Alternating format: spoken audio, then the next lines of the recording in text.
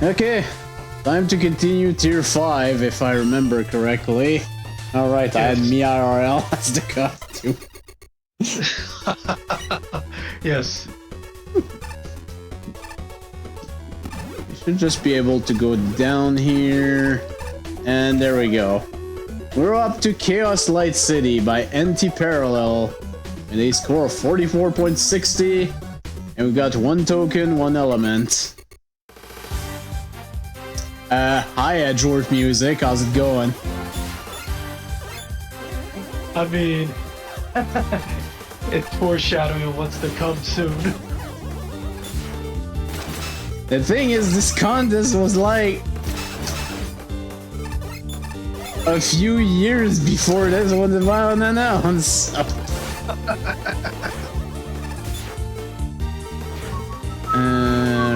Right. Need you.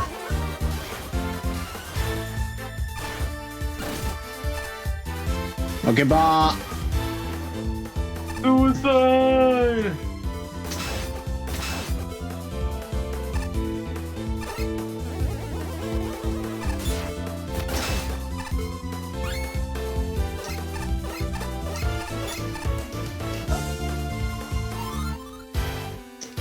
Some interesting gimmicks so far in this level. That life is not worth it. You're fine.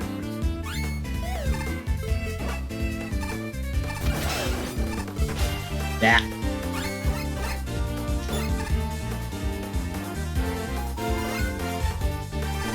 Oh. Oh, look at that. How convenient. Ah. Oh, fuck. That's not convenient, though. I call shenanigans.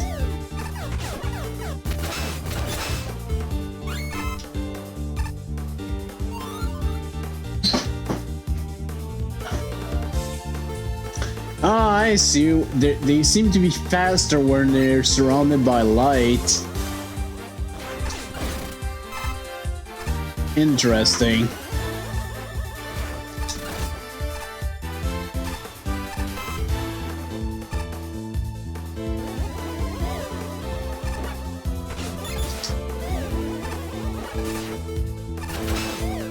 Alright, this.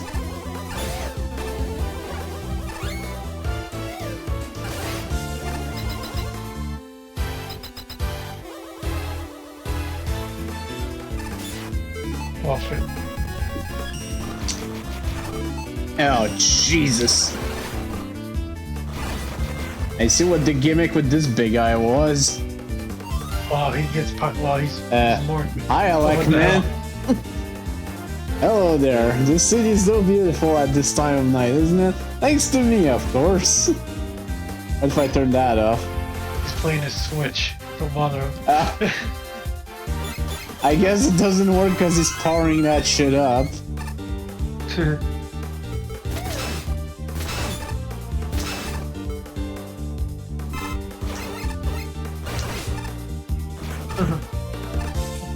Objection! Objection!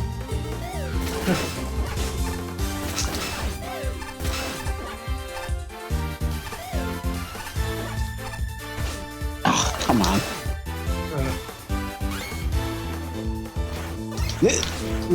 Oh shit! Stupid thing. Some stupid freaking lights.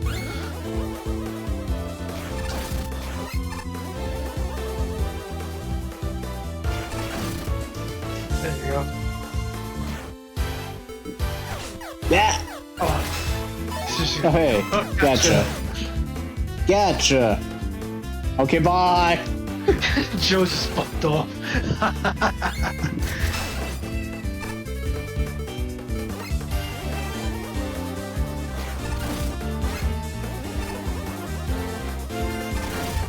I could have just jumped to the ladder, but screw it. Oh, wait, what? Oh! I see what they did. Oh, wait. No, it's fine that there is no boss. There doesn't need to be a boss at the end of all of these stages, but this is like, you know, that building at the top of Mega Man 2. Anyways. Mega Man 2. Okay, there you go. Beautiful. It was kind of enjoyable, not gonna lie. Oh, Yeah, oh, fucking Anabiran, really? of course. We're up to a great And start. we have an Undertale reference too. Friendliness pellets. Not that there's anything wrong with that. Imagine having that as a plant. No thanks. No. Oh my word. Please quit it with all the shields! Seriously though, I'm pretty sure every enemy here is shielded. And Chaos Light City has the tendency to overcrowd its rooms with souped up stronger shielded enemies than normal. This means Laser Trident is the go-to weapon for the player, because the alternative is an exercise in frustration, and that presents a huge problem for the level design. The idea of turning off streetlights to remove invincibility is neat. It's an idea I could get behind in another level. There's even a spot where one of the lights is keeping a Sniper Joe from chasing you. Meaning turning it off actually hampers you, the kind of clever scenario I wish there was more of. Unfortunately, the level instead chooses to pivot towards lights that you just can't turn off, which only works in tandem with the Cyber Gabadolls. Making matters worse, Laser Trident's ability to pierce shields includes the light's shield, so it completely defeats the gimmick. And since the enemies here are already shielded, aka the exact sort of enemies you've already used Laser Trident against, the core gimmick becomes self-defeating, and might as well not be there at all. All you have left after that is a complete slog. I really only have one big piece of advice. Reevaluate the enemy selection from top to bottom, because this wasn't fun, nor was it very interesting, and disabling Laser Trident wouldn't have helped at all. Then it would be extra aggravating instead of just frustratingly boring. Part of me wants to like this place, as there was a clear effort put in, but the rest of me is too frustrated by bored to give it that luxury. Considering I used Laser Trident the whole time, I did not realize that the enemies were immune otherwise. I guess I should have noticed from that big eye, but oh well. There's a decent idea in all this, but sadly it's buried beneath a number of problems that ultimately makes this a flawed stage. The biggest issue here is the enemy placement. Simply put, they're set in such a way that they're more of a nuisance than anything. The worst offender are the Cyber Gabiol, as they not only tend to be grouped on small platforms, but they also move faster when exposed to light.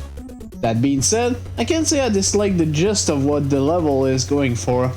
The main gimmicks of having the lights affect enemies in various ways is pretty interesting.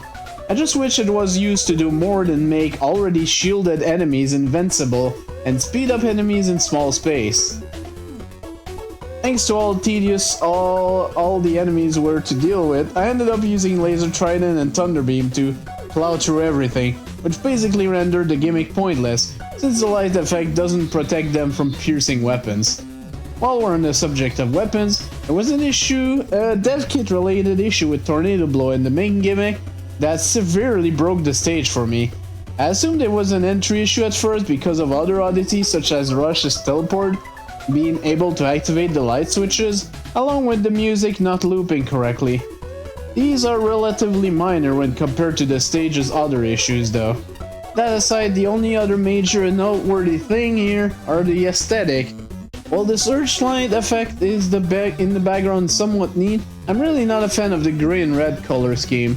There's not much more to talk about here, even when it comes to the mid-boss, who's just a big eye that gets occasionally shielded by the lights, and the ending, which is a complete anticlimax. Like I said at the start of the review, this is a good idea here, but the execution was flawed due to an overabundance of shielded enemies in tight spaces. Alright. Betrayal by light! Pretty interesting gimmick here, where the enemies become invulnerable if they are shined by a light, and you often need to toggle the light off in order to make them vulnerable again. There is just one major demerit. There are way too many shielded enemies, which really halts the flow of the stage, and the lights only serve to pad out the tedium. It doesn't help that there are quite a few instances where you can't manipulate the light settings either. Poor use of the spines. Their sudden speed-ups are very hard to parse overall. They can also get off sync by player proximity, leaving no room to maneuver safely most of the time.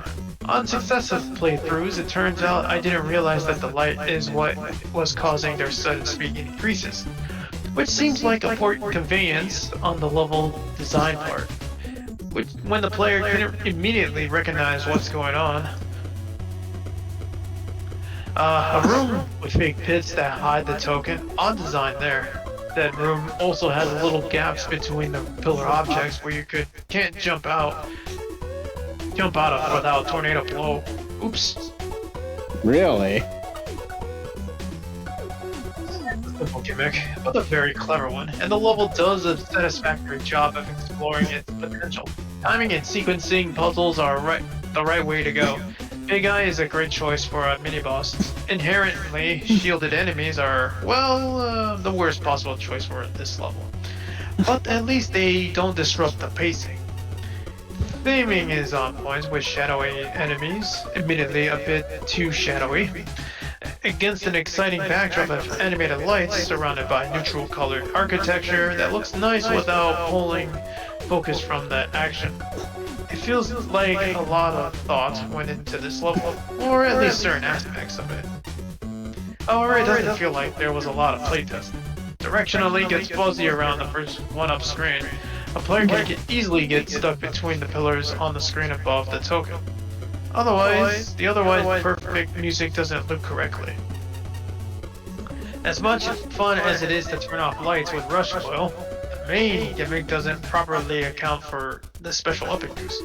There are so many oversights that the player could conceivably reach the end without ever realizing the lights are more than decoration. And the special weapons are essential, because most challenges are so cramped, overcrowded, or precision-driven that it's unreasonably difficult to avoid damage without them. I get the sense that this level knows the basic tenets of good game design, but not how best to apply them. New elements are introduced in a way that could be appropriate. If the player thinks and plays exactly as intended, gimmick complexity keeps increasing, yet the difficulty remains constant because there's usually too much going on. Power-ups and checkpoints are abundant, but haphazard. The level ends after an acceptable number of screens, but without a climax that gives the endings a sense of accomplishment. I'd love to play a revised version. Good ideas and great atmosphere make this level worth updating. The stage has a neat ID, but the enemy selection really lets it down. Having a gimmick that makes enemies invulnerable would be cool with more mobile, weaker enemies. However, every enemy in the stage has armor in some fashion, making it difficult and frustrating to kill them. For such a short stage, there was an awful lot of waiting around. The fact that enemies were so generic also hurt the personality of the stage. The stage is well tiled and flashy, making it for a decent atmosphere. Unfortunately, both the background and almost all of the enemies were very dark, similar colors, making for a very monochromatic stage. It also made it very difficult to spot some of the enemies, especially the medals. There were a couple of very obnoxious rooms in the level. The room before the big eye was extremely difficult to pass, as the shot pattern often synced up when the shield attacker would block shots when the other enemies were vulnerable. There were two rooms with gabions underneath lights that were nearly impossible to get through I'm guessing it was without taking damage. Finally, there were two rooms combining the Tadabo and Joe enemies with the Sniper Joe invulnerable. These took ages standing in one place and were incredibly annoying. Honestly, I kinda like this level. Yeah, there were a lot of shield enemies, but you do have the special weapons. I would guess if I was doing Buster only of all of these, I probably would have a different opinion, but I'm not, so... Yeah, that was alright. I can't say it was the best, but it was alright. I actually kind of enjoyed it. Okay, Yoku man, what do you have to say? Boom, you missed me? I got great news for you. I'm using my power for somewhat good now. No more Yoku spikes for now. Instead, I'm making Yoku toys. Watch as they disappear from a child's vision, prompting a scavenger island on their house to find their lost toy. Endless hours of fun, don't you think? That sounds terrible. Toys, I want the toys, toys, toys. I want them now, now, now, now, now. Too Tiny Tim from... Open the book. Oh boy. It's tempting, Oh. Someone tell this kid to shut up! Trying to take a nap in here. This... Oh, hype. Mediocre loyal level by Wistful Quint. Oh boy, apparently the aesthetics are kinda crap, so is creativity, according to some of the judges. Okay, mediocre oil level by Wistful Quint. With a score of 44.80. And we only got one element. Let's have a look. Sorry. Uh-oh. Hi, Proto Man. What's up? Okay, bye. Sorry, nothing. Well, bye then. No!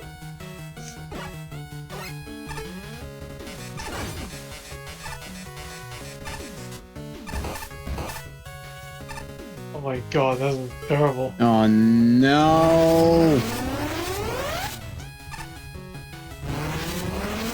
Okay.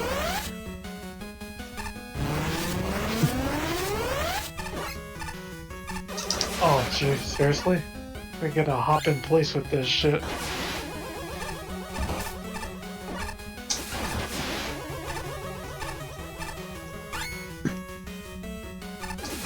Ah, jeez. Oh, he's probably apologizing about how terrible this level is.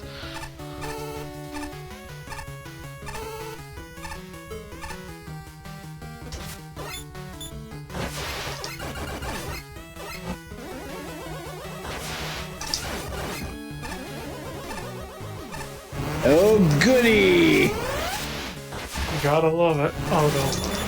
Ugh.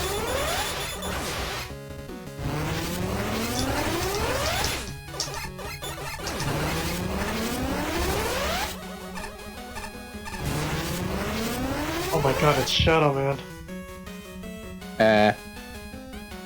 The fuck? It takes forever. Yeah, you know what? I'm just gonna ignore these. Yeah.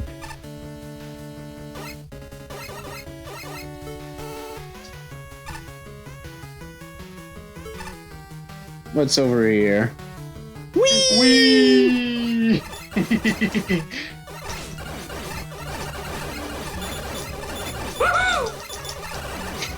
Even Homer's excited.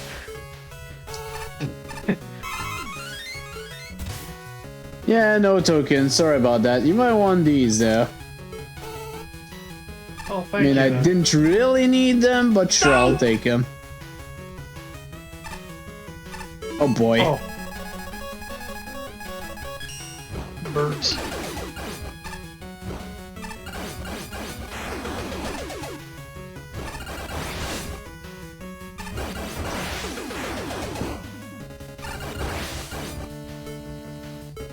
You know what? I don't trust myself. I don't blame you, man. Oh, fuck off. No, jump.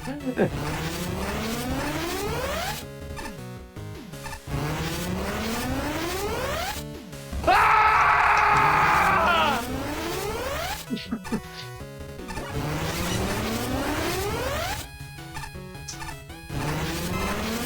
Just realized, like, a rushed bike can just roll over that all this shit, right? Oh, Devin, try it.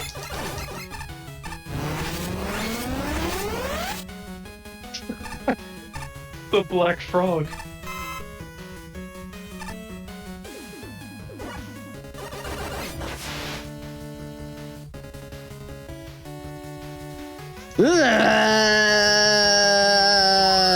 Okay.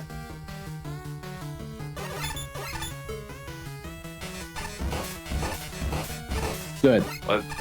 It's exactly what I wanted to do. It's wonderful.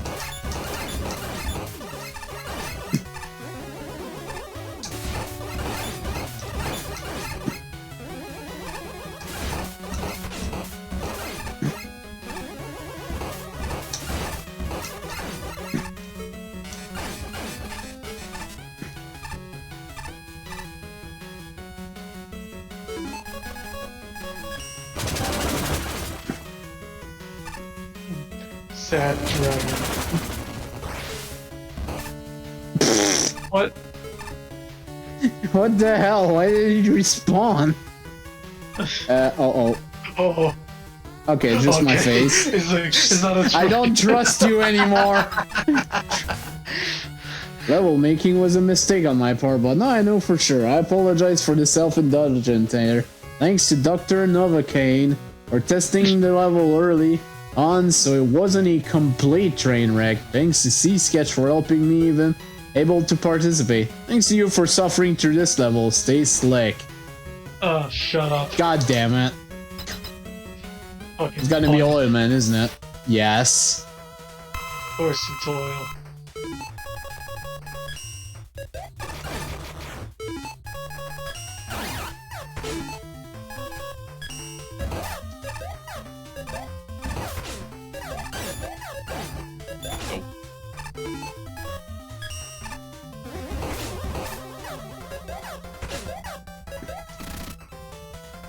Oh, you can't move because of the fucking I can't oil. fucking move! Because of the fucking oil.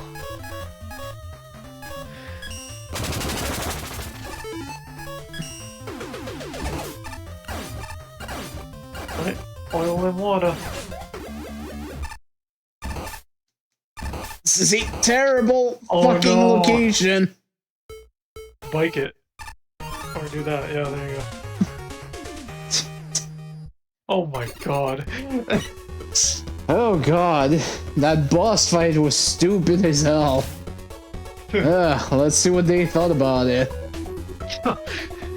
A name that's designed to create instant negative bias. The beta tile set as a primary visual, several unnecessary apologies, and a broken proto-man to the left that gives the player nothing. This has a very bad first impression, and it doesn't really improve. I like the enemy stat, Cryoron and PU. Power up oil is a surprisingly good combination. I also appreciate that both oils are introduced well, and I'll admit the PU oil, the stinky oil, was much less annoying here than normal.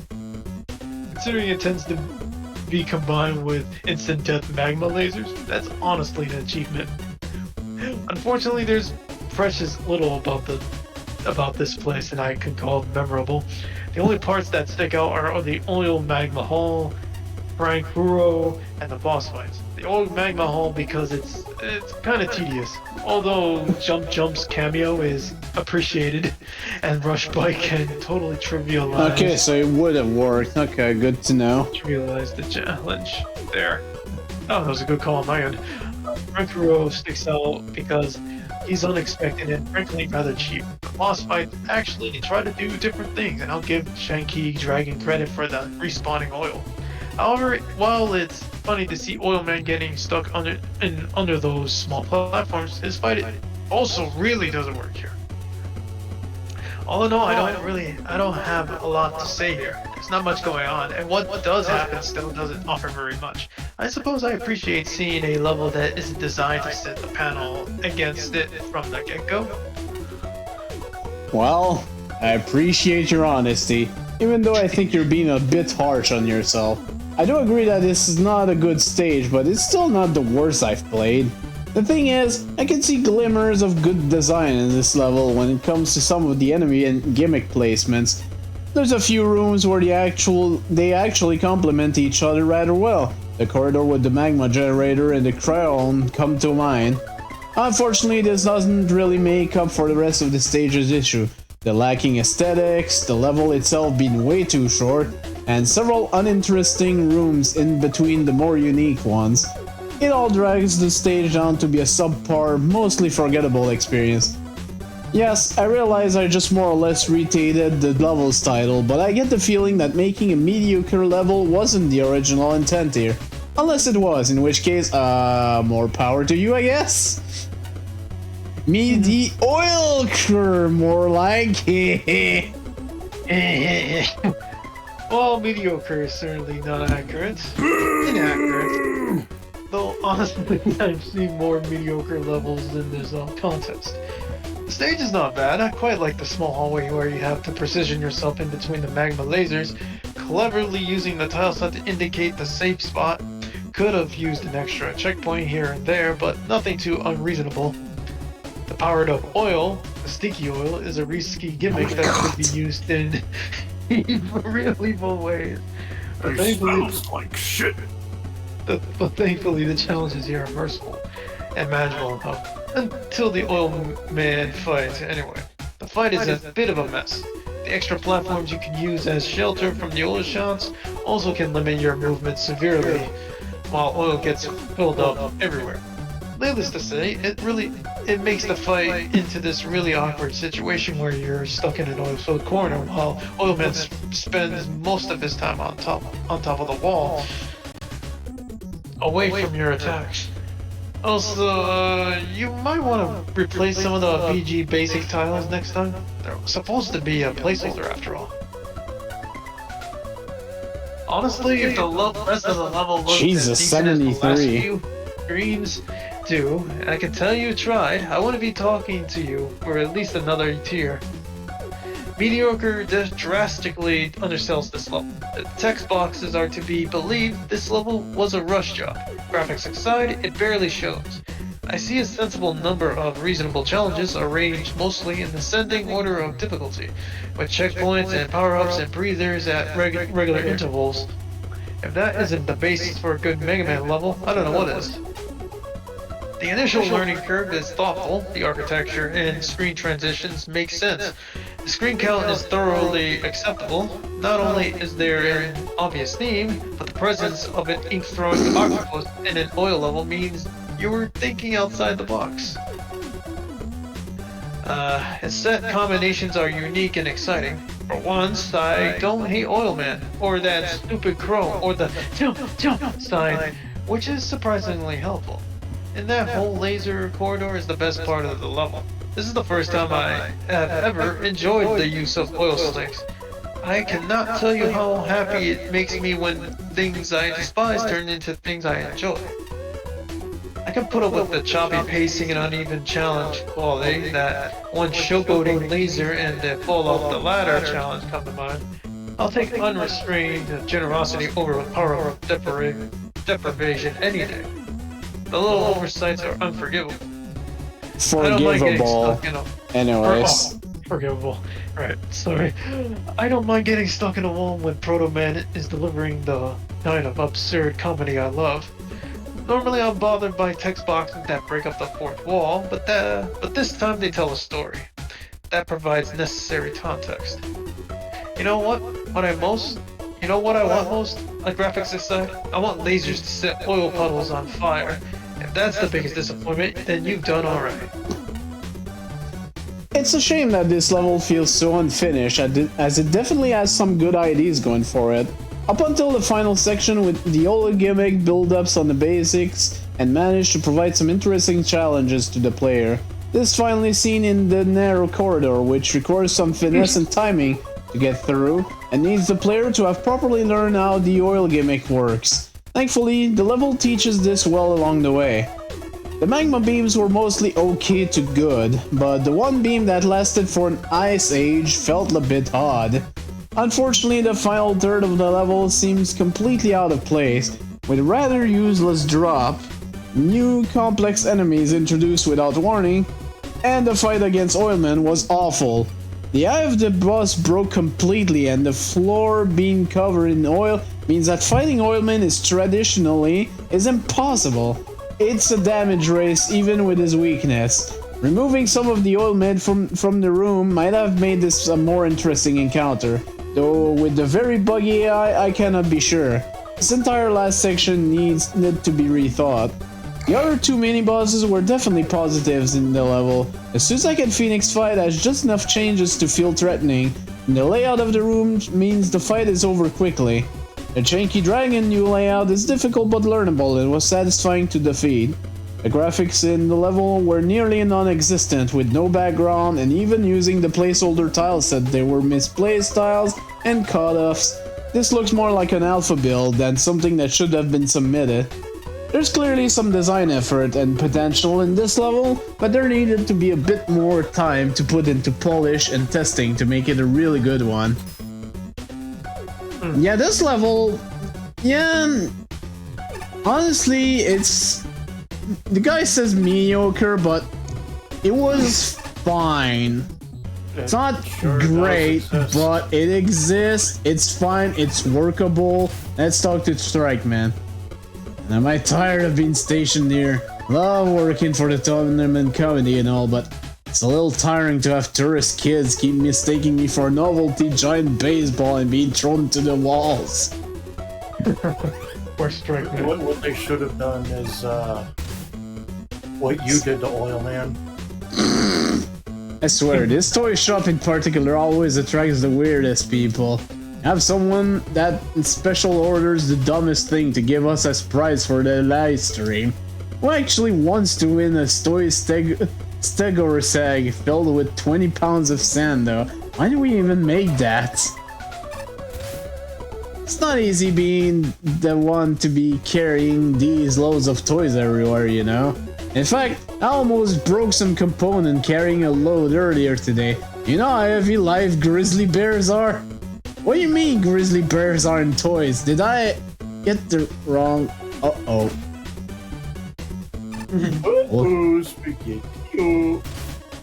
Okay, The Warp Void by 8 Summer Cruise with a score of 45 on the dot.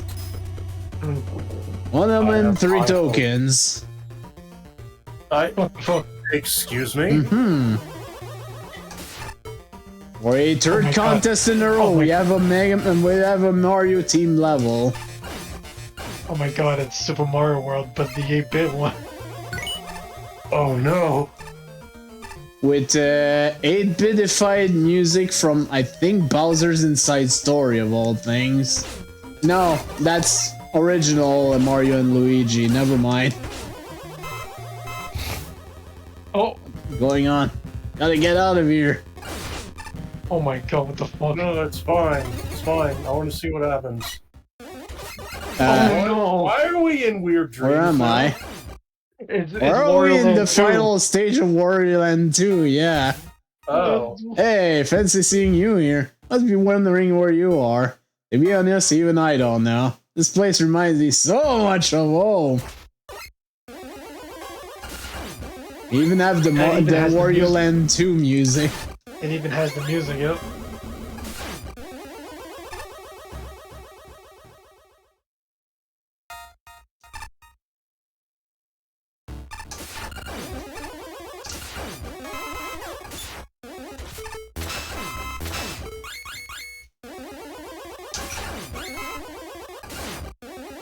So, we're gonna have Wario talking to his architect again?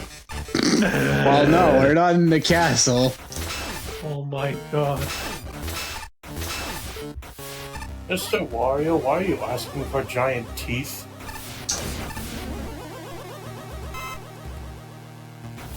I don't understand. We have to find the Oh, it's like over here. What? Okay, can that be an ending gif? That should be, yeah, just leave it here, like, here we go. Alright, someone make a clip of this. And I'll see if I can turn it into a GIF.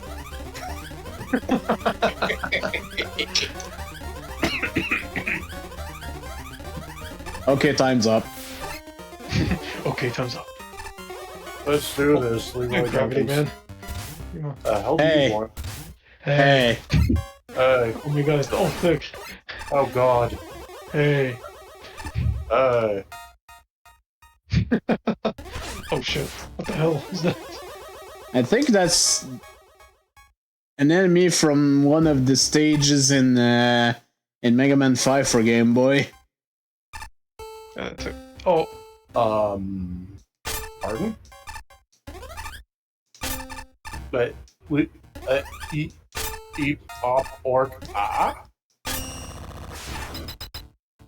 Okay. Oh. Something up there. A bubble! I wonder if you have to stand on top of the bubble.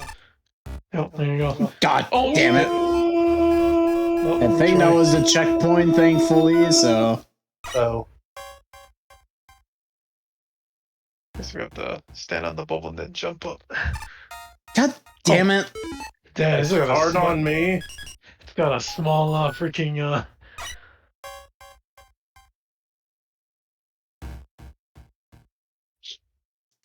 What the fuck? Oh my god, it's Ice Climber all over again. ice climbers. Or you could just cheese it and just do. Oh boy, really? Oh, I see. Okay. Okay, does this reverse? No. Oh, that's a good. But we... Oh, that's a good question. Oh, Oh yeah, well, there you go. Oh, that answer. oh, What? Excuse me? the balls don't follow.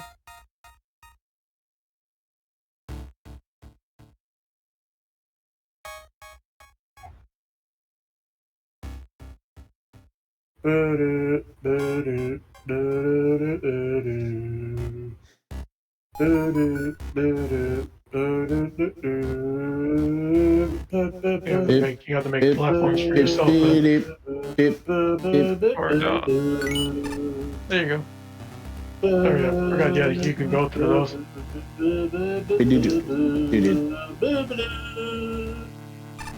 I love that screen is just an angry face. My eyebrows are too far apart.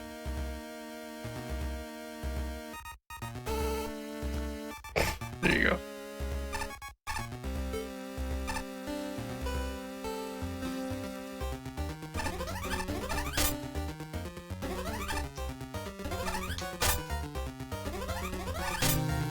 God damn it.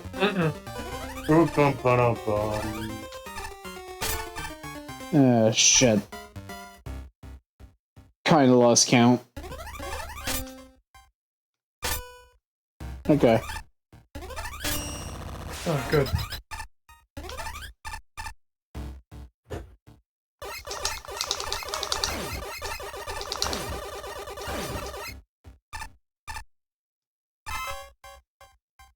Okay, I'm still missing a token. Oh.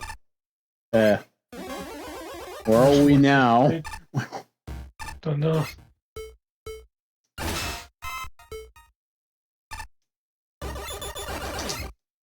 I can't wait for you to get transferred to Earthbound, and the only way to leave is to find the Sword of Kings.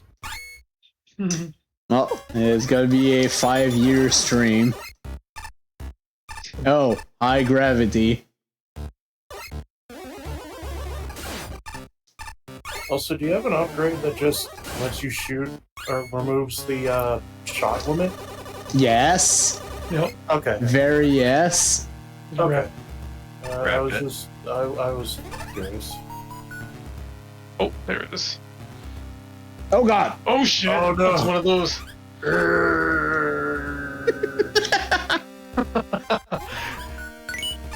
Oh.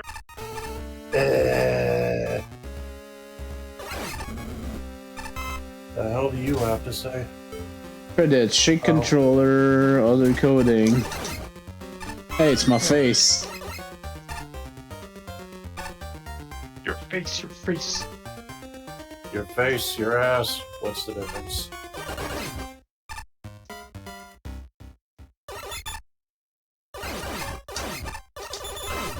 Also, where'd the background go? Good question.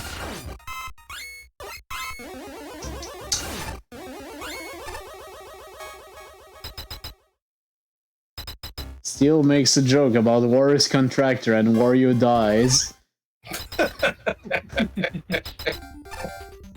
Oh. He landed on the spike. What the fuck? Hey, who was that? That was Crystal, man, but he immediately died because there was Okay, bugs I down guess there. somebody's not a fan of Crystal, man. Okay, we're back to Mario World. That was the next best thing to fucking starting the stage. I'm back here again. That's so confusing. Dislikes. And there's already 3 levels, so I guess it was worth it. And you'll fall to the floor. Oh, never mind. What the fuck? Okay, that ending real. with Crystal Man was pretty good, though.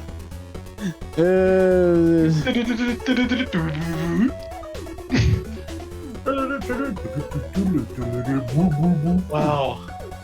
Not the best first impression, non-threatening enemies, and a free token is one thing, but a surprise shield attacker, a cutscene that can hurt you, and a screen shake that induced a mild headache? Yeah, this is off to a poor start. I think I get the idea here. This is supposed to be a bizarre and inexplicable. Does it succeed?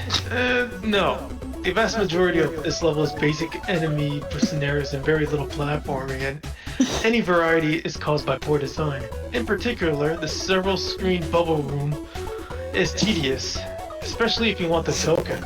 Also, there's also not enough warning when double gravity triggers, which has caused at least one cheap hit.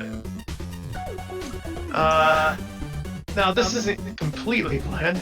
The attempt to show wandering heads flight path is appreciated, assuming the intent behind the wall decals in their rooms. Also, there's also melody response cannon, perhaps the most interesting part of the level, but the second one bungles it when you realize you can leave the room on the ceiling. The rest of the level was not designed for that, to say the least. One thing that I could have made this more fun was a proper boss. Unfortunately, Crystal Man just dies, and then you randomly return to normal space. That's an anticlimax in its already boring level, creating an end result that's playable but not fun. I don't know, I enjoyed that somewhat. Well, that happened, I guess. Honestly, outside of the strange visual, this stage doesn't really have a whole lot of substance to it. Room layouts are all rather basic, enemies are pretty much a non-issue, except maybe for the Crystal Joes and their usual absurd damage output, and the gimmicks are severely underutilized. Everything is mostly regulated to its own little section, where it really hurts when it's easy to see how the stage could have been more refined. Combining reverse gravity, bubbles, and lower high jumps was an opportunity that feels completely missed out on here. Similarly, fighting Crystal Man while upside down might have been a decent spin on this boss fight, but unfortunately, we'll never know if it was or not, since it was reduced to a gag. These issues aside, there is one more glaring oversight that can actually cause the player to get stuck.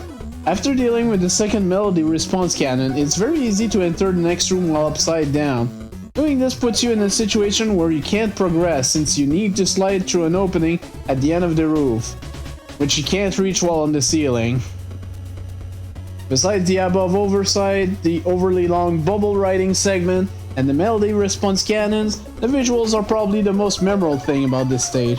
While I usually like abstract aesthetic, I can't tell but feel they were somewhat wasted here. If you're going to make a level as visually strange as this one, then it wouldn't hurt to capitalize on it and make it more integral part of the level instead of just some odd fancy window dressing. Let's be honest, in Wario Land 2, it also didn't make sense. Right. Anyways, twisty turnies. That's what made it fun. It's certainly a very bizarre stage. Kind of charming in a way, though. neat ideas such as the gravity flipper against the Simon Says mini-boss. I get the feeling that none of these people actually played to the end of Wario Land 2. I guess not. It's a bit on the short side, though, and the stage doesn't really push its gimmicks more outside of the mini-boss.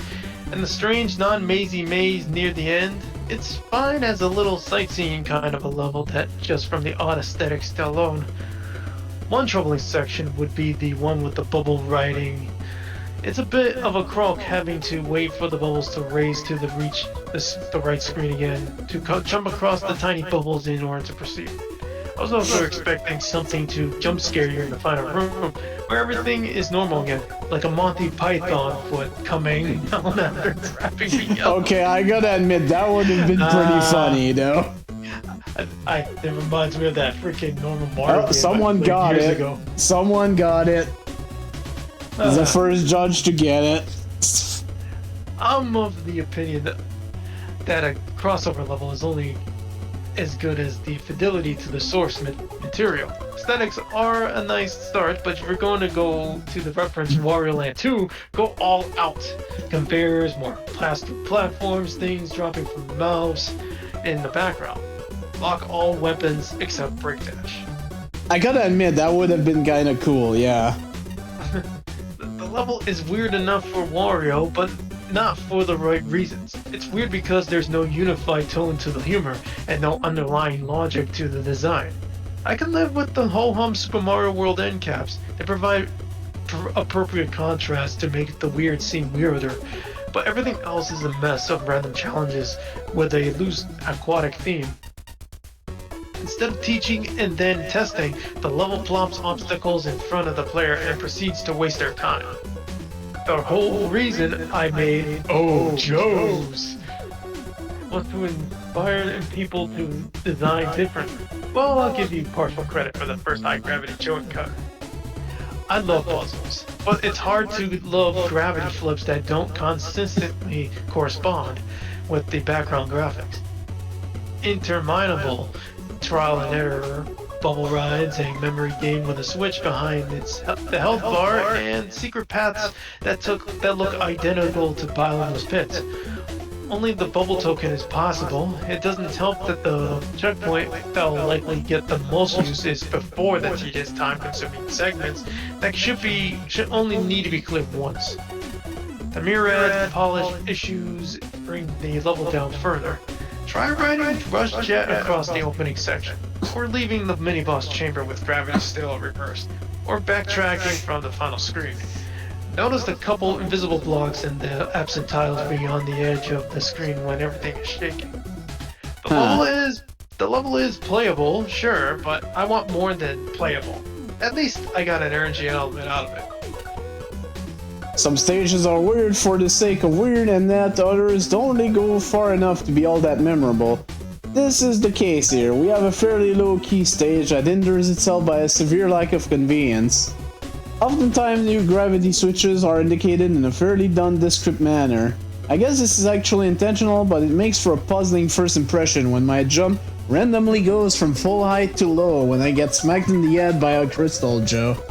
The Waveman bubble segment is interesting, but makes a rather baffling first impression, which is fine and all, but the lack of rules makes the associated token all rather irritating. Maybe it's doable conventionally, but trying to repeatedly throw yourself at the damn thing and taking such a long time to reset, ultimately ending with the realization that the solution seems to be screw it, I'm using Magnet Beam. Not a great feeling to invoke. And also the glitches. Nothing game breaking, but giving an aura of lack of polish. Gemini Man just appears kinda broken, and there's buggy collision detection, with the same tile being used for different types of collision, or having collision that is invisible. It's hard to know if these are intentional or not, but again, that's not a great feeling to invoke. I did rather like how Melody response cannon used. Many stages use this thing in an absolutely dreadful manner, but the restraint is appreciated. The graphics and atmosphere is a mixed bag for me. The tile set seems intentionally limited, but the occasion of tile cutoff mean that yet again it falls under the aura of lacking polish. The music is weird for the sake of weird, but it's probably an acquired taste. Took me multiple playthroughs for it to start grow on me. I guess AceSpark did not play Wario Land 2. The stage also manages to completely end on an anticlimax. The Crystal Mat gag doesn't quite have the punch of Combustman from the previous contest, and the stage just really peters out after an ending cutscene. For once, I'm actually rather disappointed by the lack of fake out at the energy element. There are some creative moments here and there, but it just never pushes above average, and the issue through small drag it below that. It always seems to be Mario, or in this case Wario Land, team level. Okay, he does, no, never mind. Team levels in these contests. I guess you chose something less generic, so that's a positive at least. Shame that the stage seemed to be relying on the weirdness to make it work. I guess there were some points that were badly conveyed, now I think about it. Like, indeed, in the latter parts of the level, the gravity flipping or gravity increasing or lowering was not super well indicated.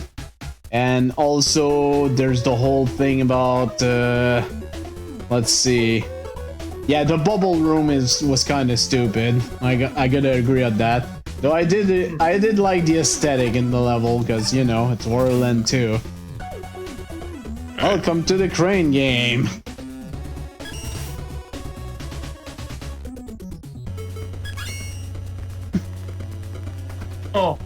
Oh, it's a lot of gotchas.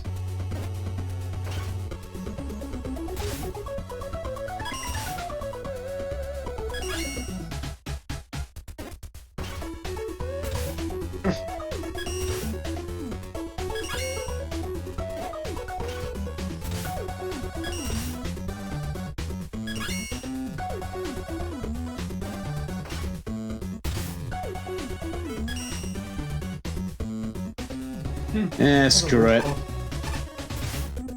I was messing around with the gravity flippers here and I think I got stuck. Sense of direction I've been flipped backward for the past hour and I don't know how to fix it.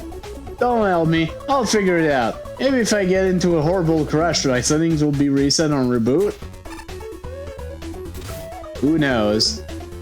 Oh boy. Operation Narcissistic Stratosphere by Bizarre Idea Man? Bizarre Idea Man. Bizarre ID Man. There we go. 43.40. 1 element, 5 tokens. Oh boy. Oh. Why this music?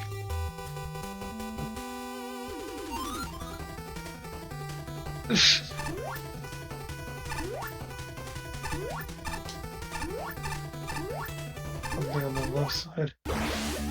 Oh, what?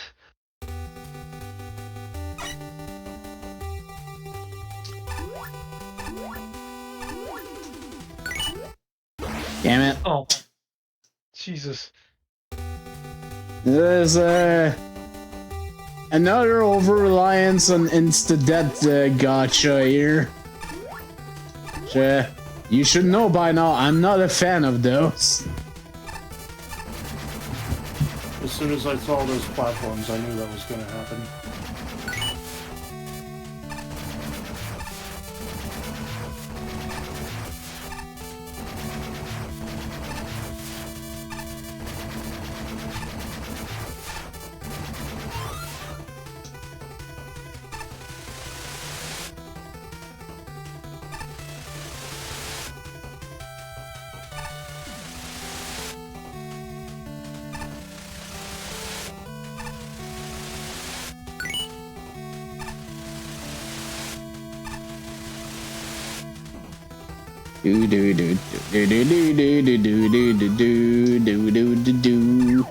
Oh god.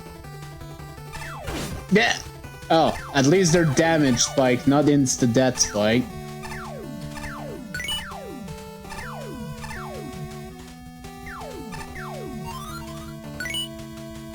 Okay, you're a winner. You're a winner. Okay, that wasn't so bad. That was so fast. That was a very quick level, which means reading is probably gonna be longer than the level itself. I know, it's like, what the fuck? What? What? Now that we have the reference to my Magma 1 review out of the way, wow, this was a very surprising level. This is essentially Vein Space from Magma 1, hence the synonymous, if more verbose name. But instead of just a straight drop, it's an actual level with more gameplay than just another spike drop. Can't say I've seen anything like it in these games, that's for sure. And it has the same boring aesthetic issues as the original level. Though intended reference or not, I won't be providing many points there. That being said, it also felt pretty clever. While the level itself is super easy, I like how it turns the act of falling forever into something with actual gameplay. I particularly like how each individual section had different types of gameplay, so it didn't feel terribly stale overall. It certainly helps that the level's only about a minute and a half long. It doesn't overstay its welcome, that's for sure. And I found myself using it as a palate cleanser on more than one occasion. Yeah, 1 minute and a half, that's about what it took. All that said, while I enjoy this level and feel it accomplished what it set out to do, it has some hiccups in its execution. For one, the Count Bomb and the Sheep Block sections both feel way less interesting than either of its concrete platform parts. I get that the concept is temporary platforms since those naturally give it as little ground as time as possible, but the actual gameplay is pretty much just move a little, wait, repeat. It's not a whole lot going on. The music also doesn't loop, which you can rear its ugly head when you're going for 100% in here. Most curiously, I think the level would have been improved by using the actual depth spikes. As it is now, it's so easy to clear this level. I think it might be harder to die, barring doing something like standing on the spikes, than it is to complete the level without taking any damage. I suppose that helps the palate cleanser aspect, but if you're looking for a challenge, this is absolutely the wrong place for it. Otherwise, while this isn't exactly a work of art, I enjoy it regardless. Maybe it's some Magma 1 Judge nostalgia talking, but this is a level I come back to more than once just to play it. That alone means it did something right. So I guess Bizarre ID Man was the guy that did the lowest rated Magma 1 level. Okay. So this is essentially objective Vein Space, but with actual hazard. That said, this level is a lot to be desired. It's kind of a shame, since the stage where you're in a near constant state of freefall could work if the hazard you face were more threatening and interesting or threatening than the ones I found here. The only time I ever felt I was in danger during this level was whenever the concrete platforms showed up, given how they were positioned. Agreed. Even then, however, they weren't exactly all that difficult to maneuver around. The low difficulty turned this into a pretty dull experience as a whole, which wasn't really helped by the severely lacking aesthetics. As it stands, the only aesthetic elements in the level are the obstacle graphics and the music. I think it goes without saying that this really could have used a background. I understand that some backdrop patterns might run the risk of being too distracting in a level like this, but I think it could work if the background was simplistic enough. Okay, so I guess it's just a reference then. Like I said, the general idea behind this is fine. There just needs to be a lot more to it than in order to work out. Space. It's very vain. Took me a while to recognize the joke. Even outside of the reference, it was certainly a unique concept for a level. Just a vertical shot of maneuvering across platforms and avoiding spikes and being crushed, while grabbing some tokens along the way. Short, but actually an oddly thrilling experience. Kind of an odd difficulty curve as it goes on from hard to easy. The up-moving concrete man platforms have the tendency to crush the player against other platforms, if not careful. Yep, noticed that. time bombs required some component of timing with dodging the explosion. Meanwhile, with the sheep blocks, you have more than enough time to get yourself positioned to not fall into the spikes. At least the downgoing concrete map platforms fit appropriately as the final challenge. There isn't much in the way of design. All sections are isolated with one certain platform type associated. There could have been some interesting challenges if the platform types had been mixed around.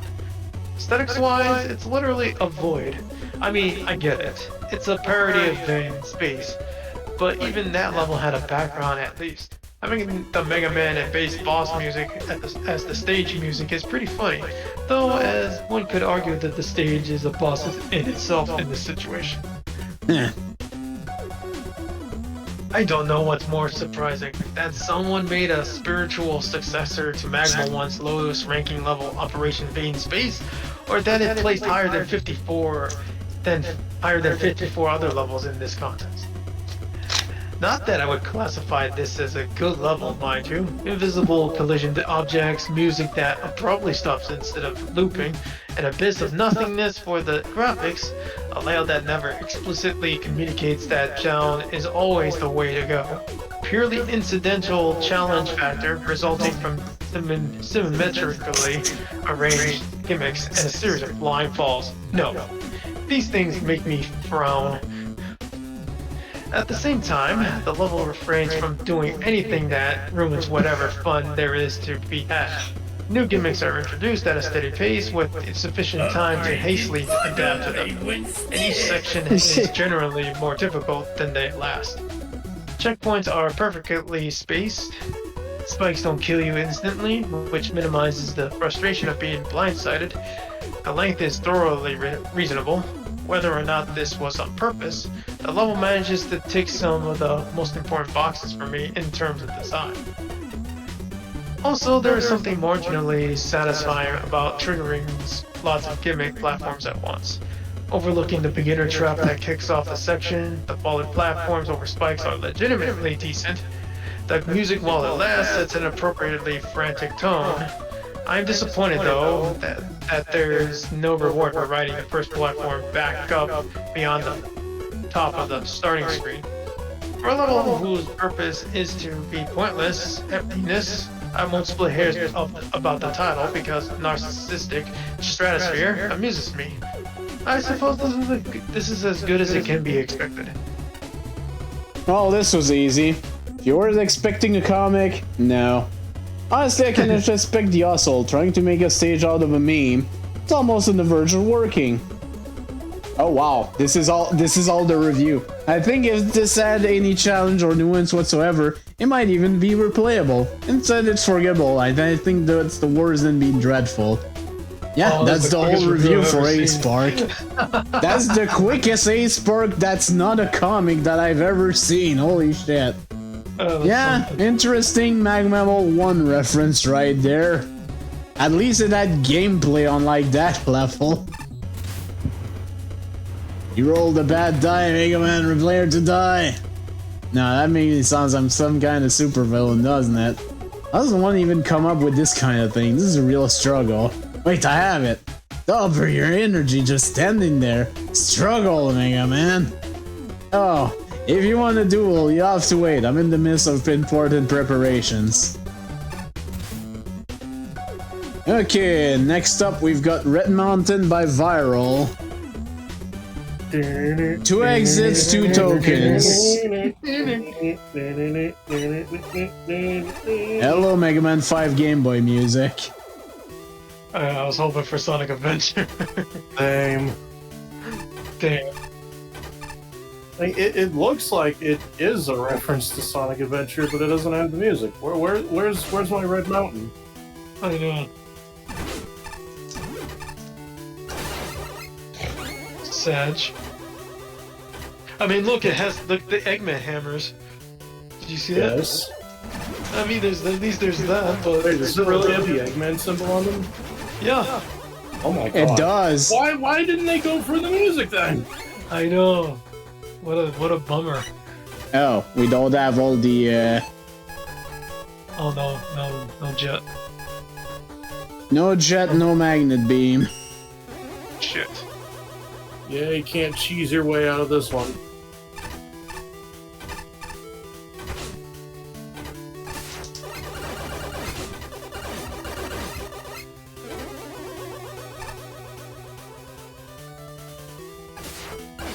If I could actually do so, oh wait, I know what I can do. What? Let's see. Oh, you're gonna play the music, aren't you? Maybe.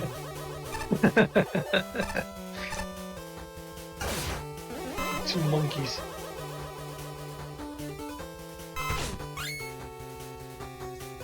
Was it worth it?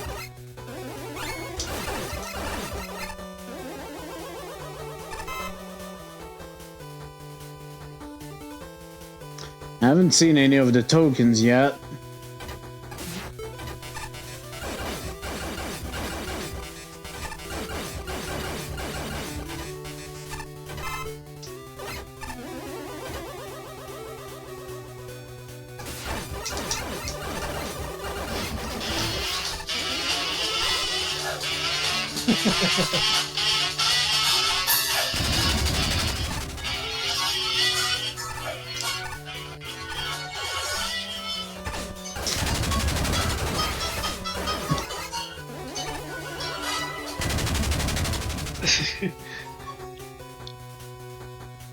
Why'd they have to put in two of this shitty mini-boss?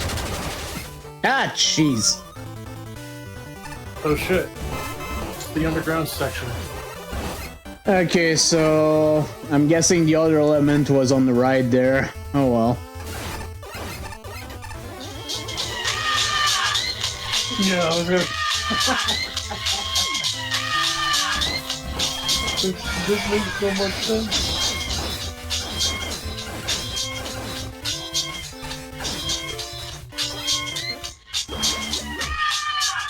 Fucking fuck.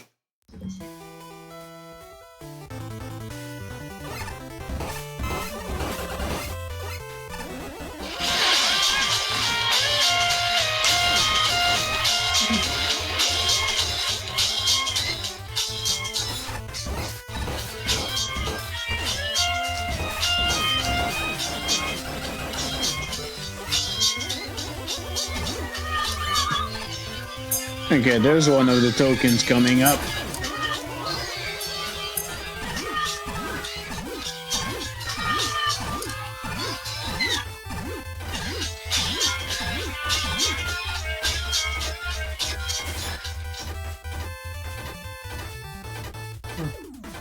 I see the ladder down there. Jeez, that track is like 5 minutes. Mm-hmm. It's a long track, yes. It's just making me want to pick up Sonic Adventure again. Uh-huh.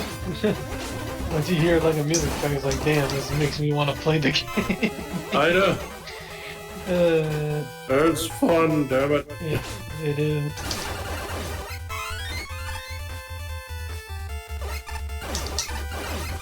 It's the first one. Alright, no magnet. Right. Also, you ride your dog over lava. Yep. He's just burning rubber. Boo! Boo! Come on, that was clever. Although I do have to deduct points off of this because there are no, No weird weird mummies behind the bars. Oh. Behind the bars and mummies. Some of the, like, I want to say background elements, but not really a background in 3D, but you get the idea.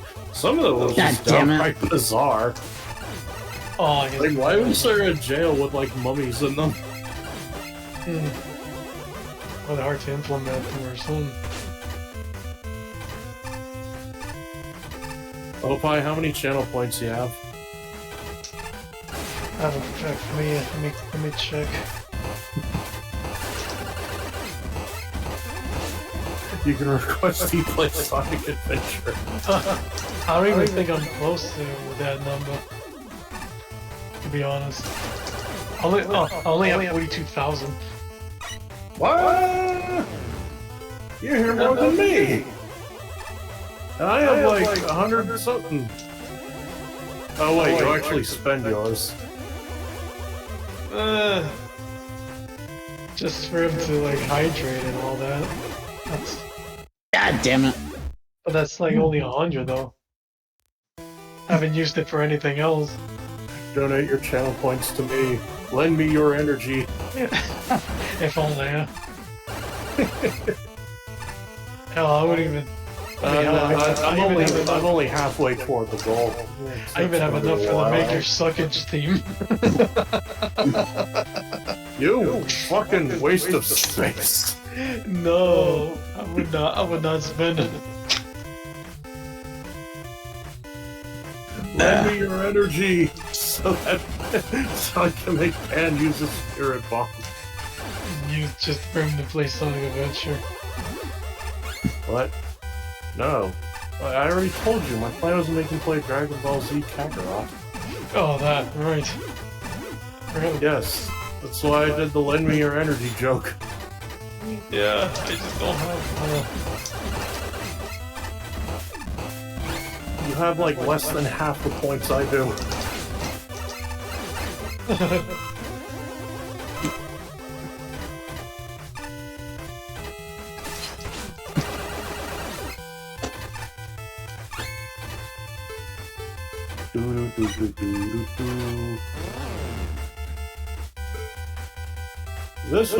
If this were really based on Sonic Adventure, there'd be more checkpoints.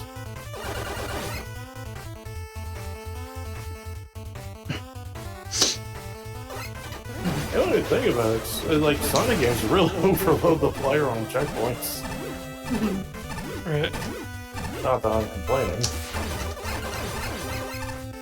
My face!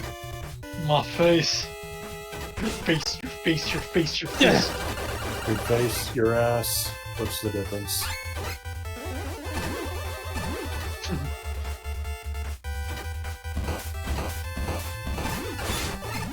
Also, I say they probably would have been better off using the Solar Man music. Uh-oh. Best. Oh no, it's a truck.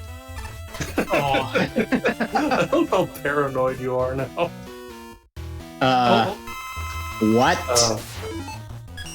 Oh shit, it's the Egg Viper. We're seriously fighting this here? It's the Egg Viper. No, it's the Egg Carrier. Oh shit, you're right, it is. Yeah.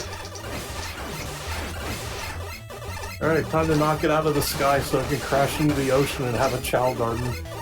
I don't want to play Sonic Adventure again, but I can't. Oh. It's the only copy I have ready to play is on PC. On Steam, yeah. Actually, I could try and get it working on my Steam Deck. Oh, Steam Deck, right. You could do that. I don't see why would not. need to, like... First I would need to, like, transfer the game there. And then I would have to see how to get it working on Linux.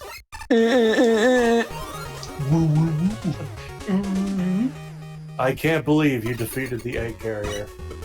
Okay, there's a second exit. And it made sense because of the laser in the front. Oh yeah. Yeah. Fire!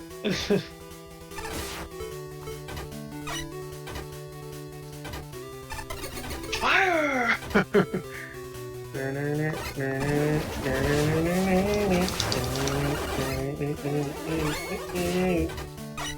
Let's see what would happen faster. Pan finding the second exit or me beating Red Mountain? I think you being Red Mountain. Red Mountain's kind of a long stage. Or I could just play the Gamma version, which ends in like 30 seconds. Or the Knuckles version, where I have to depend on RNG.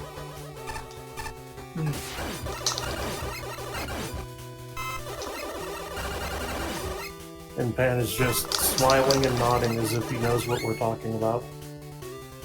Like, Yeah. He's like a strong bad, ignoring Homestar, but just saying words to make it seem like he's listening.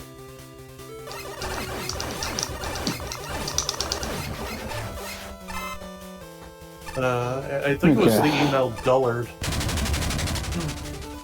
I think so. It's that shitty mini-boss.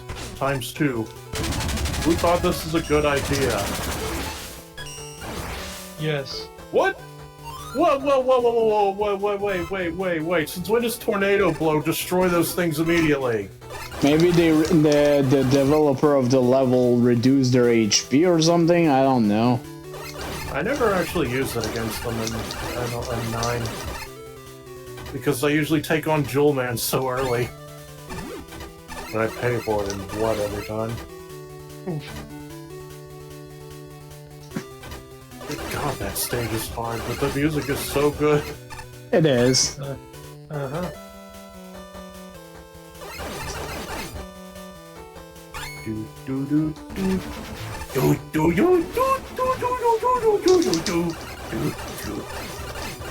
We've only had one gacha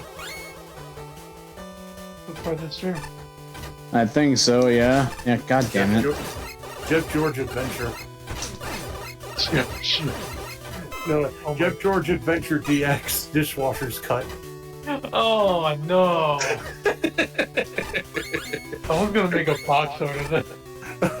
Yeah, this Sonic with Jeff George's face. No! Oh my goodness. And in the instead of chaos in the background, it's Dan Marino.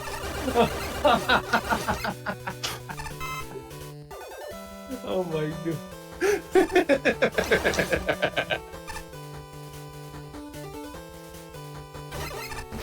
You know nothing, fool! It's Dan Marino, the god of destruction!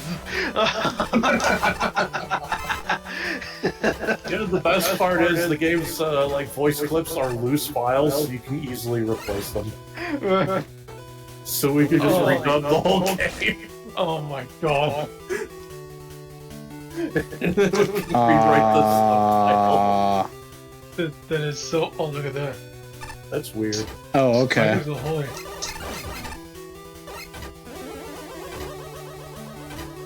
You just dub every line. Yes. Holy shit.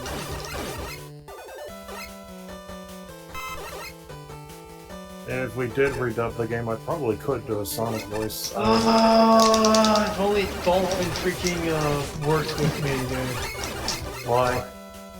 Oh, just Dolphin just does not like... Your computer might be underpowered for it. Which is insane, because it's a gaming piece. Well, how old is it? I would say about maybe 6 years old. That might do it. Okay. Why? What do you need Dolphin for?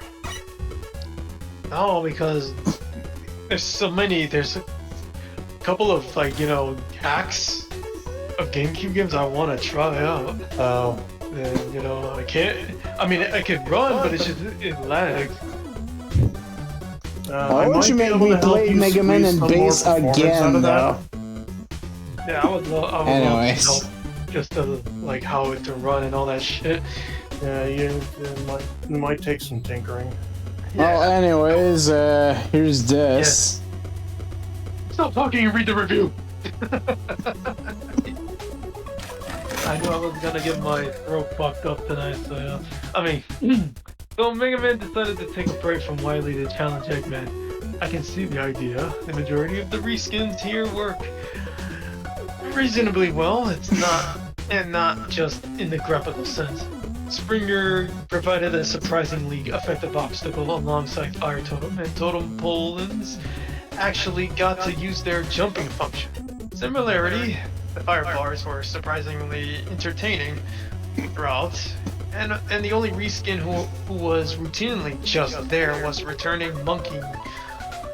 The non-reskin enemies were non-present. Don Catch vanishes entirely on the level's second route, but their real biggest issues is the hammers. I appreciate that they don't block shots for the change. I don't appreciate their terrible contrast against dark backgrounds. Speaking of visual clarity, the pass-throughs in the level look like regular solids. That got confusing, to say the least. The level also splits into two paths, which is a bit of a mixed bag. Downwards path is great, with some of the most creative sections, plus music change for variety's sake. The only real weakness there is the most complicated and interesting setup. Fire Totem plus Springer plus Totem Pole-in plus Firebar goes up earlier than ideal. And beyond that, the area is just kinda there. The rightmost path has a new element with Jamasi pipes. But there's only one significant challenge with the hammer spray, which is easily bypassed. Everything else is easy. For that matter, there's a lot of this level that can be bypassed with weapons. Some of it feels clever and it's a boom with multiple elements, but the ability to skip most everything can get kind of dull. The other big issue is with the Jamasi path, it also doesn't have a boss, which is a massive anticlimax considering the other route uses an Eggman-style Mega Mech Shark. Considering the Eggman Shark actually uses other pieces of the level to twist the lightning. He's a surprisingly interesting fight, which really just makes the other route's lack of end boss more jarring. There's also a Twin Stone Head mid-boss, who is rather rough fight. Considering its dual dev kit boss, I surprisingly don't hate the fight, but it can be a rough time trying to dodge everything. This is a rather tricky level to put down. On one hand, it's pretty clear there was effort put into it, given how you're expected to approach some of the platforming segments. Despite that, it doesn't always translate to it being good. A main culprit here are the springs and the swinging hammers. Segments involving these either lean towards being very forgiving to somewhat frustrating, given how much stuff can actively get in your way. Sometimes it's as simple as luring an enemy away to give you a clear path to launch off the spring, while other times you'll have to hit an enemy on springs while contending with other hazards that may or may not sync up well with things, mainly the fire pillars in the underground segment. The one moment that sticks out to me the most was the one of the final jumps during the above ground path, involving a large cap, a swimming hammer above, and a fire pillar on the other side. It's certainly doable, but it definitely strikes me as an overly punishing setup, considering especially when you consider the level's lack of checkpoints in this level. Enemy placement is also a mixed bag. Sometimes they synergize well with the room layout and other gimmicks, but other times they're placed in a way that poses next to no threat. Totem poles and pull-ins and returning monkings are the biggest offenders, often having no middle ground with their challenge. They either play off their surroundings well, or they're incredibly easy to dispatch from a distance. Aside from the platforming in a few other moments, such as the Stonehead fight with 2 rows of boulders, along with the Mega Mech Shark battle, the only other thing that stood out to me with this stage was the visual. They're odd. Even the use of multiple different looking ground tiles that you can walk and jump through. It's a bit on the messy side, to the point where I found myself enjoying the underground path a bit more, thanks to the lack of background terrain clashing with the terrain. Overall, while I can see some potential with the platforming here, it definitely needs more polish. Red Mountain Zone, Act 1. The thing that is definitely standing out right away is the aesthetics. I mean, judging from some of the Eggman robot-like reskins, I'm guessing this stage is supposed to be a Sonic reference of sorts. There's a lot of mixing and matching with the tile sets, such that it can be hard to tell where floors are at times. Some tiles can be also inconsistent, like the floor in the Papa section, sometimes being top solid and sometimes purely solid. The Spike Hammer reskin seems to have the wrong offset, which makes it an otherwise default engine acid bounce weirdly as the anchor keeps changing place. Mini boss room could have been handled better in terms of letting the player choose their path as after said mini boss is defeated.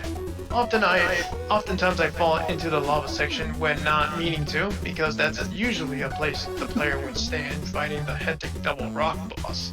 True.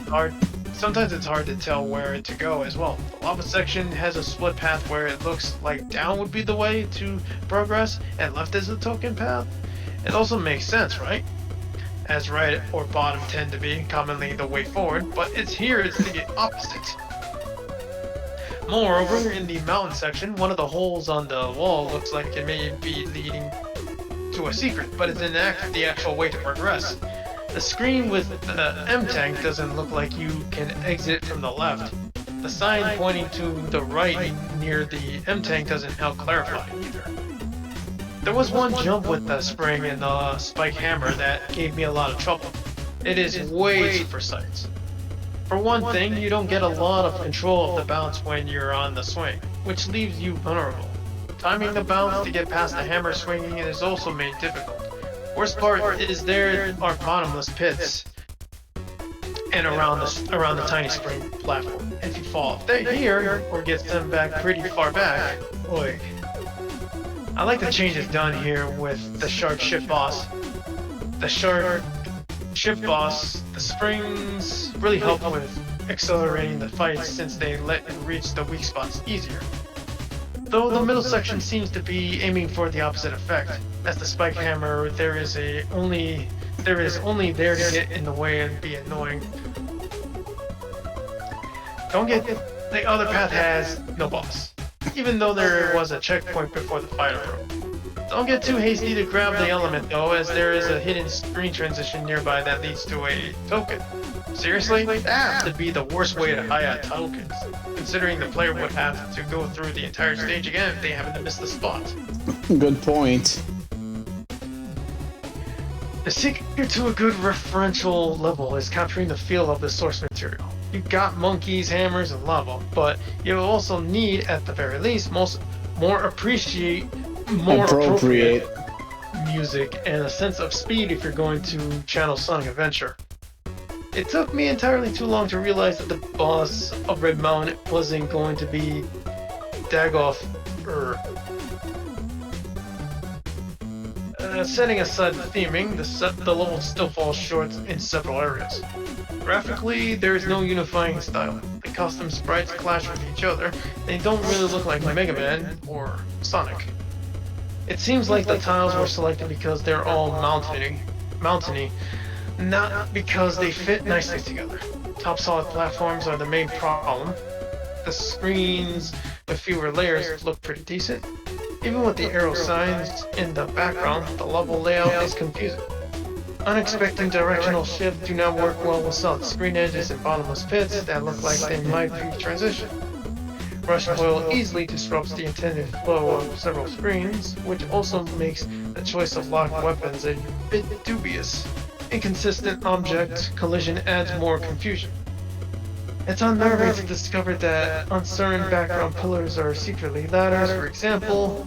It's hard to achieve a good challenge progression without jumping levels low, but there are standalone moments of gaming goodness. I'm so glad to see the Totem Poland's jumping ability put to good use. I like the simple and effective twist on the familiar mini-boss fight, which ended up being my favorite part of the level. It's gratifying to be rewarded for poking around beyond a suspiciously sudden ending screen. The best parts of the level are the simplest ones. I think a crossover might have been too ambitious when so many of the basics need polish, but I recognize the effort that went into trying it anyhow. Alright, the next part. This is unfortunately a stage where almost everything went wrong. The stage has an overabundance of enemies at just about every point, an over-reliance on death pits, and way too few checkpoints to counteract that it would take too long to point out everything. But there were some noteworthy issues. There were too many enemies, many of whom they had a lot of health, so it took ages getting from screen to screen. There's a lot of waiting with timing challenges that result in death if you fail them. The mini-boss was abysmal. It was a very difficult fight at the end of a very long section. It was unavoidable with certain spawn locations. It can also drop you into the pits as it dies, locking you out of the upper route. The music was not Sonic related, which I would have expected with the obvious references, and just felt lazy. The transition to the second zone was awful. You had the original music play for a couple of seconds, dropping down the pit before entering the lava zone and changing. Whenever you died, you got to hear the awkward music change, which happened a lot. The tileset was poor, with many instances where it was difficult to tell what was solid floor and what dropped you into a pit. There were many enemies camouflaged into the background, for instance, the hammer in the lava zone. There was no boss on one route, despite the checkpoint, and the other was a boring boss made simpler than the original in 2 forms and an obnoxious second form. There were only 2 checkpoints. The level was long and, given all the above, was overly punishing. In order to keep the review concise, looks like we have had to resort to bullet point, which is never a good sign. I don't know the reference for certain, but yeah, more checkpoints, please. If you're gonna make a Sonic theme reference, there should be way more checkpoints than that. Ooh, I want to buy that hole in the wall. The other dolls are creepy. Too many eyes. Too much depth perception. Boomo a bear. What? Build a bear. Oh my god. The Hero as Remix by Lord Remix. 45.40. One element, one token. And we have a skip teleporter. And a very low pitched version of the boss selection from the first game. Music. Oh. What the fuck? Oh. Oh. Hello. Turn to Mega Man X. Oh, hell yeah. Things you don't get, it might be better to have X for this. You gotta fit the theme, man.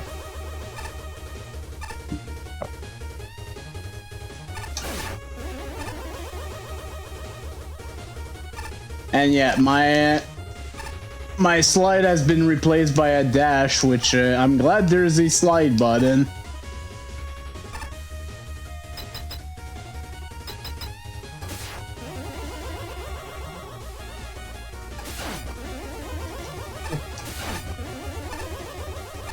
Okay, if you were using Mega Man, you could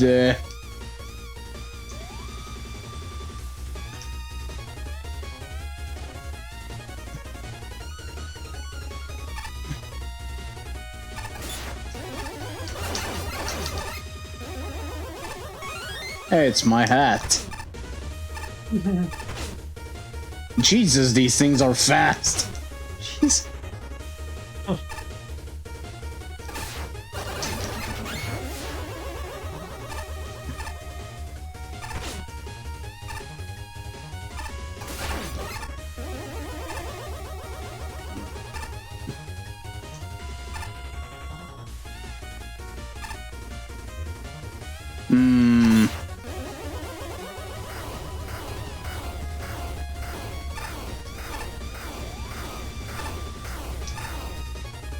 Okay. Oh, another one.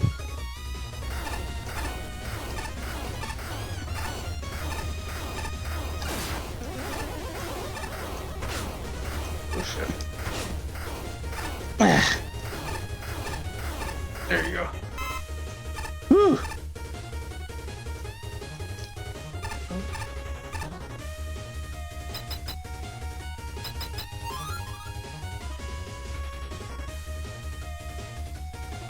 No, I'm noticing a little,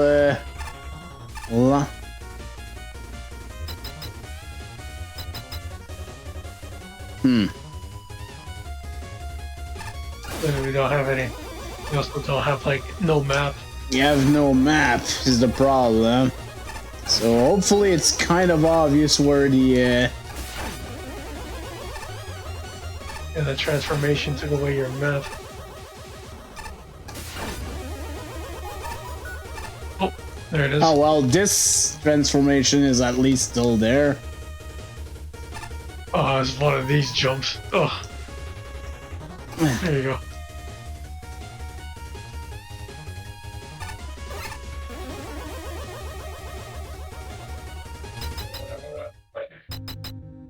Oh. I give this stage X out of 10. No, 10 out of 10. That's what I thought. X? Is that not rated or maybe Roman numeral? Is it the variable X? Substitute your own number? And I don't know.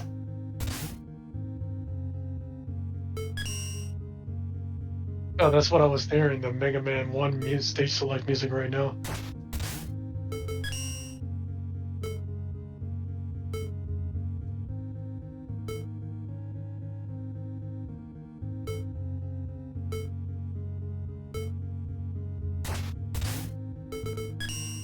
Me.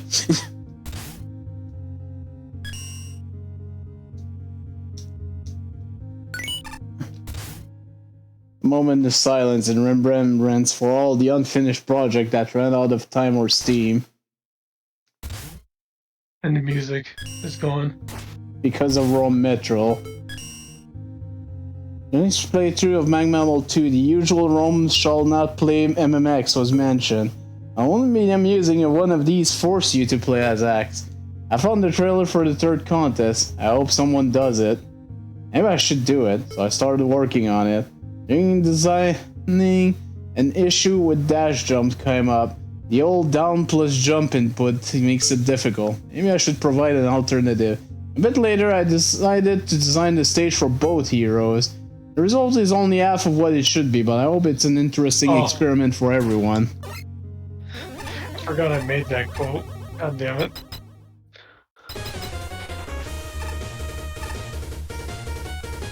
Ah, damn it.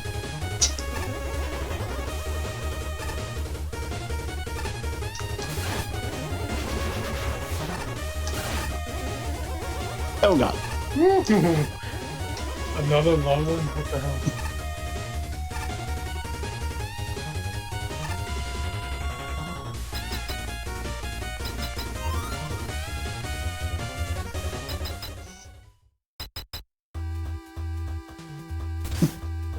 Oh, You're just a hologram. Oh no! Tiger!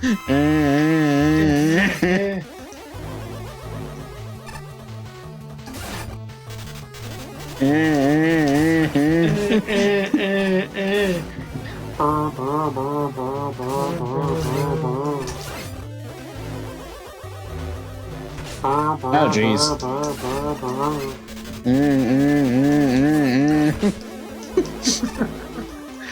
Never gets old.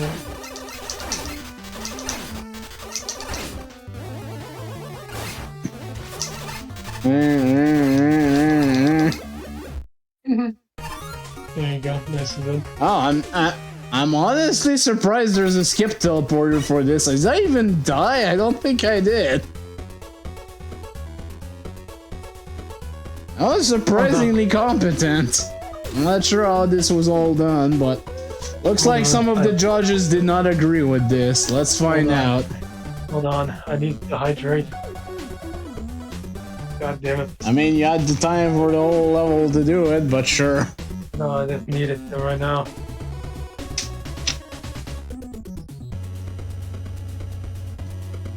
I guess Submitting in Mega Man X Level 2 a classic design contest. That's a bold move, but does it pay off? Well, on the good side, it feels like a good recreation of X's abilities. I haven't played that much X, but this feels like how I expect him to play. I also have to give credit for balancing two playable characters effectively. Not many designers can pull off a level where neither character has an extreme advantage. Unfortunately, that success is achieved through bare bones level design. After the level introduces X's abilities, it doesn't really go anywhere. With the amount of dash jump over obstacle that the level throws at you, it ends up very repetitive. It tries to break things up with the turbo rotors, but that also gets repetitive fast. The drill machines and the boss are an exception, better or worse. Neon Tiger's a good exception, in that he's both fair and then easily the most entertaining part of the level. The drill machines are a bit less so. It's not fun to run into an enemy, end up behind the drills, and then I'd have to kill myself because I'm stuck. Either way, while the level's got some technical marvel, the experience is rather dull. If I wanted to play Mega Man X, I load up my copy of X Collection and not judge Mega Man Classic content. There's a pretty solid core mechanic here. Unfortunately, that's all this level really has going for it. The main draw of being able to play as X is pretty neat, and he actually controls fairly well. His dash jumping feels a bit off, but other than that, it's a relatively good conversion of his control style into the classic format. With that in mind, it really hurts that the actual structure doesn't amount to much. The enemy placement and layouts are all pretty basic, and in some cases are repeated multiple times. The Garyobi and Turbo Rotor section are the prime example of this. It feels more like a small showcase of the differences between X and Mega Man's playstyle, rather than a full-fledged level. Honestly, it would have been far better if you were forced to swap between the two throughout the level. Since X can't use weapons, the Switch could have offered some unique challenges to make things a lot more interesting. I will say though, the Neon Tiger fight at the end is actually pretty fun. It's a lot better than his fight in X3, that's for sure.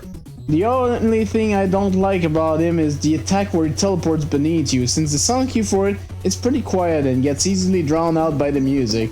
Other than that, it's a relatively solid fight. I just wish the rest of the stage was on par, up to par with it.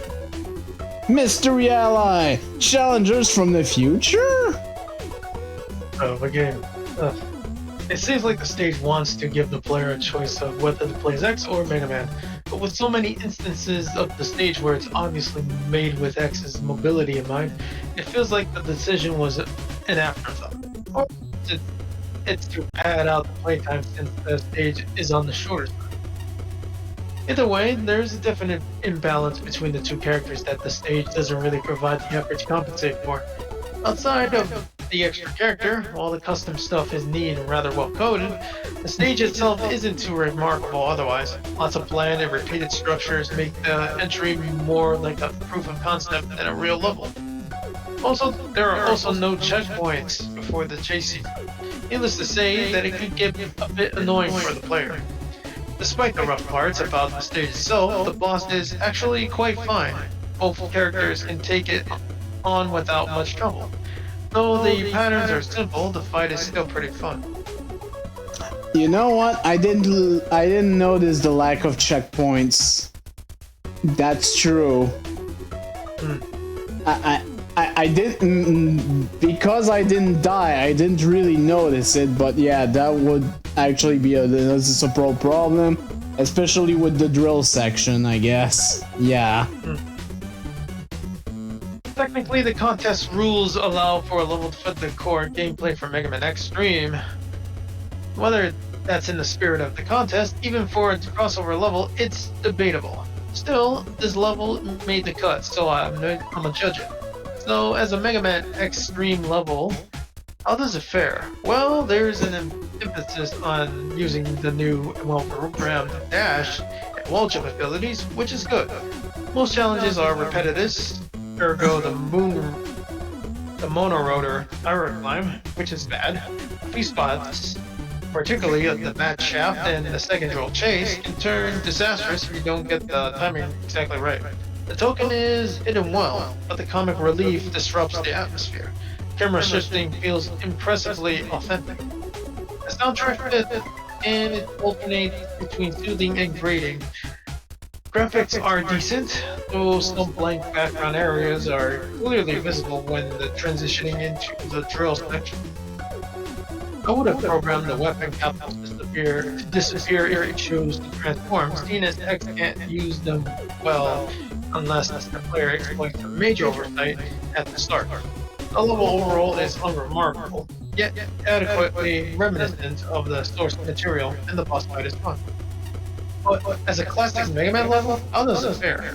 Without X's abilities, the challenges completely fall apart. Special weapons make the level beatable at the expense of eliminating any real difficulty. Or meaning, vertical shafts seem interminable, and the horizontal stretches are slogged. Despite several safeguards, it's very possible to run out of weapon energy at horribly inopportune time. It feels like a level that just isn't designed for this content. I will say the alternate boss intro is clever. More changes that would make the optional plastic experience feel less like it's only there to guarantee that level wouldn't get exploded. Here's the thing. I'm a Mega Man X fan. I love the gameplay of the X series. Introducing X as playable, it's novel. It's technically impressive. So why is this so boring? The level design pays homage to the worst aspect of Mega Man X3. It's all short corridors and wall climbing. Other than this chase sequence, the level just doesn't do anything.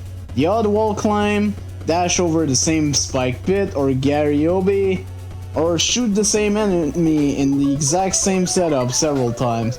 Even the chase sequence doesn't spice things up, as there's no sense of urgency or danger. There's two corridors with this spiky thing slowly chasing you. And if you aren't playing as X, it's just, here, use some obviously telegraphed weapons. Which, given the repetitiveness while playing as X, means you're using weapons for the same task ad nauseum. I also wasn't a terribly big fan of the look of this stage. It's a mixed bag of tile set, your NPCs are using the default sprites, and the first tile set lazily has zero animation to it, despite the original Sparkman having some. The music was a nice set of remixes though, I'll give you that. Aside from how impressive it is from a technical standpoint, another positive aspect of the stage is Hologram Neon Tiger. He's a pretty good boss, probably better than the original. He telegraphs his attack well, and some actual variety to him. Isn't too hard or easy, it's all good. That said, one good boss does not a good level make. You had a neat concept there, do something with it. This felt more like a tech demo than a stage. And I think it's kind of skirting the rules of this contest, you know? The one where we asked for a Mega Man level, not a Mega Man X level. So while it technically isn't against the rules, it does feel against the spirit of them. I wonder how this would actually have played if I had used Mega Man directly, but I don't really feel like checking again. One of those kiddie rides. Sure.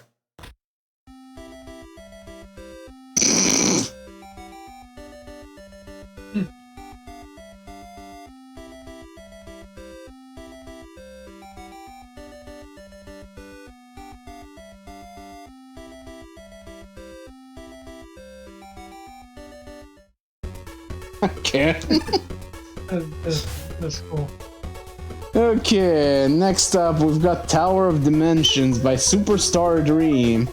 Score 45.60. 1 element, 5 tokens. There's already one on the left. Welcome to my level. The ladder may lead to a skip teleporter if needed because this level is extremely long. Oh, great. Wow, the dev of the level actually put a skip teleporter.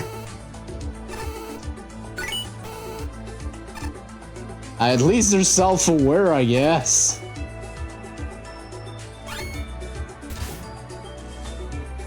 Music credits. I'm sure that was supposed to be music. Temple Tower and Temporal Spire from Pokemon Mystery Dungeon, Explorer of Time, Darkness, and Sky. Oh, interesting.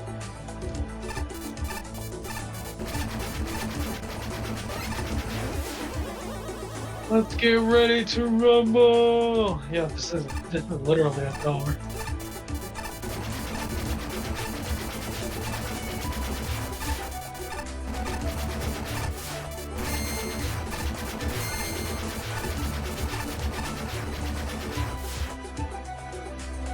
Lots and lots of bombs.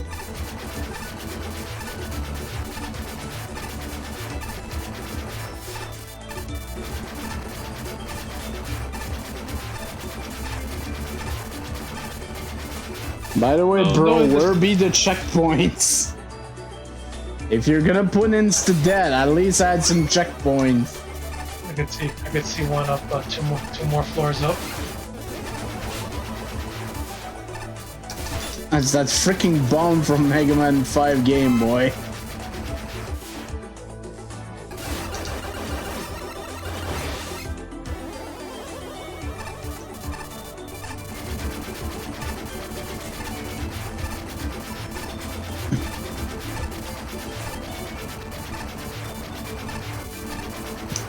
Lots and lots of insta-death.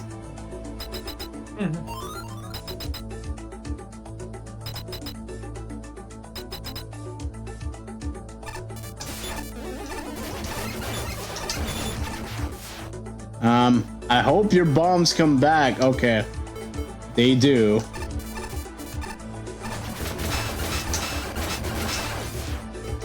This would have been problematic. Problematic. Okay, there we go.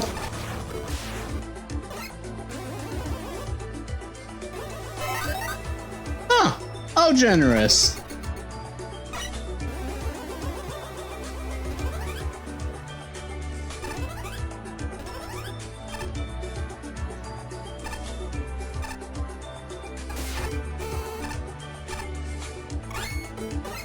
I don't really need the bulls, but I might as well get them. God damn it.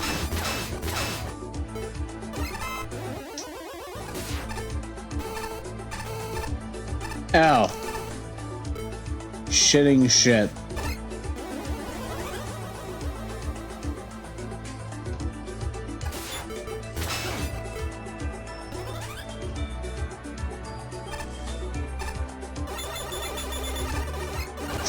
No, not Apache Joe.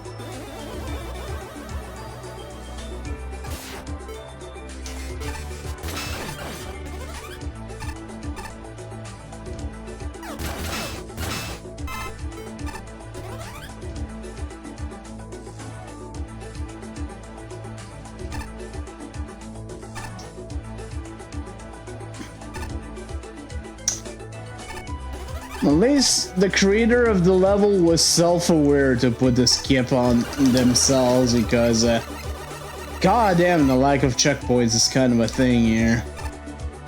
At least I know now that these darker platforms, they're going through, so. Oh, okay, there's a checkpoint.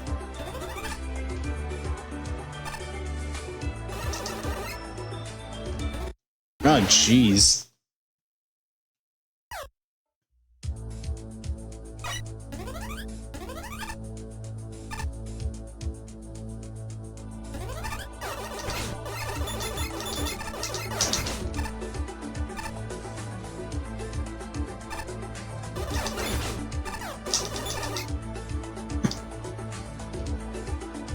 Oh boy.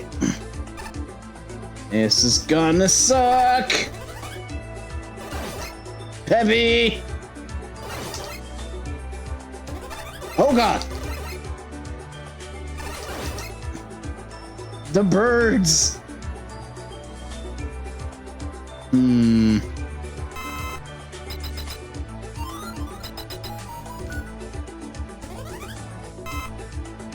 Aha.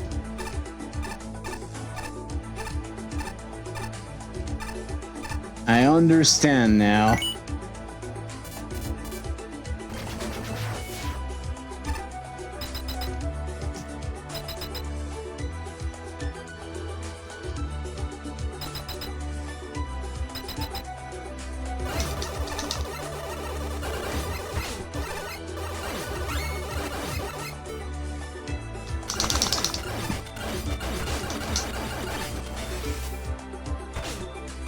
These freaking things. Thankfully, it's on our end of section. There's another Yachishi. Yep. Now we've got gravity.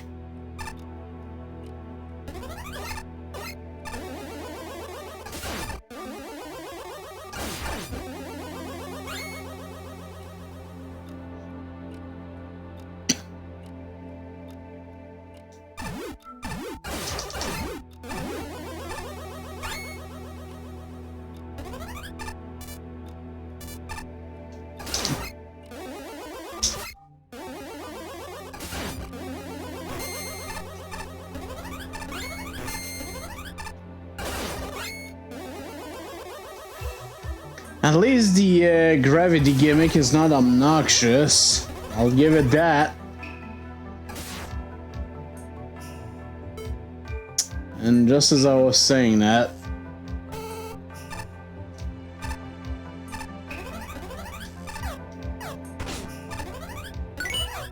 oh god.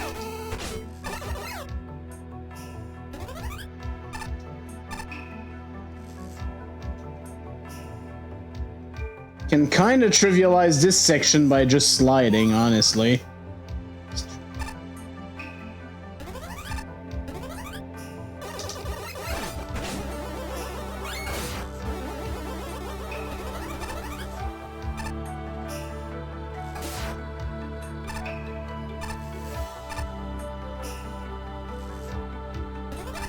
Ah, Jesus. I wasn't sure where I was landing there. Thankfully, the checkpoint is right here, but still.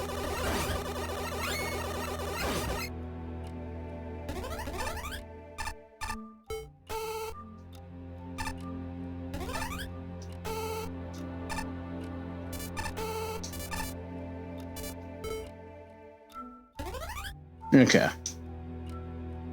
I much prefer the low grav.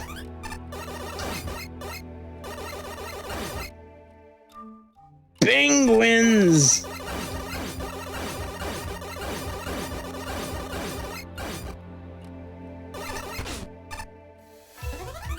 Ah, Jesus.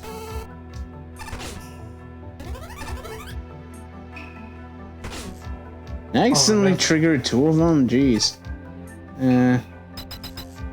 I'm guessing there's gonna be 5 of these checks in, and each of one will have a token in them. Oh boy, this thing. Rings. How to trivialize the rings. Alright.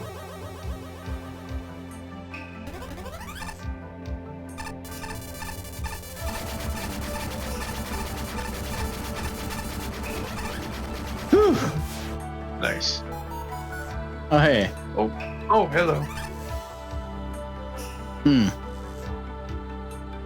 I'm guessing go in there. Yeah, jeez.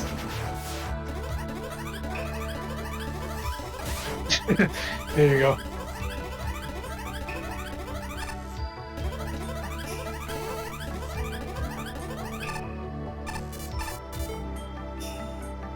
I hope I win. I hope I win.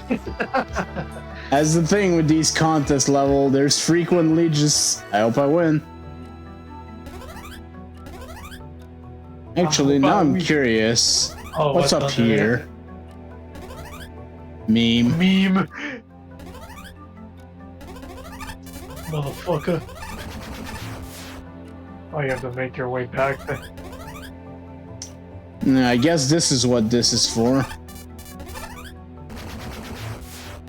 That arrow is kind of obnoxious. I hope I win. I hope I win. Nah, I win.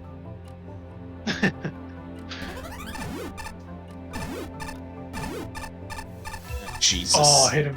Hit it. Oh, that's annoying.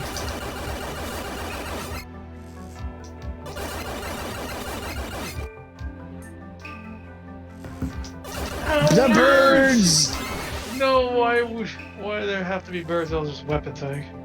Ew. Ew. Oh, this is ew, pretty much. Birds and clocks.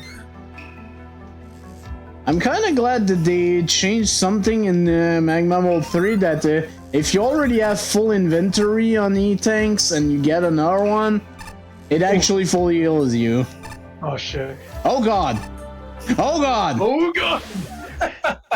Holy shit. Thank god the checkpoint's right here. Uh-huh. At least the creator's self-aware where his bigger challenges are. He's not like SpongeBob with the diapers. Oh boy.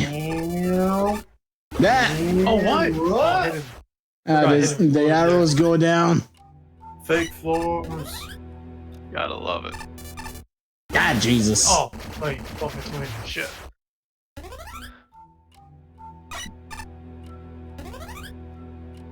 I mean, there was a music credits earlier.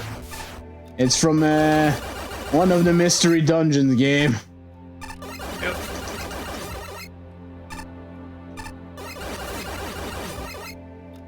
Go away, alarm clock.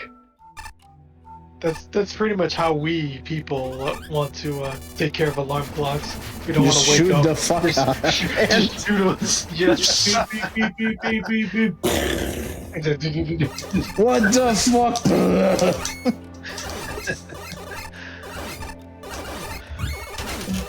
The birds! Birds! Mm. The burbs. Oh, and the token. There's a token. Oh, hi, Voltman. What the hell? What do you want, Boltman? Voltman's everywhere. Once no, upon a me. time, a noob attempted to code a boss. He was so dumb that everyone died. Yeah. Okay! Oh my god, it's the ugly barnacle. Multiple brothers. Oh, this damn thing again. It dead, yo. Because we totally love that. You castle destroyed Super Mario World. This is the last token level. Did you get the one on the second floor? Yes, I did. Yep. Okay. Just gotta We can't go back. Oh, okay. This is In why there the was middle this. one, Jet George. Oh, that transition is jarring. They really should have just not had this. Oh boy, big the door. biggest freaking boss door ever. Oh, what the hell? Nanny the fuck?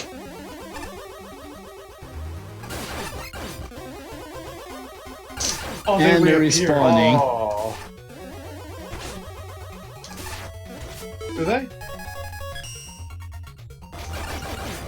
What do they do? Okay. I love how that weapon is basically your answer to everything. I mean, it Yeah. does 6 Why not? damage to him, so why the hell not? Don't know what to use? Just use magnetic shockwave. But nothing else, everything else fails. Well, let's see what the judge All has to else say. fails, use fire. First of all, a message to future Magmal contestants. Do not, under any circumstances, suggest to the judges that you think your level should be skippable. Especially not when the level's just started. It's understandable to not be very confident, especially when it's your first time. But all you're doing is giving the panel the expectation that your level is bad before they've even played it. That automatically gives the level a negative bias, and an excellent way to shoot yourself in the foot. I guarantee you that this level lost points entirely because it started us off expecting it to suck. Heck, it could even be a self-fulfilling prophecy. Whatever the case it may be, don't do it. Period. As for the level itself, being long isn't a problem, so long as the experience is still exciting. Unfortunately, Tower of Dimensions swings headlong into the boring side. Count bomb sections are pretty much full distance jump into the next bomb, with a few instances of blowing up shorter ones while waiting on a longer one. Gravity sections rely mostly on fake floors and full distance jumps, which happen to be some of the fairest fake floors I've ever seen in a while. I even combined, the challenges don't really change, and they make up the bulk of this behemoth. Combine that with foreign aesthetics, I wish the torches animated, and sparse enemy encounters, and the end results tend to be a drag. The boss fights and the hovers can be a bit more interesting, but Whopper and Tri-Castle are still boring. And the final hover section is too literal a difficulty spike. Either way, this place doesn't do enough for its length, and the whole experience is lackluster. It could be worse, for sure. The only reason a skip might be considered is the fact that the level specifically feared it would be. Still, it could also be a lot better. In a way, this played it entirely too safe. Don't be afraid to do weird stuff. Before I get the address proper, I'd like to address that text box at the start. You essentially flat out admitted that your level has a problem that might make it worthy of a skip teleporter. As far as initial impressions go, yeah, that one really didn't inspire a lot of confidence at all first. While I'll agree that this level's length is indeed an issue, I think it plays into an ever bigger one here. The stage is just flat out boring. It's kind of a shame since there's a few decent glimmers of decent designs in here. There's proper introduction to most of the gimmicks and some of the platforming challenges are alright, but after a while they really start to blur together. I think this is mainly due to how certain parts are repeated, but with one or two changes tacked onto them, like reverse gravity, etc. It's not enough to make them stand out on their own though. The only part that was really stuck out in my mind was the repeated over platform segment near the end, and that's only due to how frustrating it was. Well, at least there was a checkpoint before it, honestly. The only other noteworthy thing I can think to mention are the aesthetics, which I believe are also partially to blame for the level's bland nature. Pharaoh Man's brickwork isn't exactly the most exciting thing to stare at, especially for a 7+ minute stage. Given each of the 4 segments their own look would have at least made them a little bit more distinct. It wouldn't really salvage the level as a whole, but it at least would have made it more memorable as far as visual goes. Skyscrapers of amplitude! Might want to get some proofreading going on here. Dimensions, Newick. The message at the start makes me think that the level is going to be tediously long, but honestly, the level length seems to come completely reasonable. Surprisingly enough, the stage has a proper graduation on its gimmick usage, each of them having a dedicated trial assigned to them as the player progresses through the level. I like the usage of the gravity changers and flippers combined towards the end, though some of the challenges can feel repetitive, particularly all of the one-tile jumps you have to make whenever the gravity is at 3 times. And shooting at the alarm clock enemies until they go off screen, which are very trivial. Though there is a soft lock situation with the upside down gravity flipper and 2 times gravity changer with the spin cutters. If you go back after walking through the line, those line toggles, you get stuck and you should run out of magnet beam at any point. Oopsies. Stage feels a bit dull, aesthetic-wise, and changing Pharaoh Man tiles around along with the repetitive nature of the challenges doesn't exactly help with the case here. Fake blocks could use a little bit more differentiation than just being slightly more dark-looking, and the gravity background seems a bit misaligned from where the actual gravity-changing objects are located.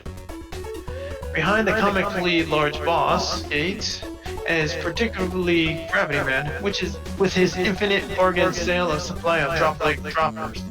I do appreciate the little twists like that change up the otherwise vanilla flight a bit, but the droppers don't pose enough threat on their own to really spice it up. That is true. If your level begins with a sign telling the dev team to put a skip teleport, then you need to rethink your level.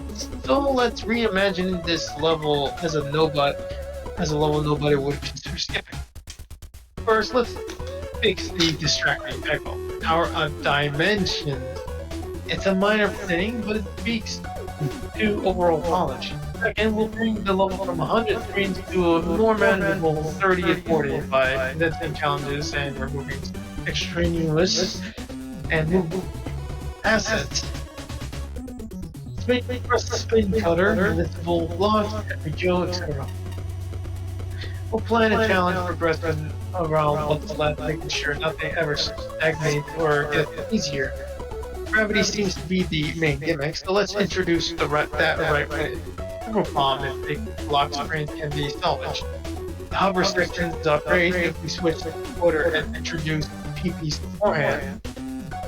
The token is definitely delightfully sneaky. Delightfully sneaky, Seymour. Big Snaky and Rounder is clever. let's keep that and renovate so there's more room to maneuver. To T-common, can stay if we strategically place some spikes and add on an about to respawn animation for the bombs, which we apply globally to respawning objects. Along with the respawn limit, the game doesn't break. Gravity Man is good. You just need the wall to keep him from jumping off screen. Wait, seriously? Okay. Next, aesthetics. The music is a perfect fit. The graphics need some attention. Two styles of fake block are fine if we do some tidying. But I say we stick with just one, preferably using color and texture to stand it apart. I also recommend more background variety. Animated torches, anything evocative of towers or convention. Different gravity flippers, see Saturn per level of Mega Man 5, and thorough check for tiling mistakes. Finally, we take the aforementioned sign to drop it down the invisible hole to your hole pit, and then fill the hole with a collision object. Who needs us to teleport it out? This level often makes me wonder just how much a good piece of music can lift otherwise rather shoddy aesthetic in a level. It, alongside the bare basic graphical assets, somehow impacts the level with some degree of atmosphere and consistency. Weird, but a good lesson. Music is important.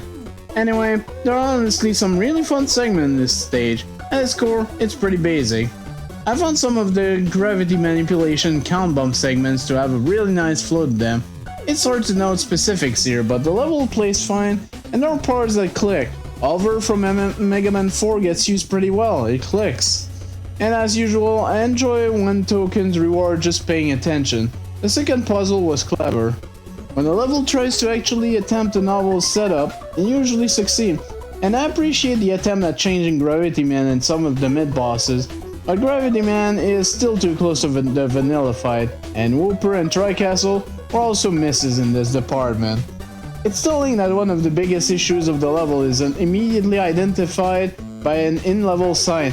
It really needed to end sooner, or just have shorter floors. It outstayed its welcome by a lot, and by the end, level segments started to repeat themselves and the whole thing got rather redundant. Most of the third floor is too punishing for its own good. It's way harder than the rest of the stage, and honestly, just removing this floor would have improved the level's pacing dramatically, as I like the others.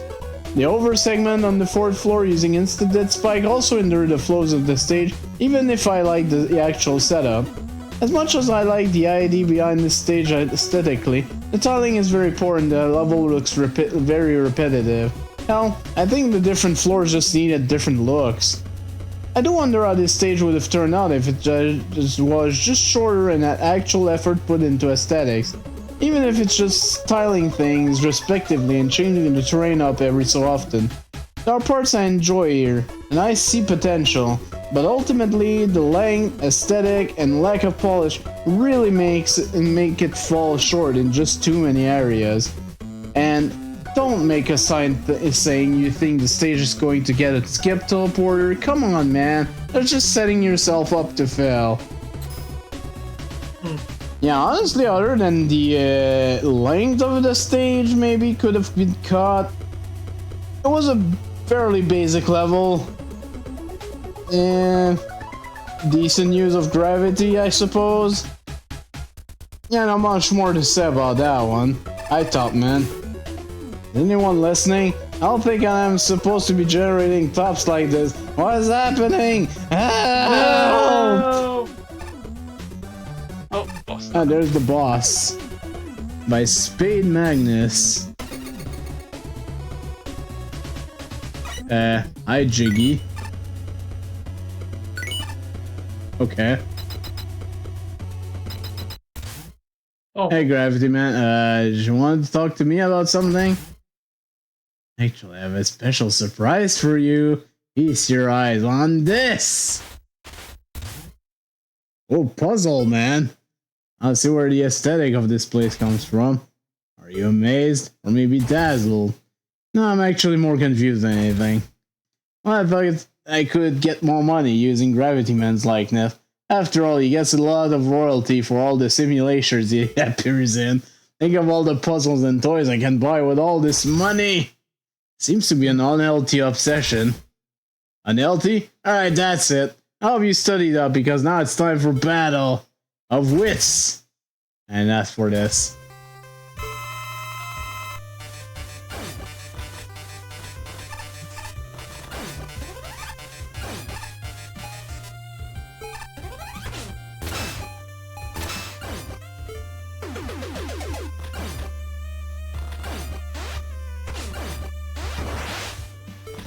He has a lot of invincibility frames, honestly. Reroll, but not for you. Oh, nice first.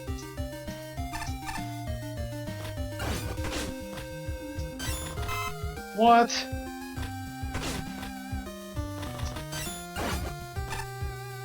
Ice.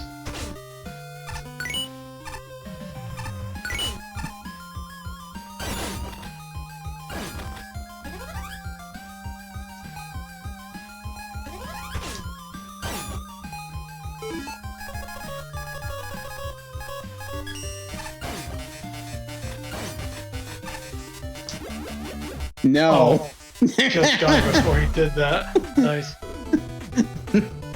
And you're not doing that. You're not recovering 6. Bullshit. Someone's calling me. Hello?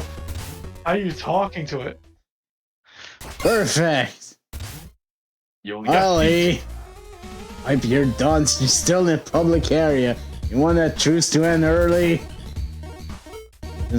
One of the last people I expect on the other side of the phone. How do you even... I just gave you your number, so it'd be the most efficient way to contact you.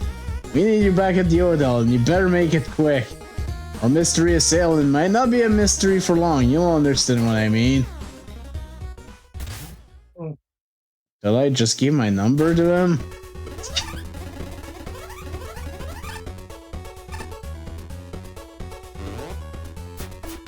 Okay. Well, we'll go have a look. beep beep. That cutscene. What's going on? What the? What the hell?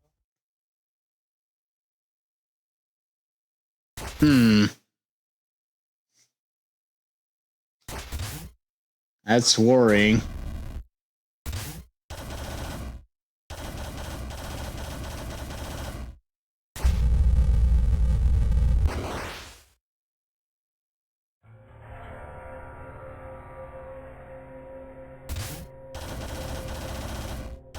Yelling cruelty, the naive fool, and the always late hero. Too busy enjoying the slaughter of your rivals? Who are you supposed to be? Not obvious. I'm your enemy. Unyielding antagonist. He will smother all that is good and bright. The very pinnacle of evil itself. Your unique aesthetic is coming through loud and clear. Indeed. And the Zord spotlight has long faded, Ernest will. Even now, the world's grand procession, here comes a new villain into sight. Evil superior to all before him. Alright, get on with it. We don't have any all day, you babbling fool. Patient, are you? How expected of a third-rate villain like you. Very well. You fools may witness my full splendor. The fuck? Oh fuck, it's Dr. Is that Dr. Regal from the Battle Network series? Wait, I know that name. Weren't you thrown out of the simulation committee?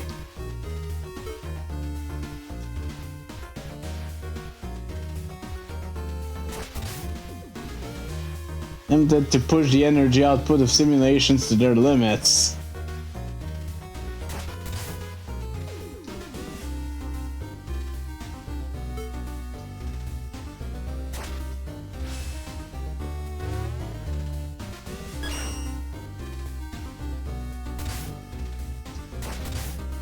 Reality Core.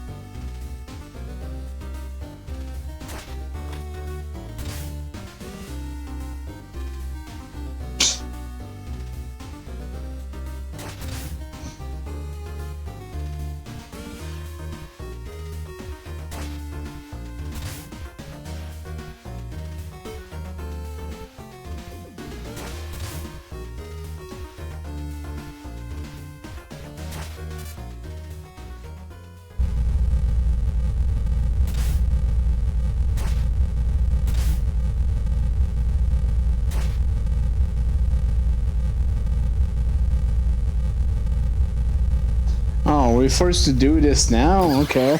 Or Oh, it backfired. huh, really? That sound?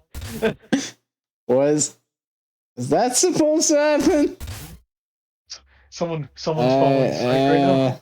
I was about to tell some of your result. You see, you will be a more formidable adversary than expected. We will meet again. That was strange. I can't say that he left the best first impression. No, he didn't. I'm feeling this is gonna be a headache. What a scene, man.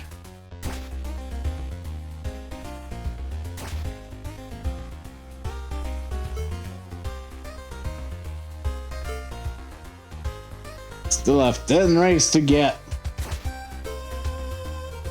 How else will I get the ranks?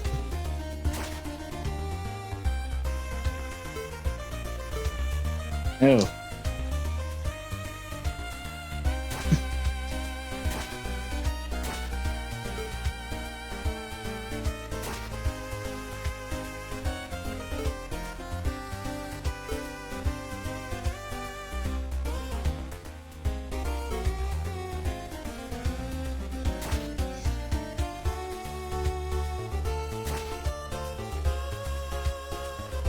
Yep, sure is. Let's have a different costume for next year.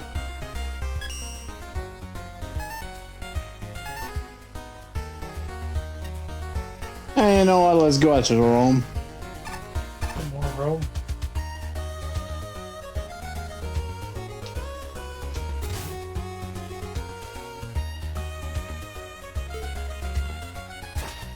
Your face will explode if I punch it.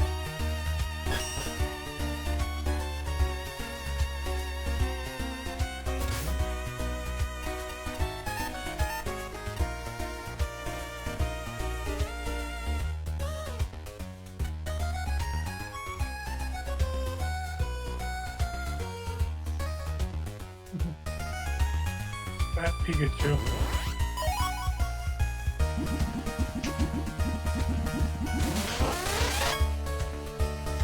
Mr. Prague. Battle Network. Thank you for Ray Isaac. Oh boy, level grind.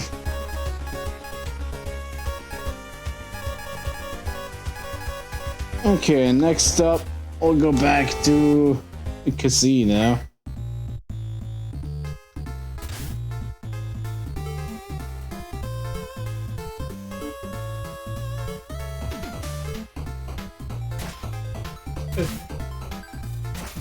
He's still mad.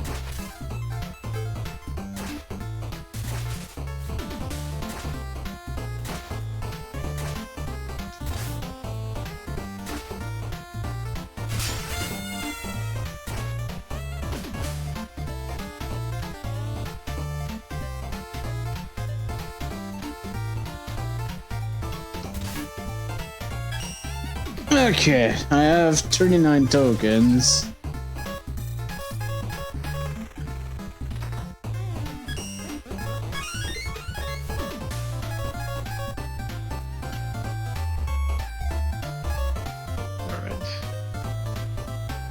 One.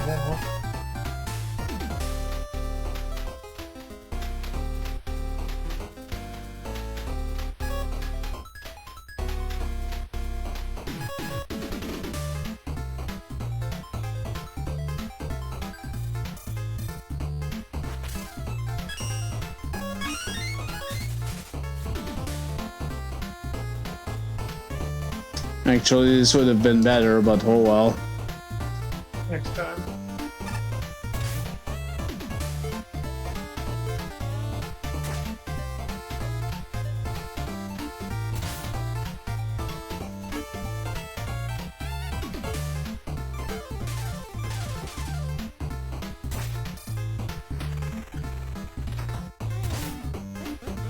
Yeah, we'll try it, sure.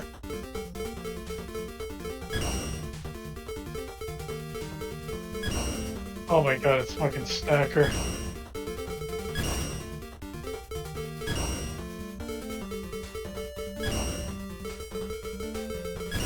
Ah, jeez.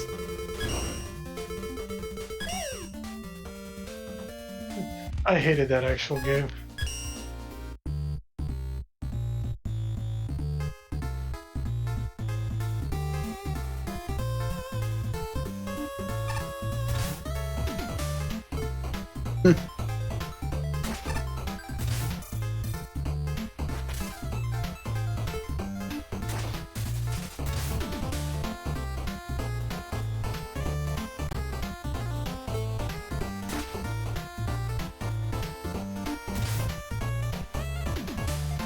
Another snap.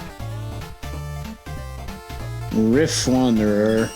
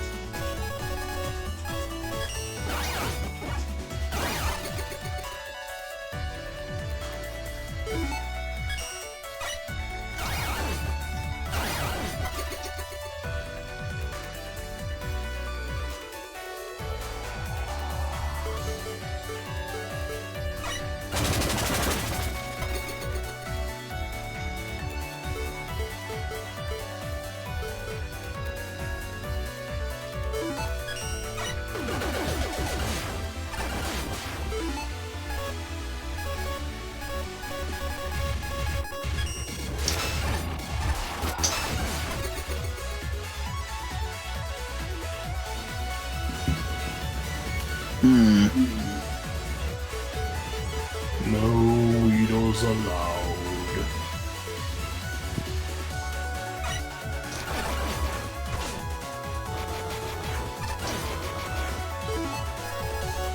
That's not Mega Man, that's a Lego Blue Charizard.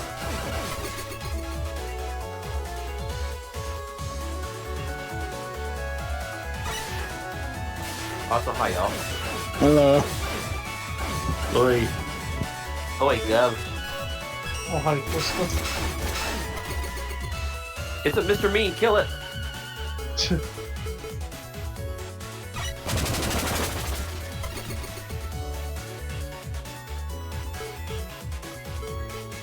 Yeah, I'm running out of weapons here.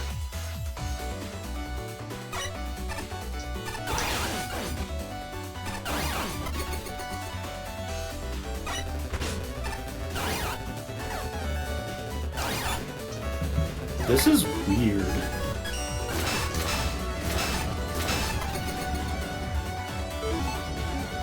Yeah, there's a lot of...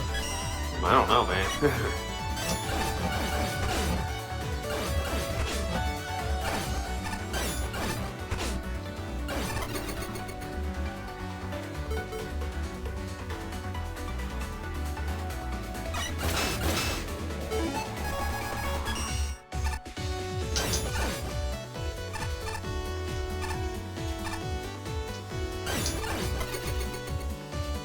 Oh shit. There's no way.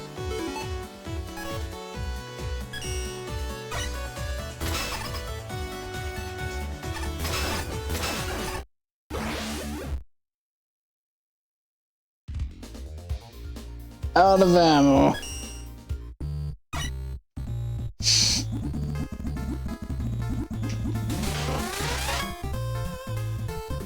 Hey. It's Galaxy, man.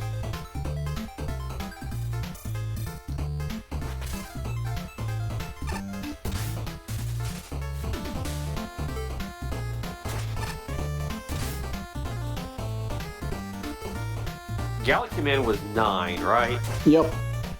Okay, that's what I thought.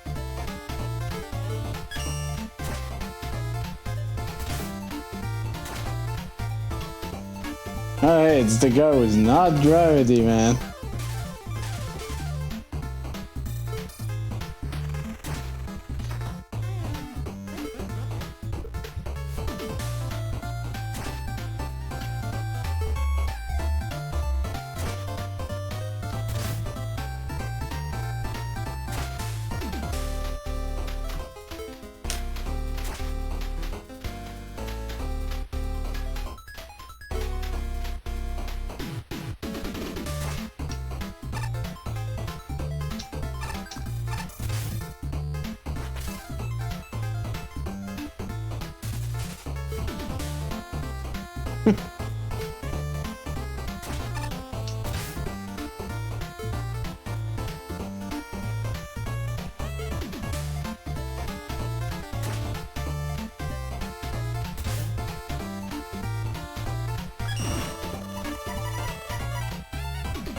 God damn it.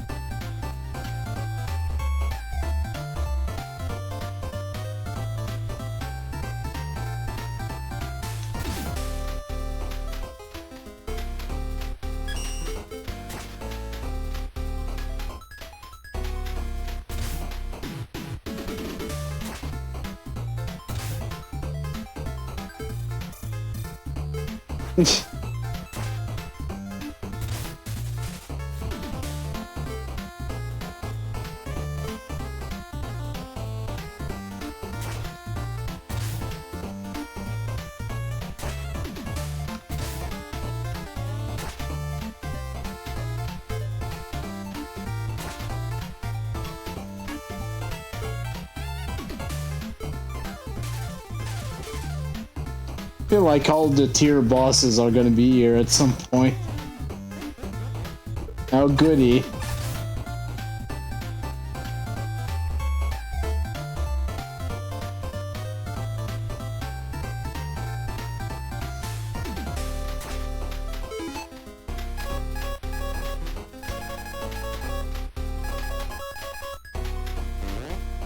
Okay.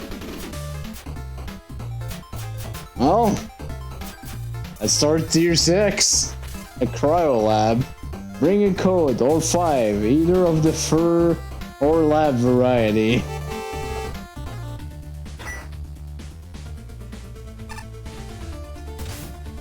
Mr. Zero.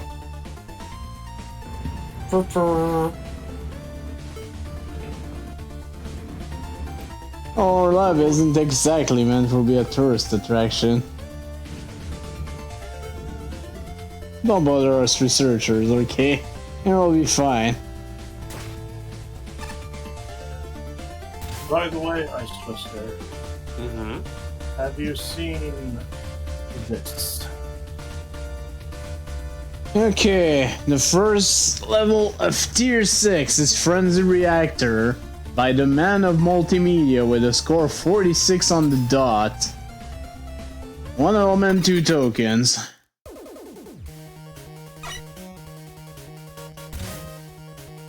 Hi, I'm Troy McClure, and welcome to Frenzy Reactor. You may remember me from Silva Gunner Returns and Finding Jake Paul. People and robots said we were crazy when we made a power plant that used thermal and solar energy under a volcanic jewel mine. Well, look at us now. Also, if you're watching this, we are under a hostile corporate takeover by Dr. Wily. Seriously though, he has one of his robots holding me hostage. Help!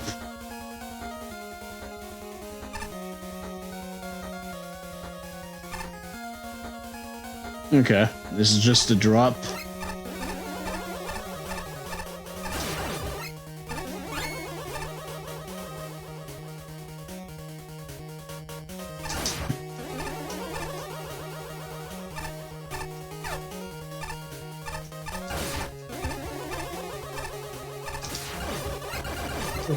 This music from the Game Boy game, right? Yeah, it's from Game Boy 5. Okay. Oh. That spells meme again. Did someone Hadoken a bus at you, Pan? Huh? Steel just showed me a clip of a robot using a bus on you. Oh, yeah. The truck. Yeah, there's a reason why I'm worried of Eddie now. He just dropped a truck on him. So he went Hadoken, and then a truck came out of his hands. Yeah, beep, beep. That sounds like something out of Mugen. Ryu and Ken throw buses at each other. Here's a video. No, but can it swoop like the bus? I haven't thought about that.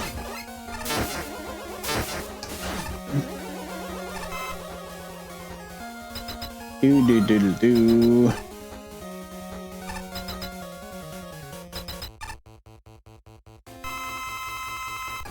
Hello, Sparkman, Well, with maybe you Game should. Boy 1 music.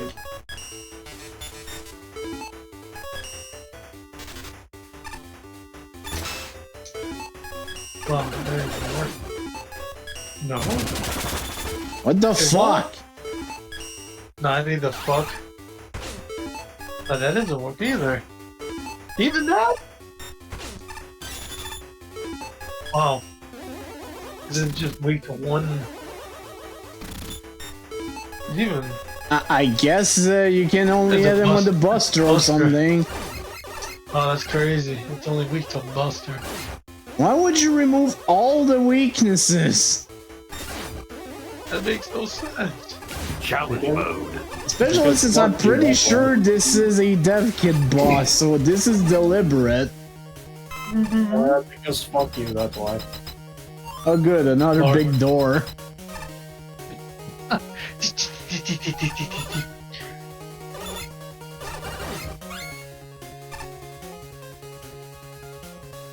Wow. Congrats on finding the second secret room. Did you find the first one?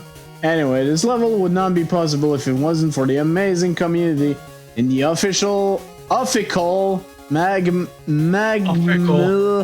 3 Discord. Thanks for your help and encouragement. You can't even The spell. Mammal 3 Discord.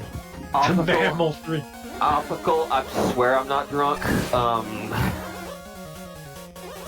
Maybe he's trying to say offal. Ugh. Oh, okay. Welcome to the official Hackers Discord. Did I mention I really like Game Boy 5, by the way? The heart, lungs, and liver of a sheep boiled in its own stomach. I'm hungry now.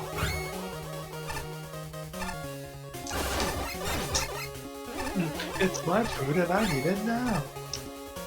Okay. Another big door. It's my turn to eat. Aren't there so many big doors? They're going big with this. And now God, it's Centaur Mega Man Man. 2 boss music. And with 2 health.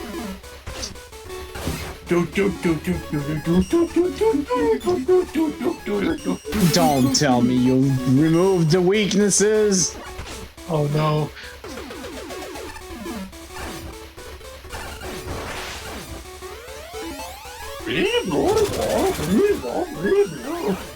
Okay. Also, he has 2 health bars. Yeah, I know this. Centaur Man is 6, I believe. Yes. Alright, I'm learning.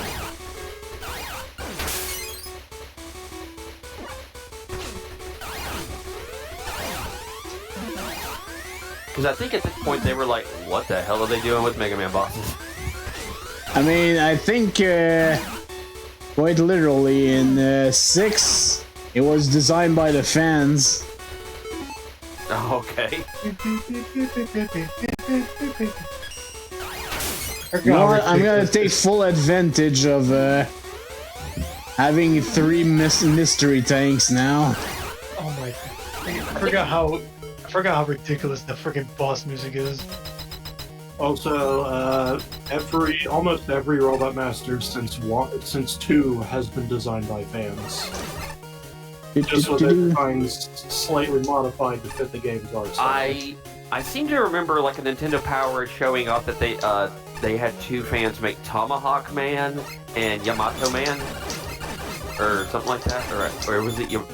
I think that's it, right? They're the only Robot Masters designed by anyone outside Japan. Yeah, I remember it was like 2 kids or 2 people designed it. Probably wasn't kids, whatever.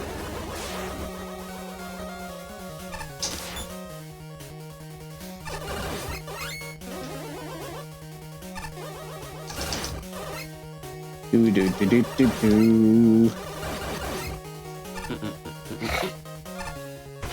Ah! What the hell was that? Lava waterfall. Lava Fall. Lava fall. Like the lava you can swim in Mario 3. Of course. I think this stuff might kill you though. Oh, jeez. Yeah. Just a hunch. Yeah. Logic actually worked this time.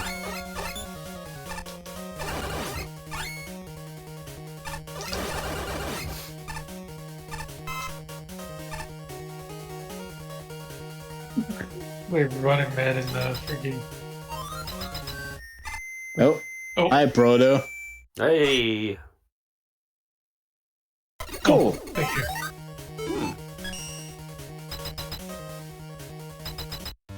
Gives you a thumbs up and leaves.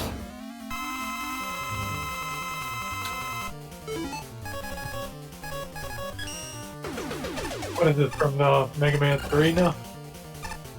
No, this is the music from 5 actually. And his usual weakness doesn't work. What? Excuse me? They changed this shit. Oh my god. And it's doing things. Oh, it's tornado.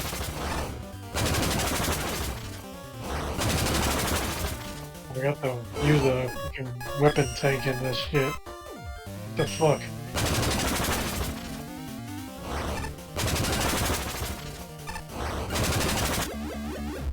There you go. Nice.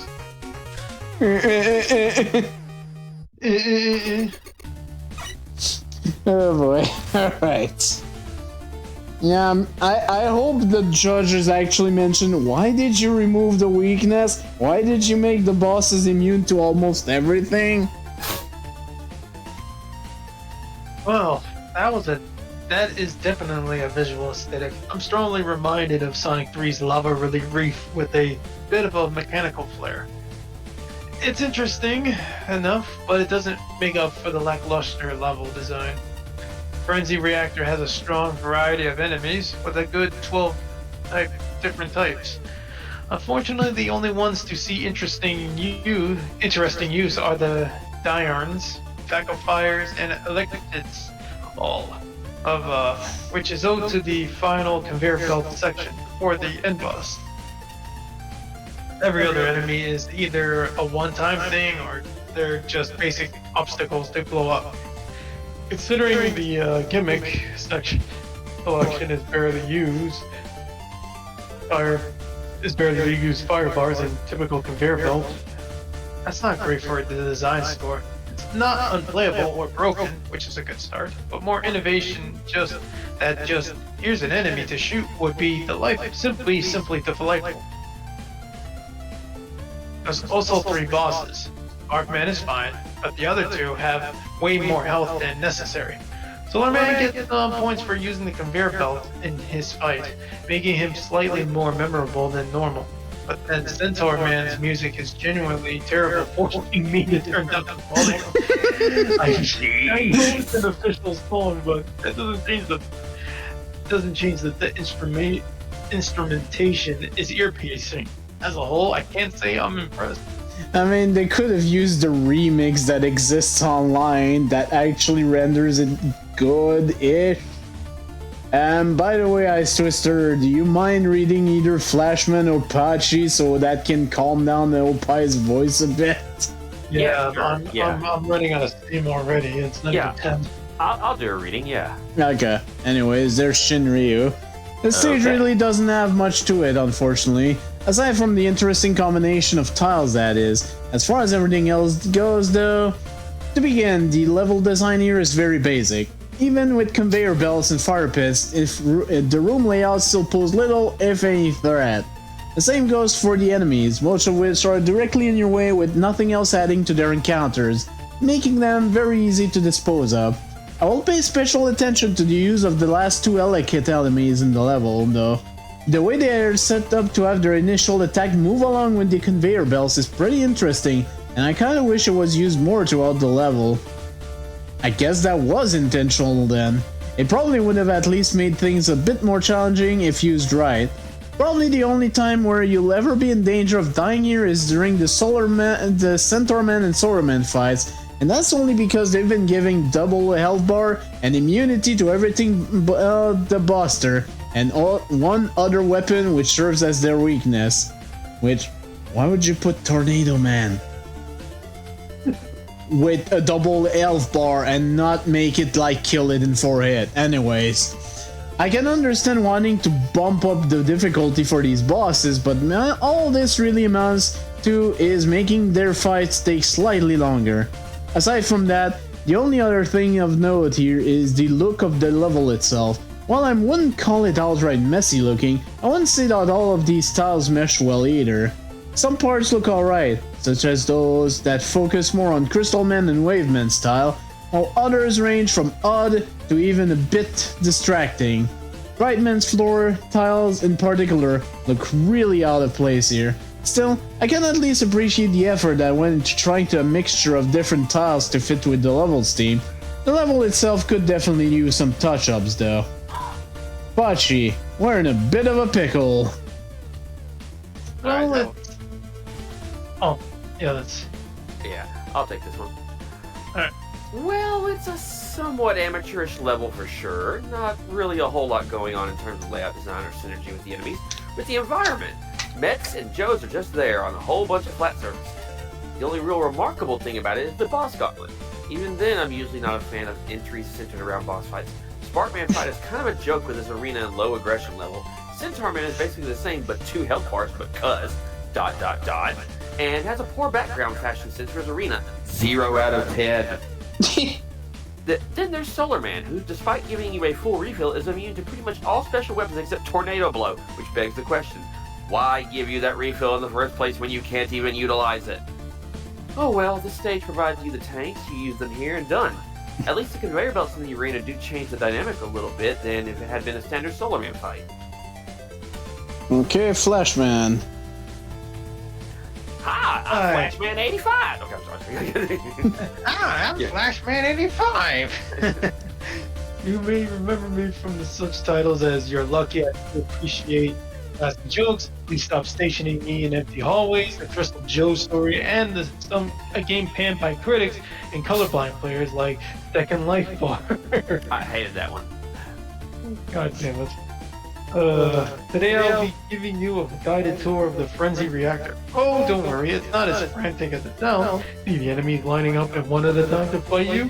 As long as you know in advance how each of them behaves, you should have no trouble at all. Besides, you'll see a few of them only once or twice, so who needs to get good at fighting them? Try not to get hurt while admiring the overstimulating but intriguing scenery. It's not every day that you get to visit a bejeweled volcano.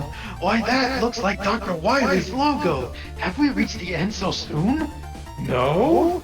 Well, that's irritating. Say hello to Scorpman. Enjoy the scrimmage and try not to question the missing chamber wall or unexpectedly top solid platforms. 15-20% of your total time here will be spent with the next boss. So let's hurry up through the filler meet. Spencer Man? In a generic room? And he's immune to most attacks for some reason? Oh, would you look at that? An interesting janky room. Clever use of the conveyors with lids in the yarn. And finally, we are at the real end boss, Solar Man. Are the conveyors fair? I don't know, but they're interesting. And perhaps you've noticed the charming progression through the Game Boy Boss music library. Ooh, why is my ears bleeding? Anyways, we've reached the end of the tour. Be sure to rescue Troy McClure on your way out. I'm sure he's here somewhere. This is exactly one of those stages that I can see exactly what you were going for team-wise, but honestly looked a bit of a shambles. Graphics are not the only thing that make a stage, but the gameplay simply isn't there to make up for aesthetic shortcoming. The rooms are almost entirely flat, meaning moment-to-moment gameplay is holding right and stopping occasionally. Except the room to the left, which has conveyor and you need to jump on. I certainly appreciate the effort made to keep the level animated and lively. So many entries in this competition did not bother with animation. Using the fire bar purely for decoration was a really nice touch. However, the tile sets clash a lot. In colors, in theming, and the constant change in tile set is quite jarring. The room just before the second boss has about 8 different tile sets that do not even match in color palette. It's not that the level is badly tiled, but ends up a visual mess. The level ends up with very little challenge outside of the bosses, with a lot of start, stop, shoot tanky enemies from range, reset and repeat. With little variation there involves conveyor belts, which are always positioned moving against the player, which results in a very tedious and monotone stage. The Sparkman fight is different enough play-wise that I appreciate the new room layout. I also think that combining Solarman with conveyor belts makes for a very interesting boss. Unfortunately, Solarman and Centerman have incredibly buff defenses, making the fights even more tedious than the stage ever was. Honestly, the main challenge with Centerman now was not falling asleep. Damn. Yeah, remove the double bar of health, remove the immunity to all weapons. This would have been a fair thing. And why do you change freaking Solarman's weakness from Pumpman's water shield to Tornado? I just don't get it. Did somebody mention Pumpman? Yes, we did.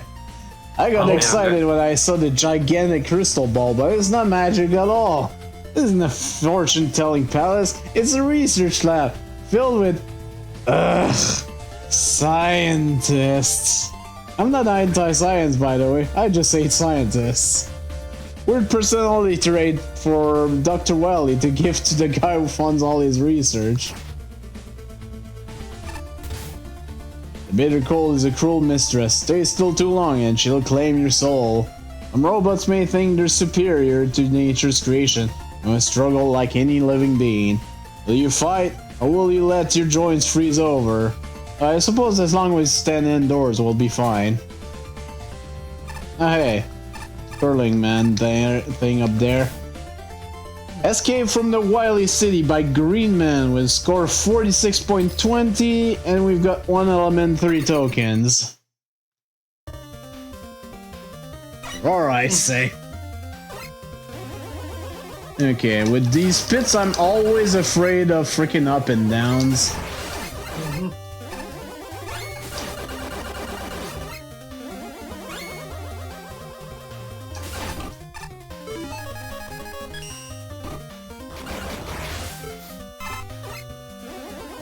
Okay.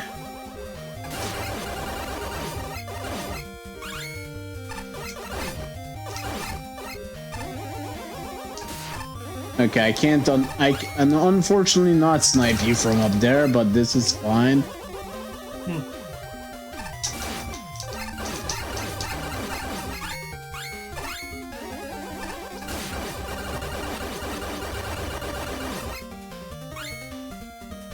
Oh, challenger from the future enemies.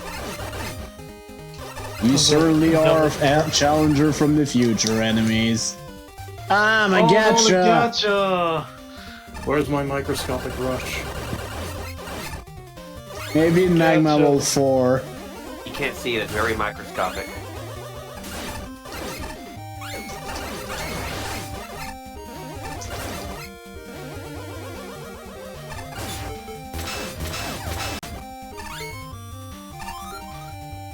Weird checkpoint placement, but okay.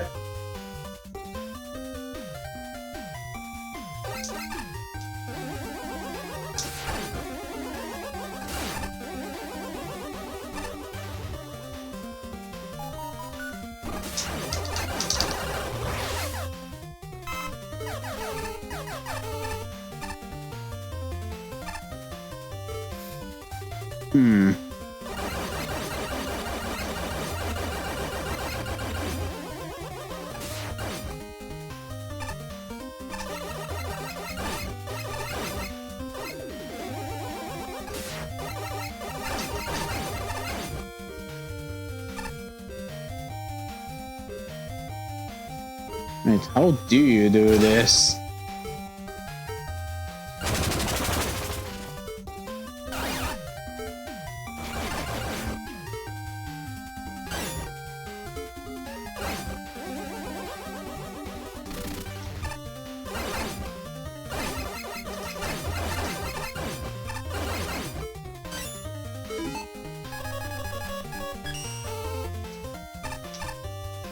I guess that works. Not sure how you would do it as Buster only, though. I guess it doesn't matter, you already use utilities to get there, but... Wait, what? Did I just break its shield? I saw that, yeah. You look like you did. Oh god. Oh shit. Watch out. Oh no. There you go.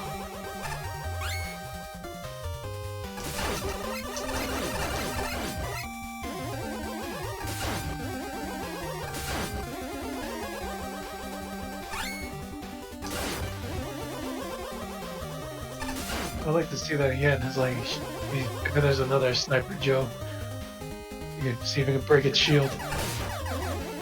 Keep shooting at it. Uh-oh. Oh, wait, look out. Okay. Okay. We're fine. We're good. We're good. Oh, shit. Hi there. Nothing to see Megaman here, 7. please. Nothing to see here, please disperse. Oh, he's immune to that? Come on. There you go. That works. Yep, checkpoints.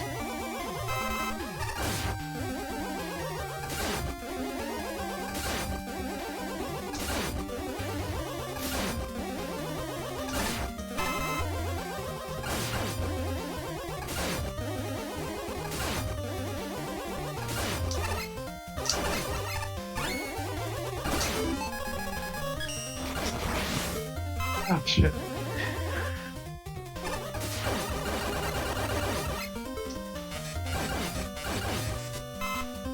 Okay, bye.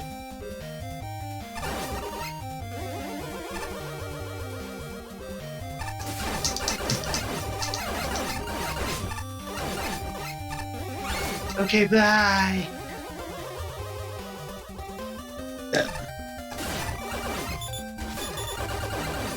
Yeah. Look at Yeah, that. you can break their shields. Wait. Okay, there's supposed to be 3 tokens, but Still they've been level. very scarce so far. Oh, Asking to show I just had to say it. Yeah, there you go. Oh, Okay, what does this say? That door is Gemini Man. The fight is optional, but getting past him will reward you greatly. Well, I have to get all the tokens, so... yeah. Gemini Man.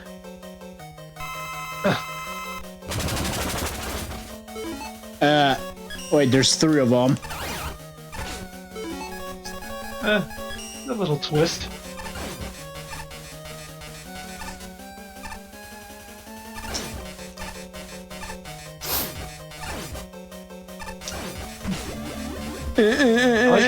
I like how the beam almost synced in with the beat of the music. Oh, jeez, okay.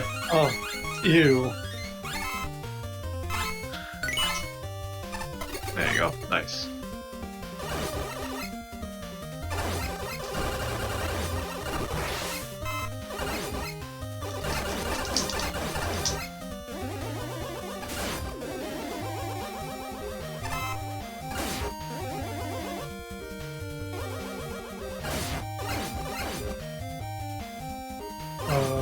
Oh.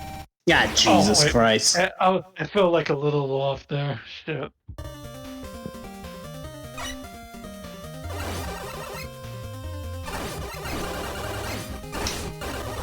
Too close for comfort. There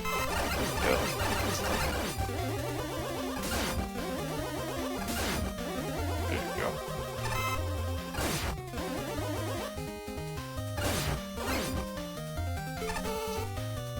There you Fuck go. it. I like how he spits out the fucking beam. Like, Mega Man, use Hyper Beam. Okay.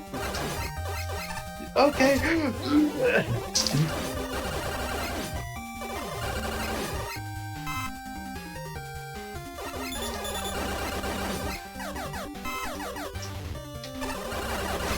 Yeah, jeez.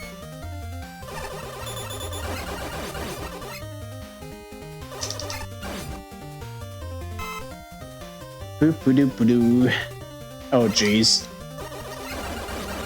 No, defend the JPEG.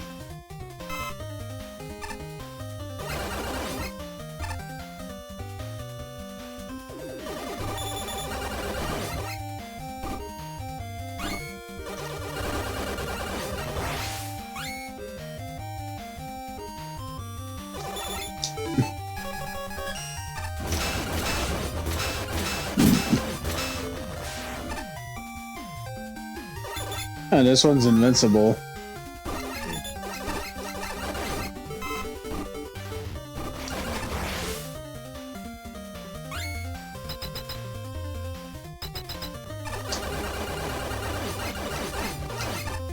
Not a fan of these platforms.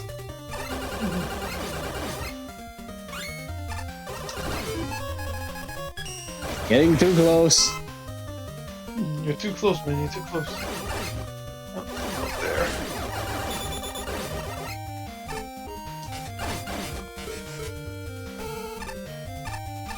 I was about to say that's another gotcha thing that just falls through.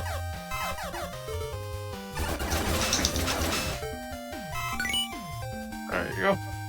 Okay, we've got all the tokens. Ah! Oh. Okay, Yeah, that's kind of a respawn. dick move, though. Yeah. Again. You're too close. You're too close.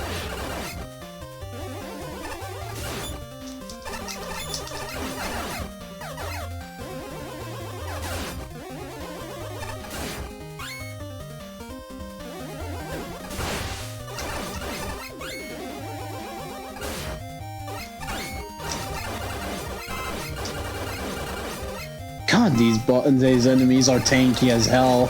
Freaking challengers from the future.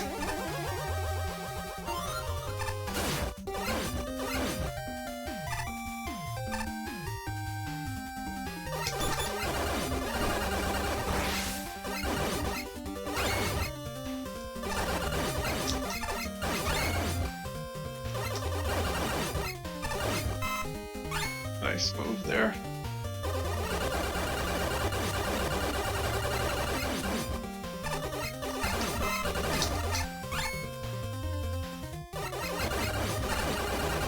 This level is a bit on the long side, not gonna lie. Yeah. Not super not too bad of a bad, level, but though. it's getting a little long.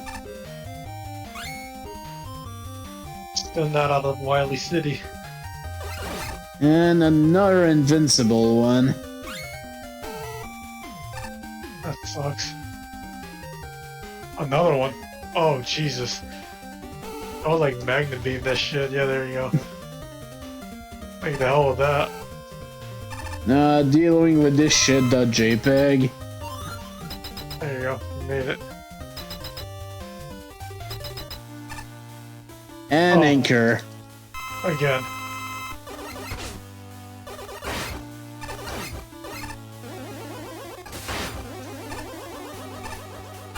Mega Man Killer!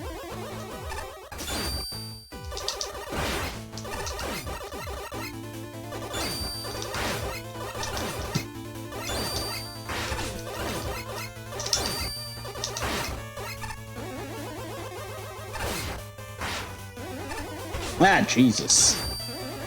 So fast. There you go. Not bad. Overall, not that bad of a level, just really, really long. It took you 12 minutes to win. Alright, credits where it's due. This place has a nice selection of enemies. Morning Joe was a pleasant surprise. Big Stomper could be fun to dodge. Frank Kuro and Move Over are effective enemy gimmicks.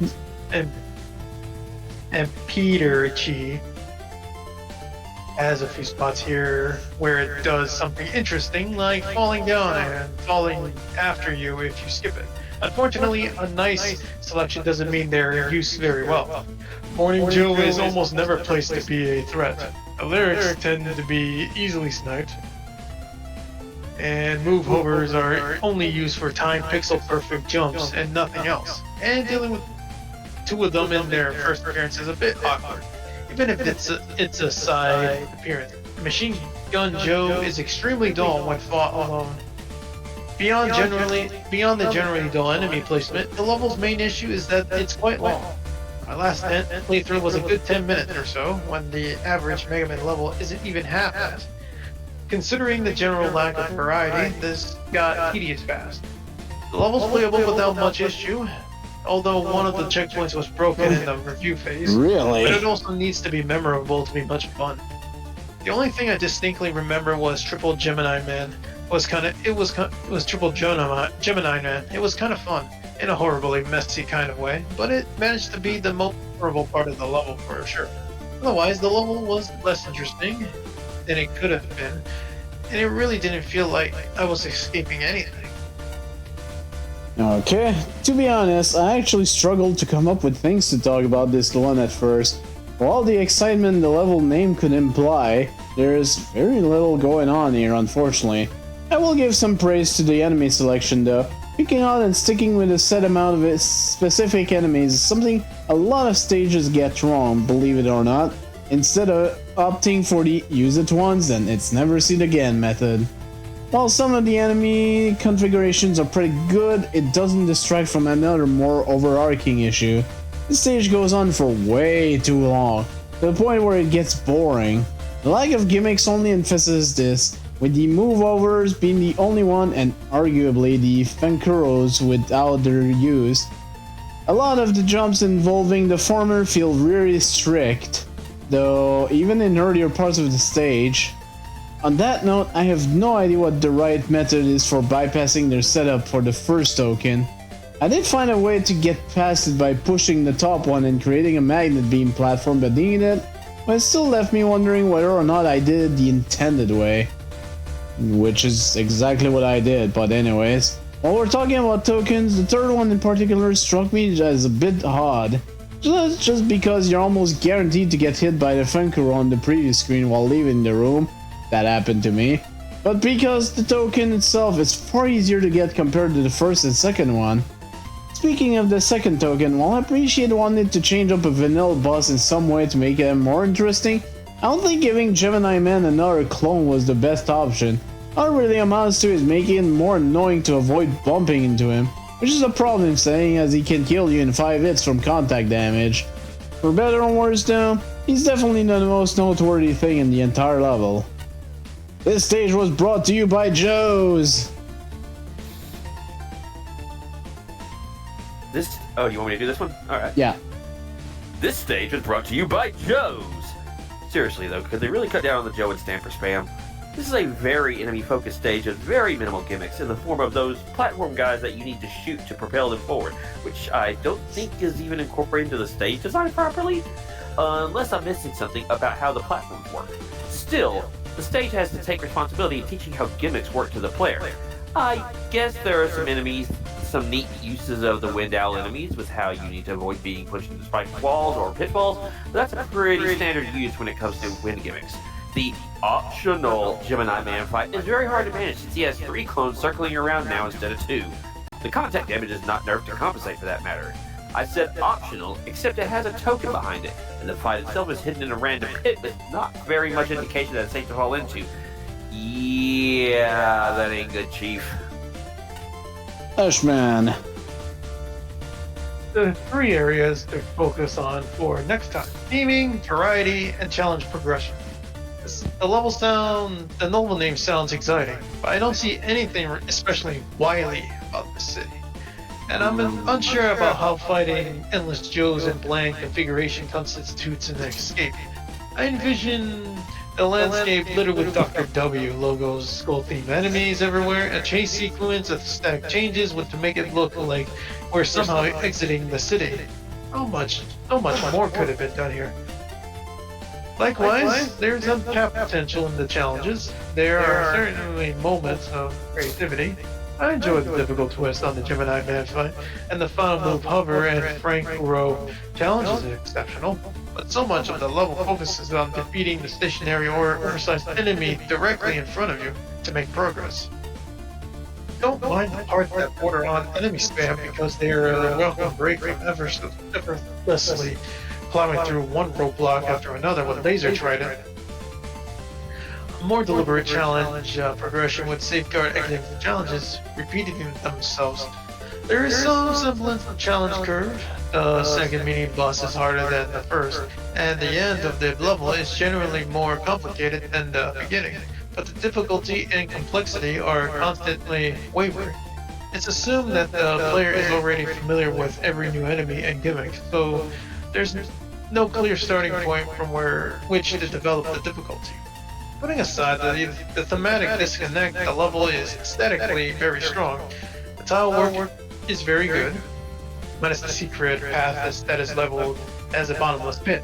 And the music selection is spot on. Checkpoints are where they need to be, except one, which needs to be not inside a wall. Screen transition safety is an issue I'm sad inside a wall anyways.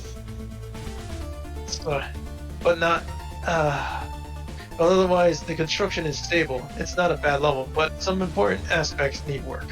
Yeah. Of the 50 rooms in this level, there are 5 with anything worth talking about. The rest was the same slug against the same heavily armored, tanky and non-threatening enemies on flat terrain. You've seen one room, you've seen them all. The enemy choice here simply does not work with your terrain. It can often be shot from long distance and you are in zero danger from the vast majority of the level. The fact these enemies increase in number does not constitute a difficulty curve. It only pads out the level even further. The few points we're talking about mostly revolve around the use of the Fenkuro and move over object. There's occasionally something interesting to do with these, such as fighting a Fenkuro owl enemy in the room where the player is surrounded by spikes, and the room at the end that combines both, which was a really enjoyable concept. Oftentimes the idea is there but is poorly executed, such as the Fenkuro in front of a pit off screen, where the player has little to no reaction time. The Fenkuro combined with the Mad Grinder offers no real consistency from the fight, as they are never in sync. Personally, Functionally, the first checkpoint is misplaced and you start off inside the terrain. At least it was fixed post judging, apparently. At least one of the Fankuros is placed on top of the screen transition. I do not think the first token puzzle worked as intended, and the teleporter appeared to be impossible to reach without weapons. The second token was obtuse, as the transition is indicated as though it was a bottomless pit. I would not have minded the Gemini Man fight if the checkpoint had not been placed behind such a bulky enemy. None of these issues by themselves would have broken the level to such an extent, and the fact that 90% of the stage is utterly wasted and takes forever to get through sapped any fun I could have had. You could have cut half the rooms out of this stage and it still would have been a long but far more enjoyable level. Honestly, this was okay-ish. Maybe a first attempt, I don't know, but it's a bit on the long side, and that is definitely a detriment to it. Alright. Oh, what's that guy doing up there? I will have to be right back. I need to use the bathroom for a second. Don't go too far, people. Okay. Where do I have to go?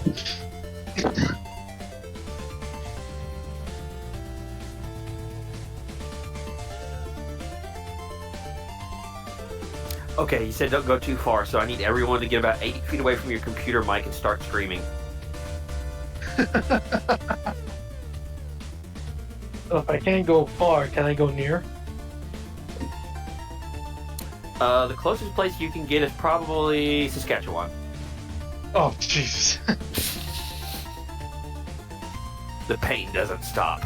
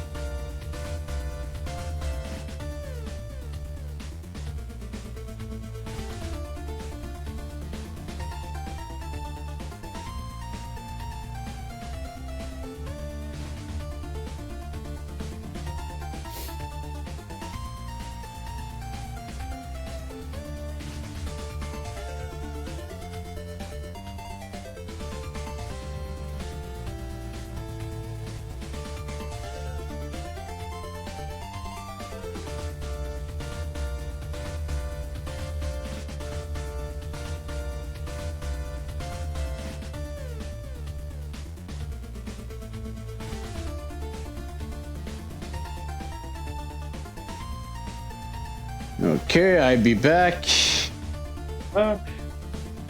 RB back. Let's that.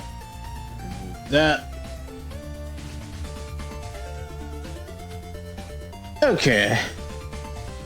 Well, we'll talk to that guy later. I'm sure we'll have a way up there anyways. 115, Skull's Secret Zone by Takamatir. Score 46.40.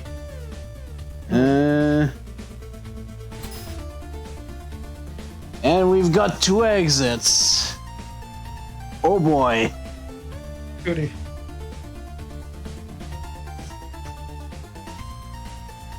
Yeah, give me just a second. Yep.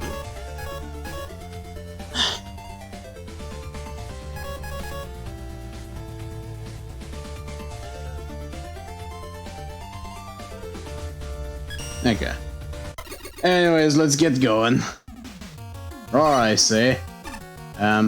Okay. This is the level's creator here. I just wanted to preface the level with an apology on account of it's not complete. 100% playable. I wouldn't have submitted it if it was. if it was wasn't fully functional. I had big ideas, but the health issues forced me to stop working on the level for 4 weeks, and by then it was only days to the deadline. I decided that what I had so far was worth submitting anyway, so here we are. We could go on for hours about things I wanted to do. Short version, there were supposed to be 2 more mini stages and a boss. Things I did that I'm not satisfied with, but I won't. Instead, let me just say that next contest I'll make something much better.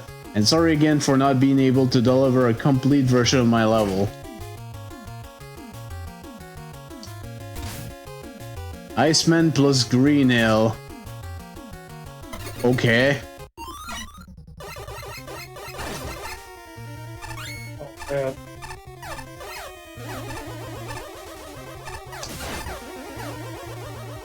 Iceman. It's Ice Hill Zone. But why? Who asked for this? I don't know. Someone out there did, and we're gonna find them, and we're gonna take their count away.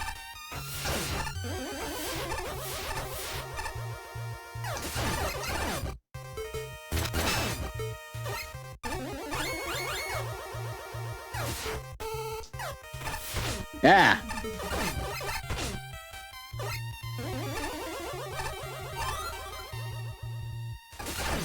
Lots of penguins.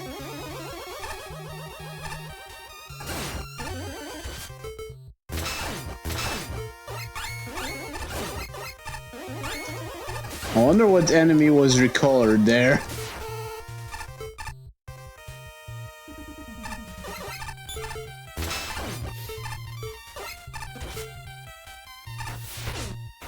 Fucking fishes! Yeah, they're the up and downs. Fuck.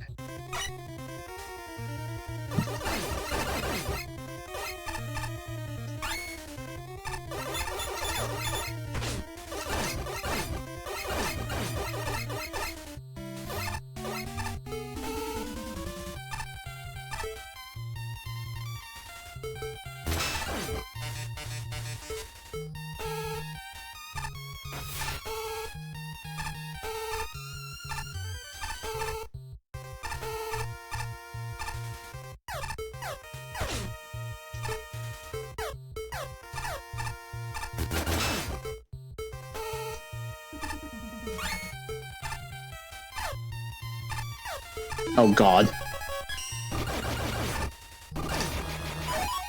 Give me that. I guess this was meant to be the second pet I do then. Oh. You're not Iceman.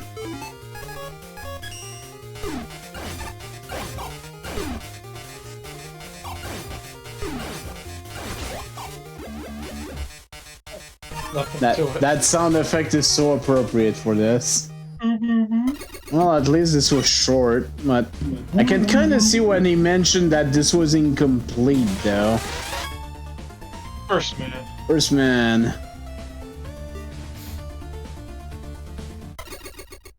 Oh, gonna do it again. We'll go on the left side this time. Skullman plus chemical plant. Chemical skull zone.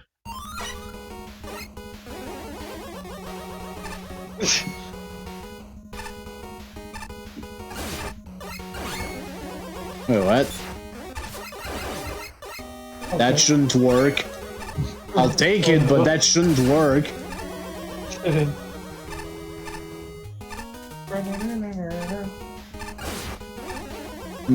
What's with this water? Don't fall into the Pecto-Bismol.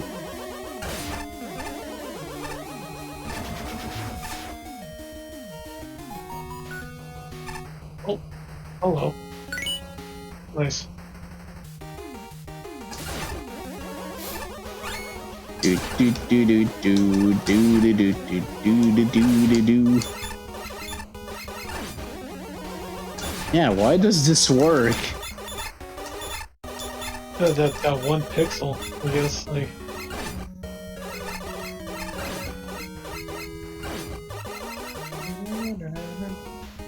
Well, I guess I gotta go in this pit. This. Oh shit! Mm-hmm. That was telegraphed. Yeah, shit. Totally, we all saw that coming, right?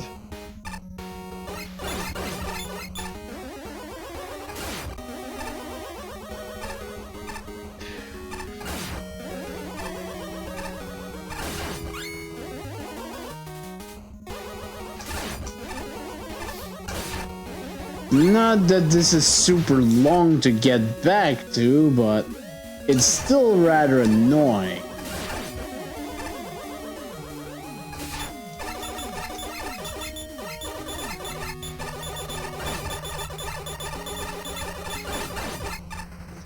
Why does this work?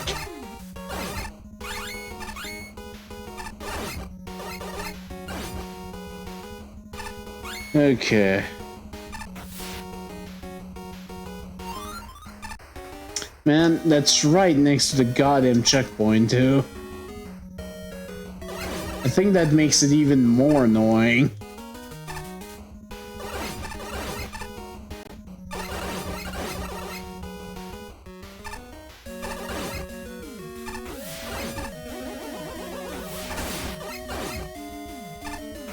Damn it, fishes.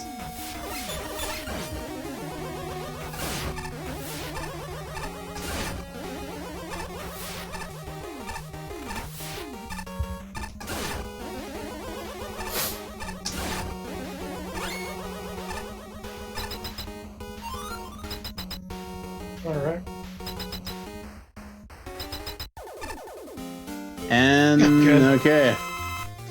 Again, they did mention they couldn't complete this because of health issues, so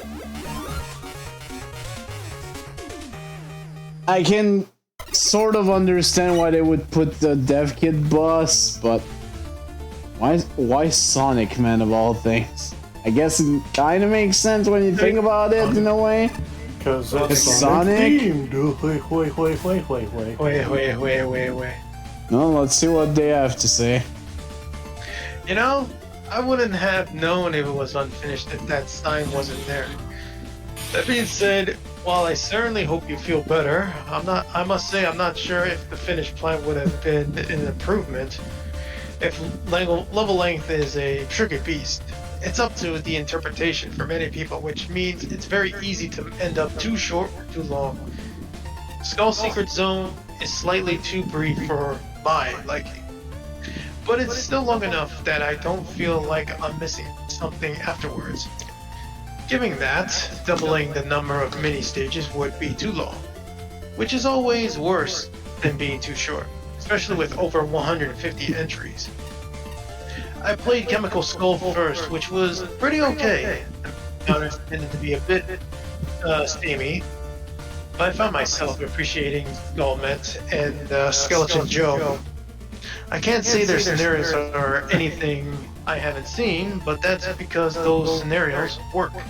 Firing at you from above is a good use of those enemy types. The underwater section is in a similar boat. It doesn't feel novel, but the design is serviceable, save for the spike dropping before the checkpoint, as opposed to after. I wish sea mines were used a little more, though they had a good intro, despite barely appearing.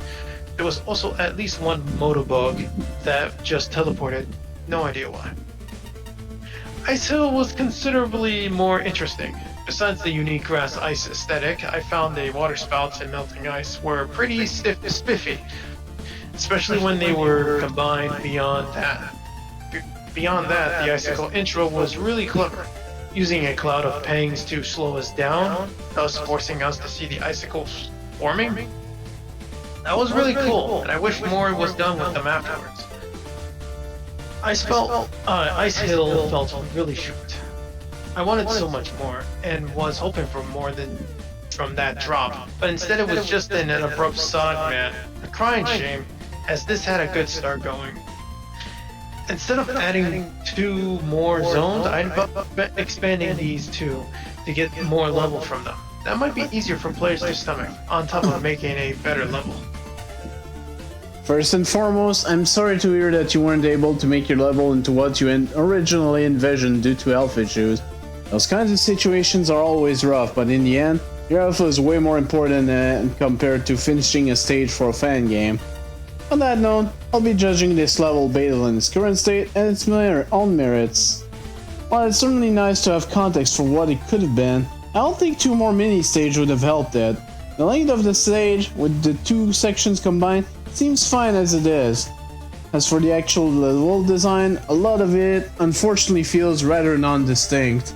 Some of the segments in the Ice Hill Zone path do manage to stick out a bit, if only due to a few tricky jumps here and there across ice blocks.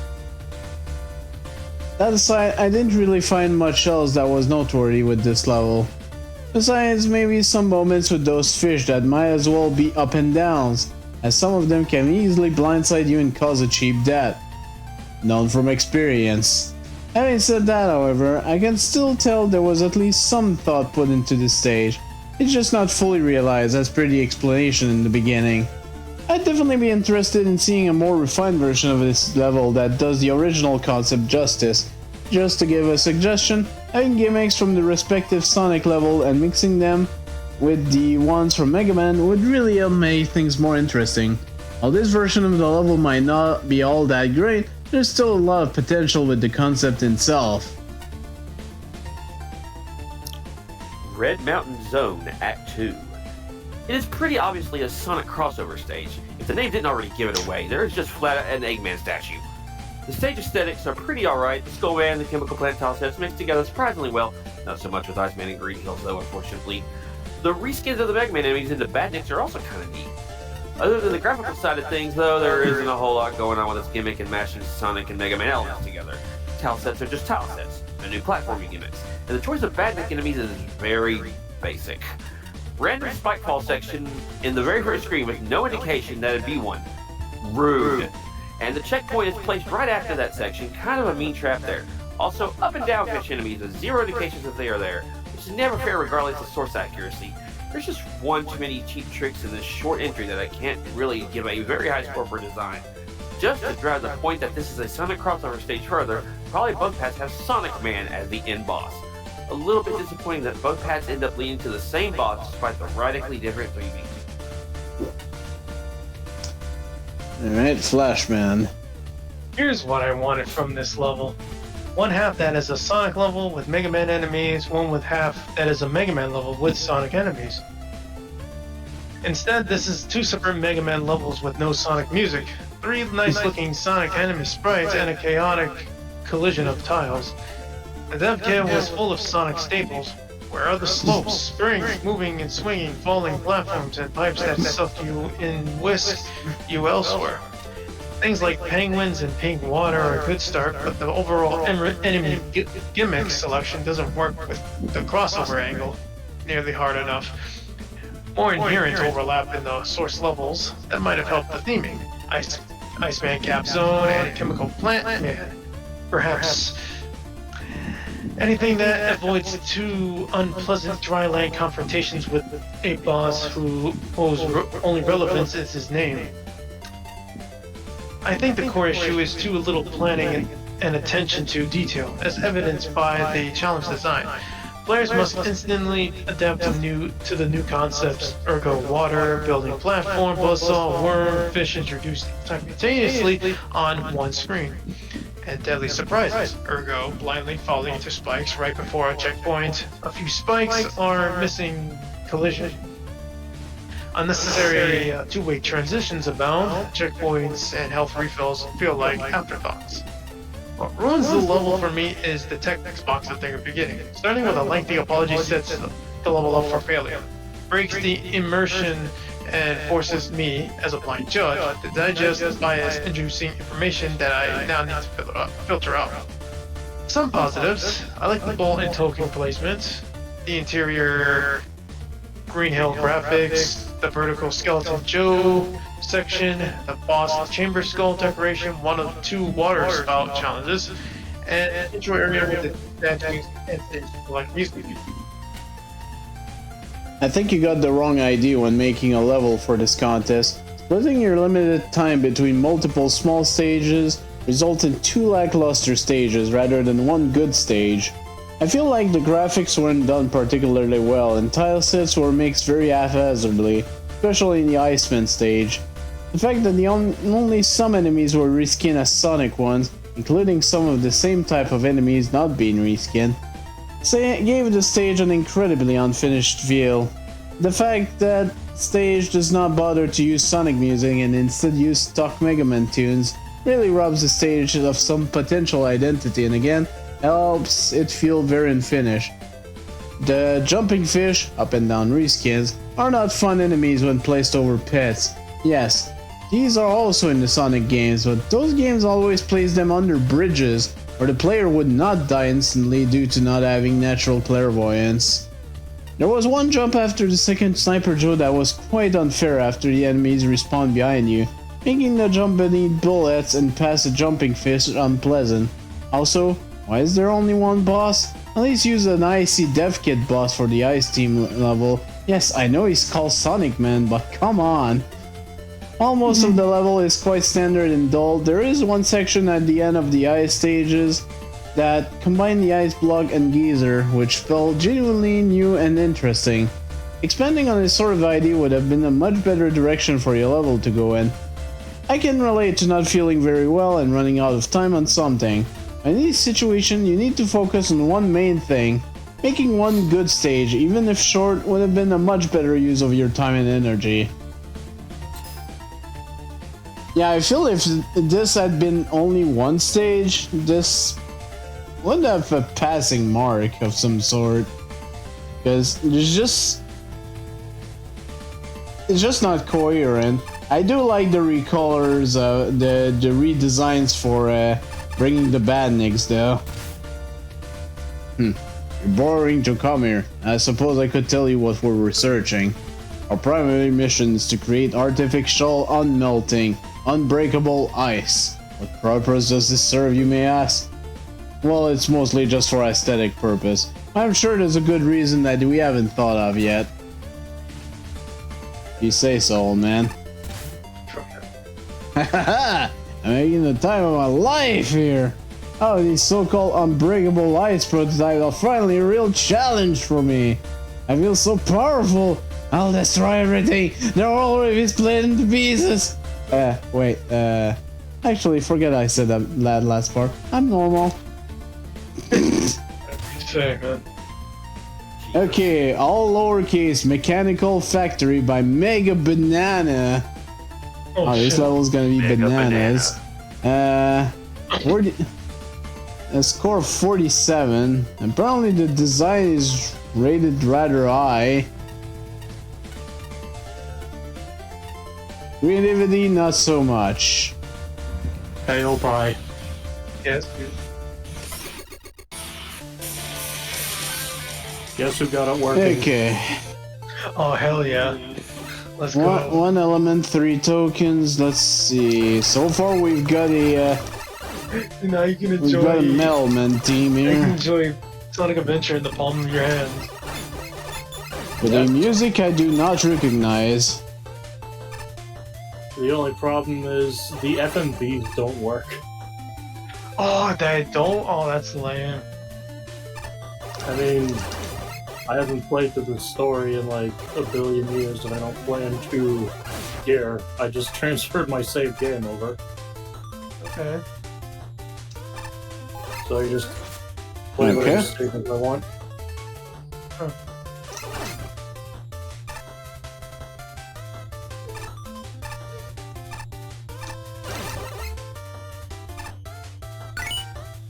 What the hell was that down there? It only took me like an hour and a half to get this to do what I want. Okay. Yeah, at least you got Sonic Adventure now.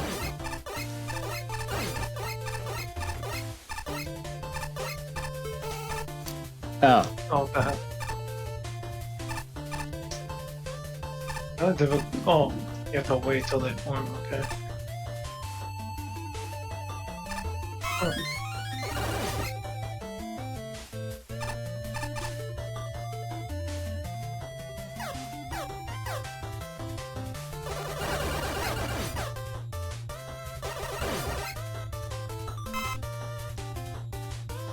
Do do do do do. Oh, not you.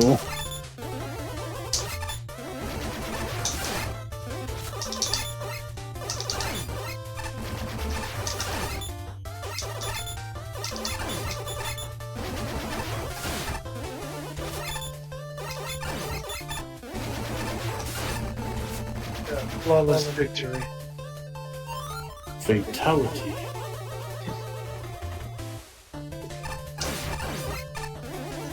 Georgianity. Oh no. Ah, jeez. Oh, fuck. After you did that, that's what happens. Did you fucking really? I deserve did. that. Do it again. I wasn't looking. Do it again, I wasn't listening. What'd you do? Nah, I'm good. What did you do? What did you do? Fuck you. What did you fucking do? I want to know.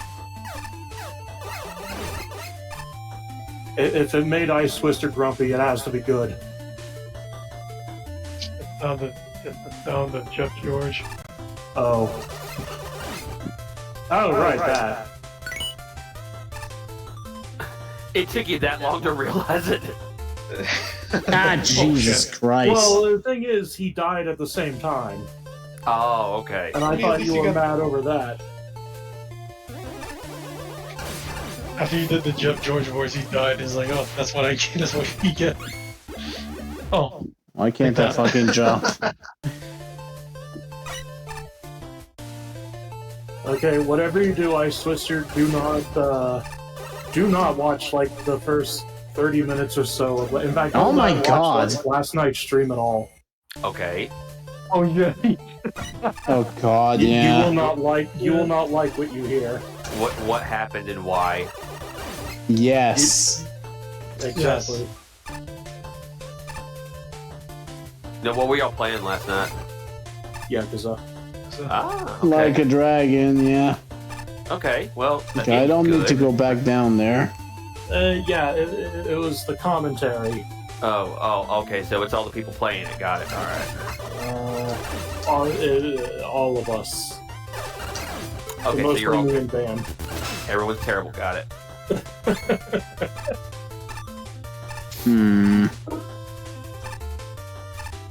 Okay, let me put it not this way. a fan of this. How do you feel about dishwater flavored ice cream?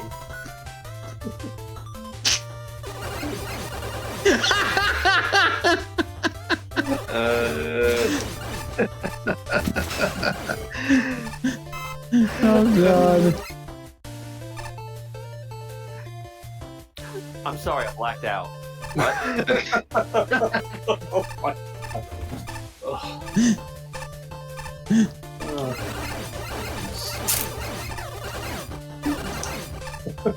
Dishwater.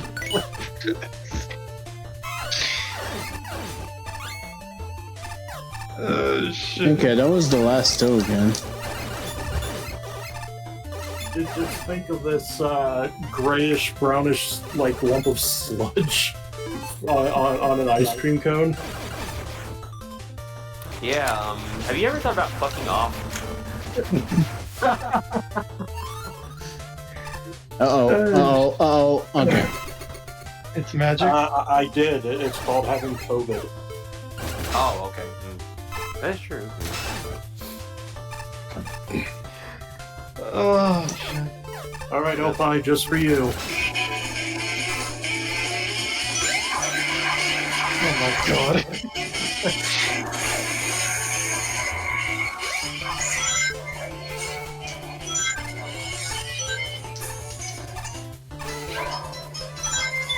Look at him speed run.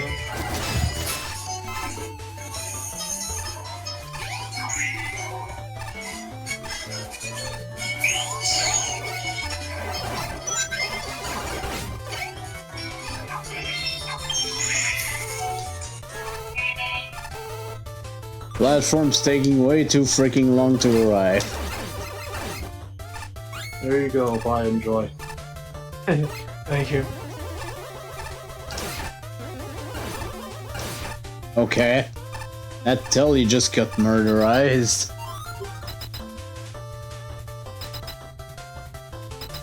Melman? That. That was different.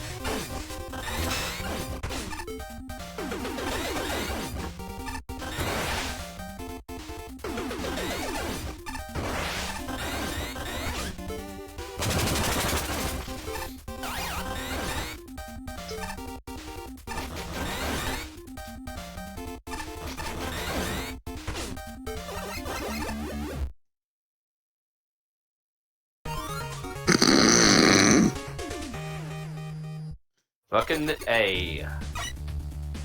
Fucking B.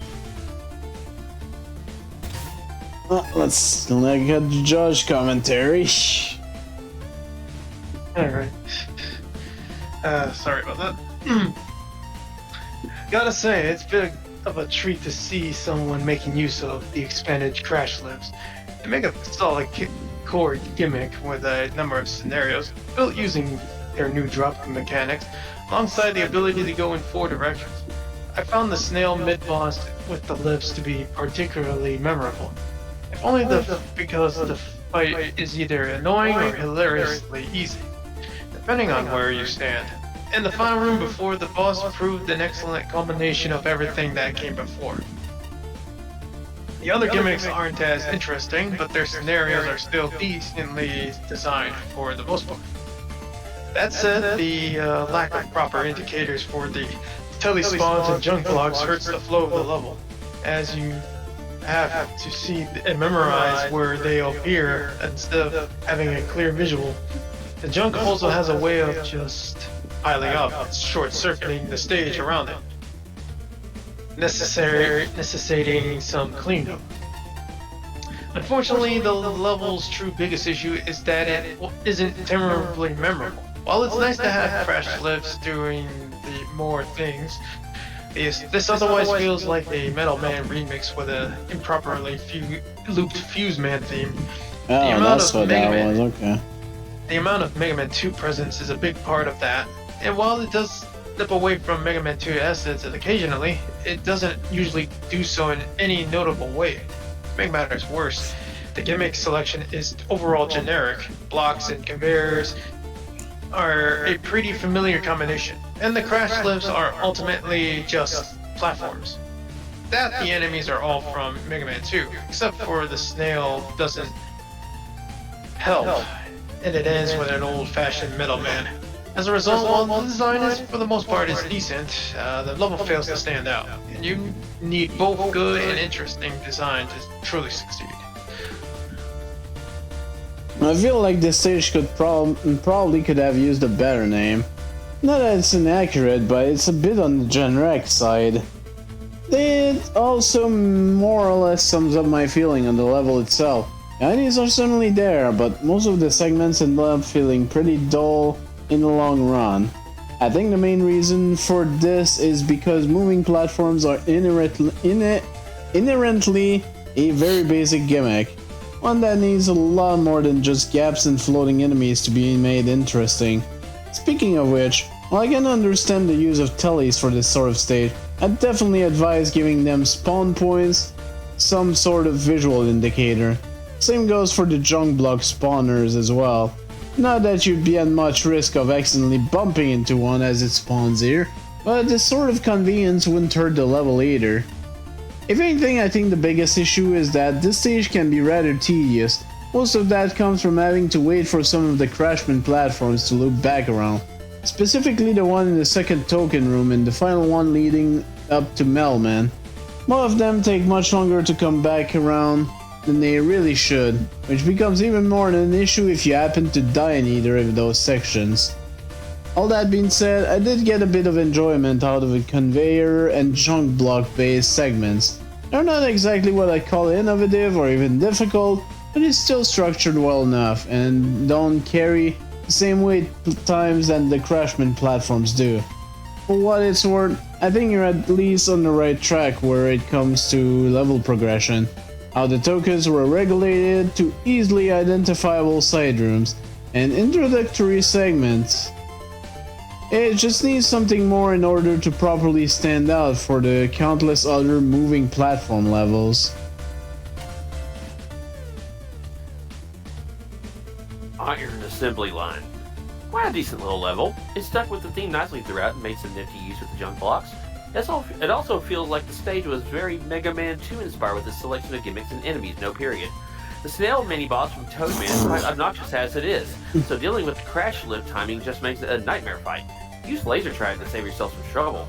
Second token is a little problematic with its screen taking a bit of time to get back to, being a few screen away from the checkpoint, and the crash lift placed precisely at the worst spot, so you're always forced to wait for it to finish one cycle before you can attempt the precise timing on the gaps. That was a long sentence. Just a general tip to everyone to refrain from putting Sniper Joes right after checkpoints, because that's where most of the player's time is going to be spent on for a stage after needing to retry a bunch.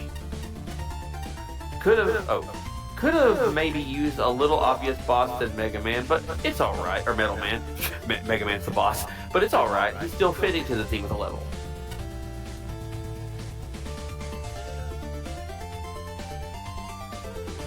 A few important lessons can be learned from this level.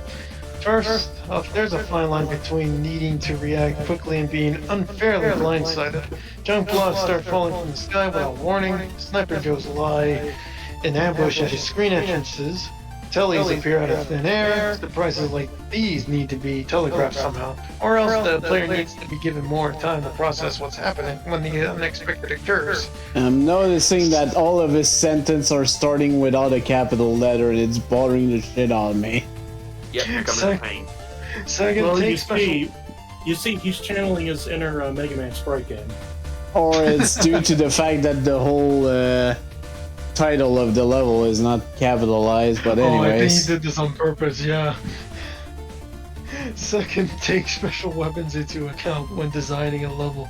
Laser Trident, a weapon with a large ammo reserve that invalidates shields, is the weakness of nearly every enemy here. Anyone with a little magnet beam expertise can sneak into the token rooms through the exit shafts. Almost every platforming challenge can be bypassed effortlessly with Rush, and considering how repetitive and borrowing some of the platform tracks are, there's a little reason not to. Third, sensible construction goes a long way in making the level feel professional. Why are the checkpoints hovering slightly above the ground? Why is there a bottomless pit when the screen below contains a conveyor you should logically land on? Where are these junk blocks coming from? If there's a solid wall on the screen above them, what's up with the awkward screen shifting when exiting the second token screen? Oh, there are some oversights and there's a lot to finesse. That's not gloss over the merit. Clearly some consideration went into the length, focusing, learning curve, challenge progression, checkpoints, power-ups, and overall difficulty. Although I would have liked mixing of title sets, Little Man's graphics are implemented competently, and the screen with Eddie looks particularly appealing, despite an eventual fade-out. The music remix sounds great. Riz's side jump blocks are used creatively and effectively. Telly and Sniper Jim is a generally good combination. Thank you. I could stand to be wild, but there's a foundation for something good here. The fucking lowercase. I'm sure that's because of the title of the level. Yeah, he did that shit on purpose. This feels like a bad Mega Man Maker level. I have no real kind words for this. The camel's back was struggling, buckling. And then I think my goal went toward this stage, and then by the time the 5th telly and 3rd junk block spawned on my head without warning, thanks to a total lack of graphical indicators. I don't think any of the challenges presented are in a vacuum super difficult, but it's infuriating due to the lack of attention paid to very basic level design principle. Mega Man 2 Wily 4 is known for combining tellies and crash lift in a manner that results in death if you get knocked up. You know what else Mega Man 2 Wily 4 gives the player? Graphical indication through holes in the terrain to where the telly spawned from. Mega Man 3 Sparkman Revisited also had junk blocks combined with death pits, but that stage for all its faults also shows where they spawn. This is very basic stuff that can take a stage like this from being what might be a reasonable challenge to being plain unfair and unfun. Honestly, this challenge was the right for me to attempt to buster only its challenge rather quickly. Given just out of nowhere that comes in this stage, what might have been reasonable checkpoints quickly draw their welcome. By the end, I'd had enough of being knocked into pits and was rather heavily abusing Water Shield and Rush Jet. I don't even like using Rush Jet in the official games unless it's forced. I really don't. The Crashman lifts are also just another nuisance here. 2 tile-wide gaps turn the jump into almost pixel-perfect affairs. And honestly, that second token that involves said 2 tile gap until it's just way easier to suicide jump off Rush Jet to collect, rather than bother with the long way around. Some of the crash lifts also desync pretty easily, and oftentimes you are left waiting around for an arbitrary amount of time if you miss, since they're often so long and so few rides are to be caught. Honestly, it's hard to tell how difficult this stage's challenges really are when I keep getting blindsided or forced to use weapons to prevent crap constantly sideswiping me into one of 1,000 death pits in this level. I got rather sick of Fuseman's theme by the end of it too. Fuseman's theme! I love that song, and I got sick of it. For what it's worth, I don't consider this a skip candidate. Weapon use is viable, and rooms are not so convoluted and crammed that the good old Rush Jet won't get you across them. Bring a W tank or two, and you cheese most rooms. But at that point, it kinda takes away the stage's design. And since the stage is basically just Megaman Level, but worse and with less interesting gimmick and more interesting and generic enemies, so can also expect some of the other scores to be hurting as well. So yeah, obviously, I'm not a fan. Yeah, this was generic. There was some use of the Crashman platform, but I think it was pretty much mentioned that tele spam with no indicator is kind of shit. Forget fireworks. My true passion is being a research assistant, carrying notes around in my funnel. Who needs email when you can have your communications be handled by a cute robot like me? That's my career now.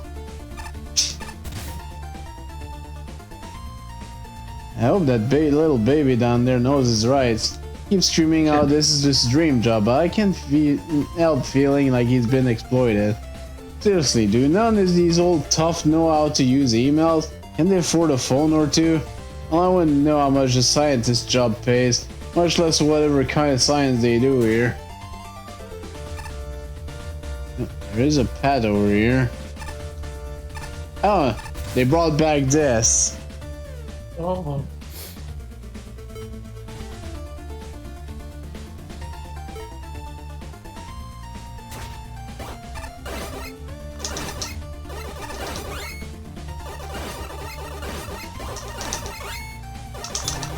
Nah.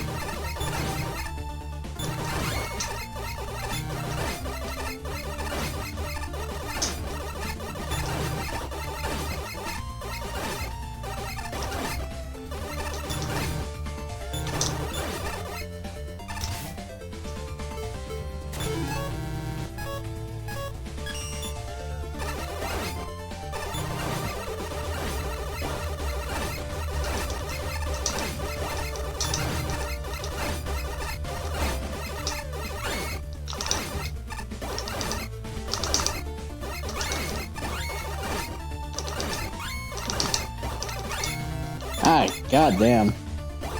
Yeah, this is much harder than in Megaman Level 2. Since there was no conveyor belt in that one. Up, Down, All Around by Dylan Laviak, 47.20. I'm not sure what to think with the name Up and Up Down. Please don't have a million up and downs. 1 element, 5 tokens. Could also be gravity, I guess. Esperanto 8-bit remix.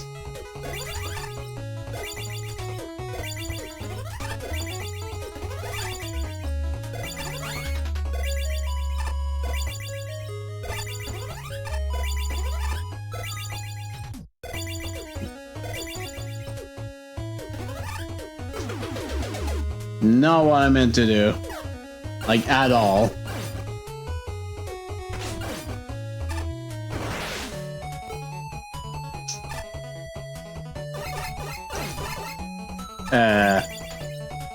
Nanny the fuck?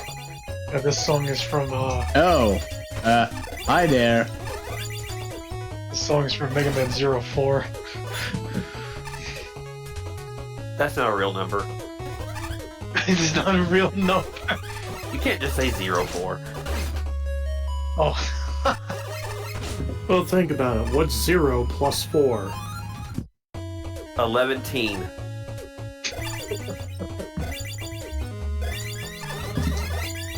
That's a real number, right? 17. 11-teen. Oh. Let me tell you about number 121.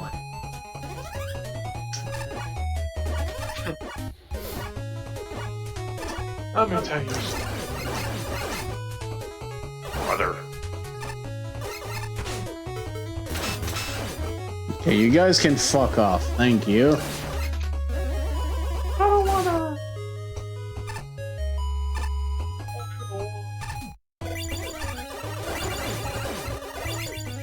Oh, gotcha. There you go. Oh, shit. jeez. No! We've been fooled. Ugh. Bamboozled. Like, seriously, the thing showed on the right. Why was it in the middle? I call shenanigans.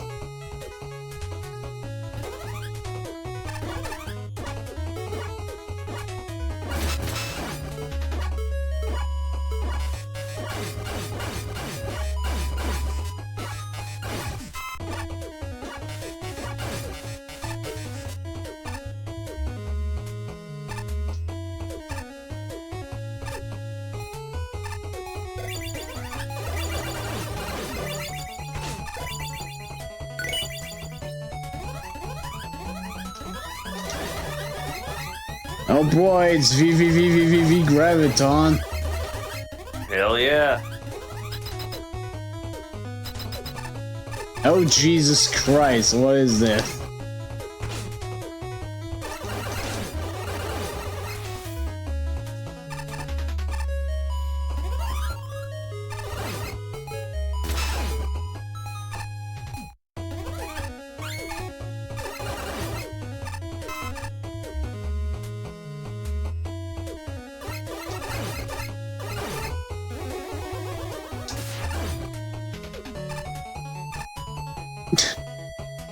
Every time these things comes in.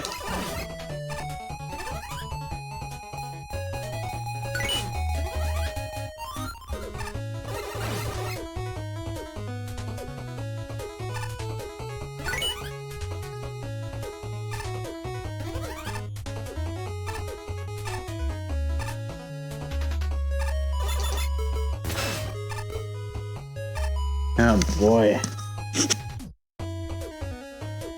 Another case of not a Fanda JPEG. Okay.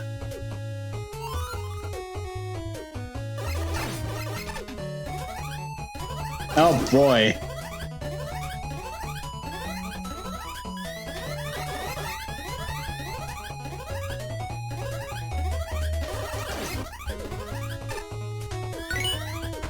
Yeah.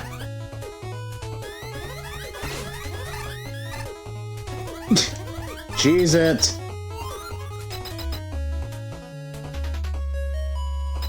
When a problem comes along, you must cheese it. You must cheese it.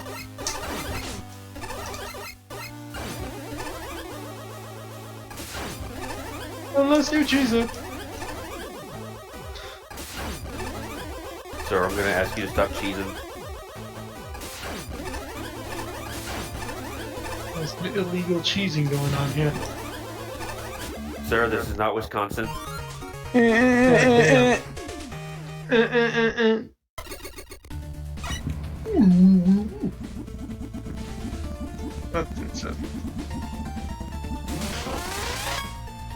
Soft Mario. Looks better this way. Mistakenly believed by many to be molded Looks like a from Mario with heaven. boobs. Good hell is gravy, Snake! Oh God. Okie dokie. This was a surprisingly short and sweet stage. Oh boy, there's a lot of gravity flipping here. Up and down and all around. It's all about swapping between floor and ceiling. And then it supplements the concept with temporary platforms, flying rooms, and occasional combat break.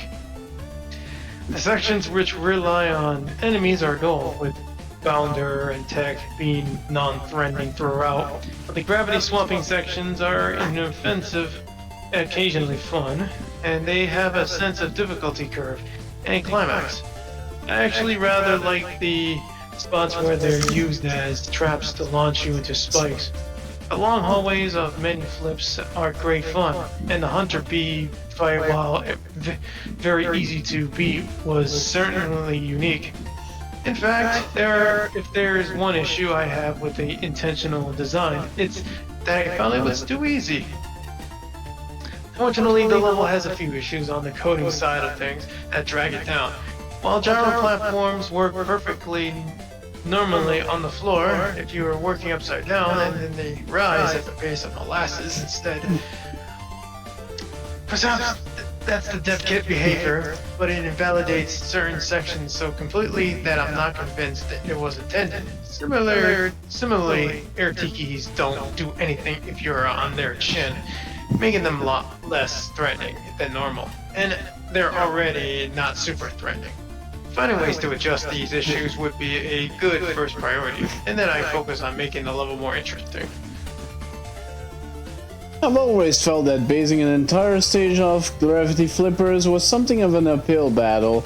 It can definitely be done well, but considering how overused they tend to be in fan works and even other entries, it's the kind of gimmick that really needs something alongside it to help the stage question stand out, and this one doesn't do enough with it, unfortunately.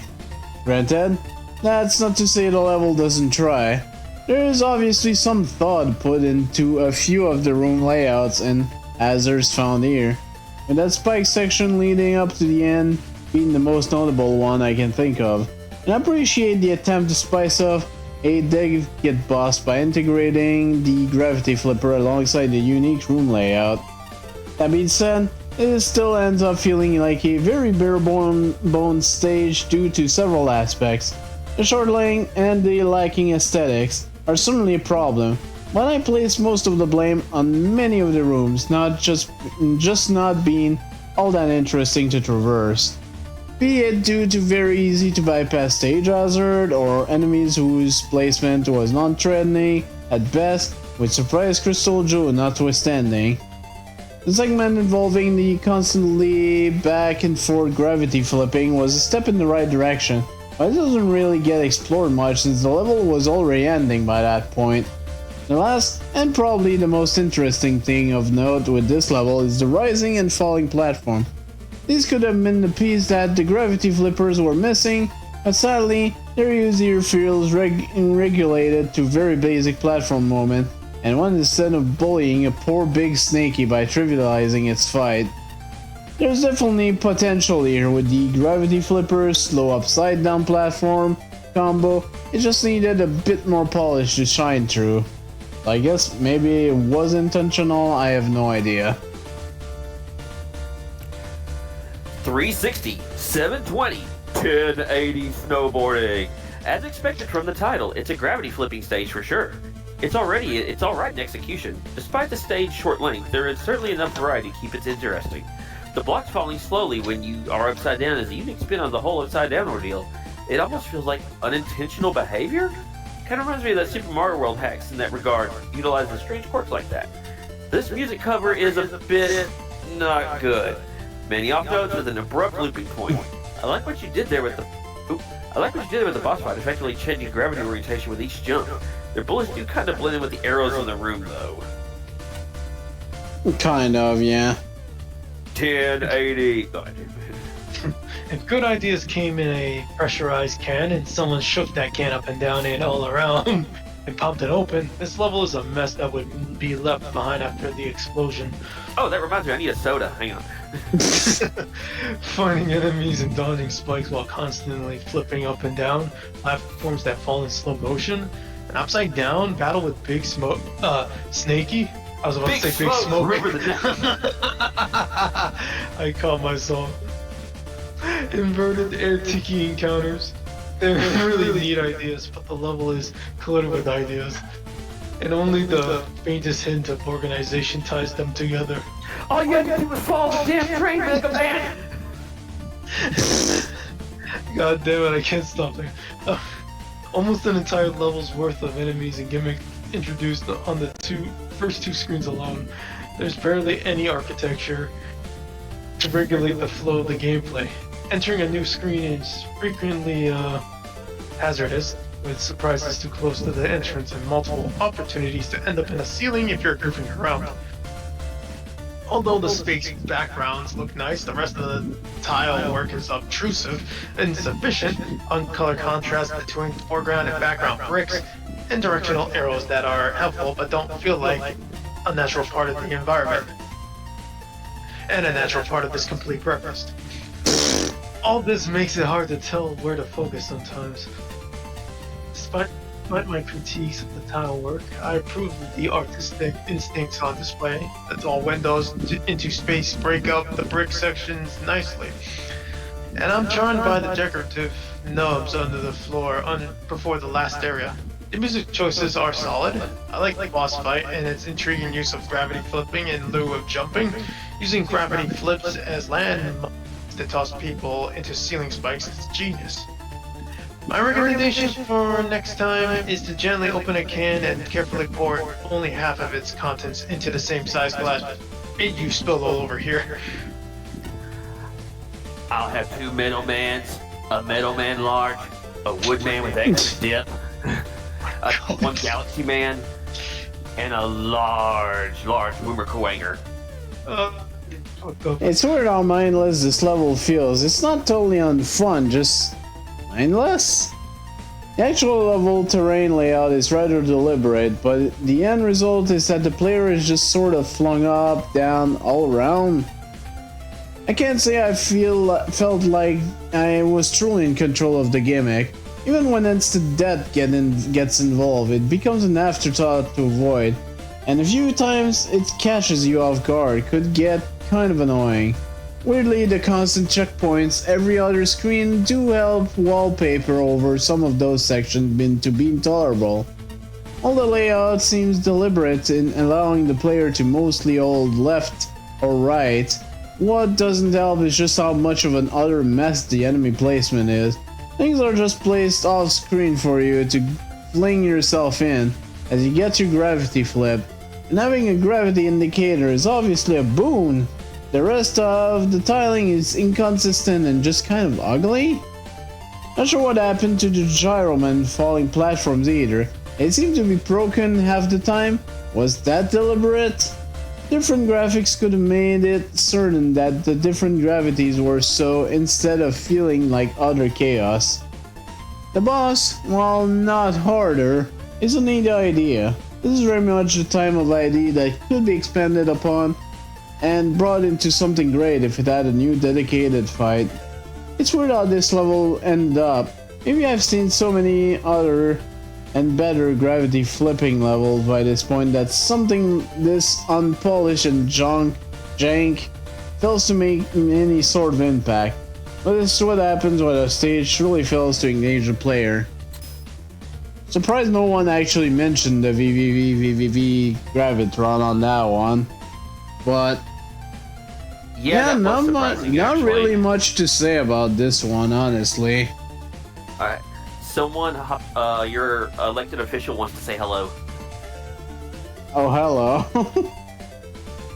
Say hi, Mayor. Hi, everybody, and hi, horse. Hello. Hi. With me. Yeah. Alright, I need to get some thing to drink because I'm actually out. Actually needed soda. I'll be back in just a bit. Alright. Today I had a lot of pancake sausages. Today the mayor had a lot of pancake sausages. It was a good day. Sorry.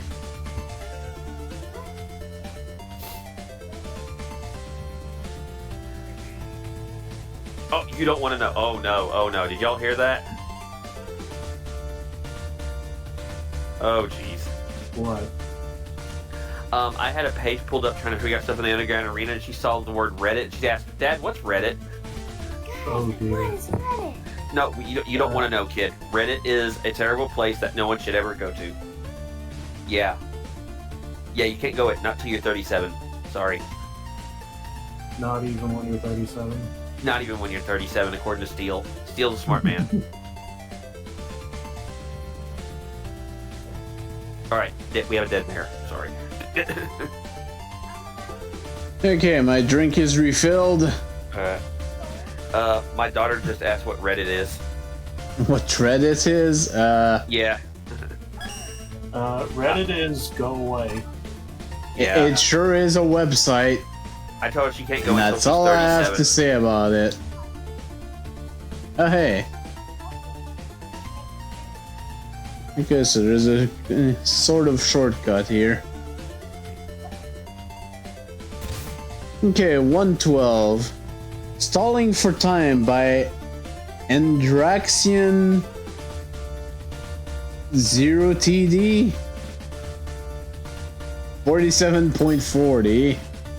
Another 1 element, 5 tokens. And we've got to skip the border. Man, what's up with that guy? Alright, Mayor's going back to sleep. Say goodnight, Mayor. Good night, time. Good night. Wait a minute. Oh, what? Okay. Oh, and what? What? Excuse me. Stone Man. What the hell? Oh, what? Oh. Okay. The What fuck? just happened? I know, I was like, what? Anyways, What there's a this? skip teleporter and that. Dude, what is up with this guy? Wait a second. What?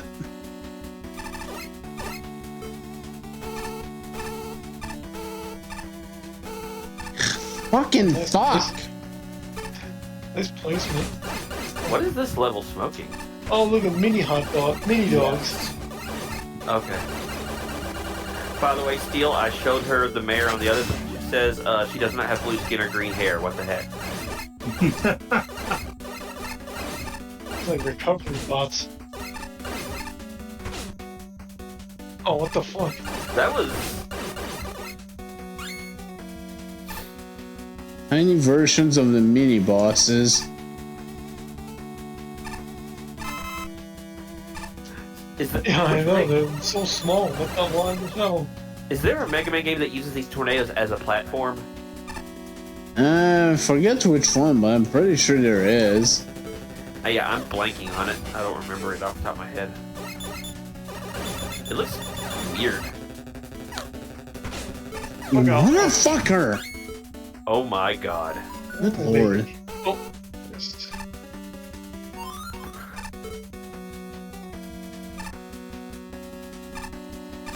Oh no.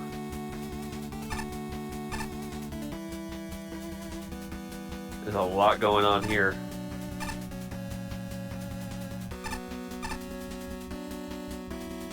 Oh, wow.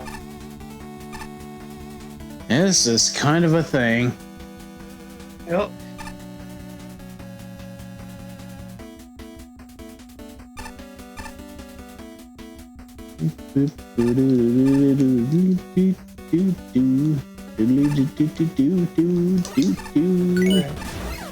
Oh no, it's Stone Man again.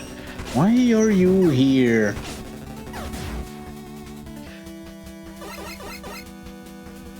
I didn't need to kill you again. He's just there.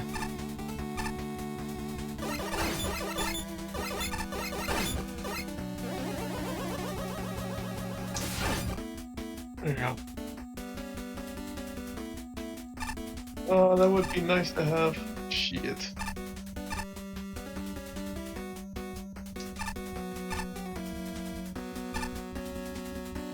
Oh, there's more to the level though.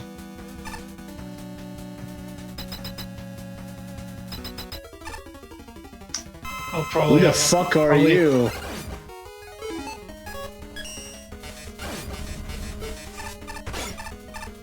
Dishwasher man. Oh. But I wonder after the boss you have to climb onto that little gap up there. John, I wonder if you're not supposed to do it during. No, after the boss.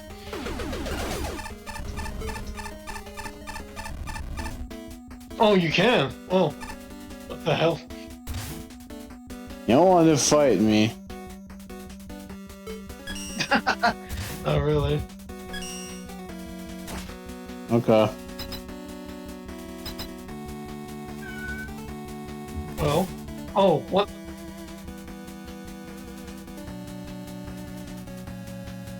What?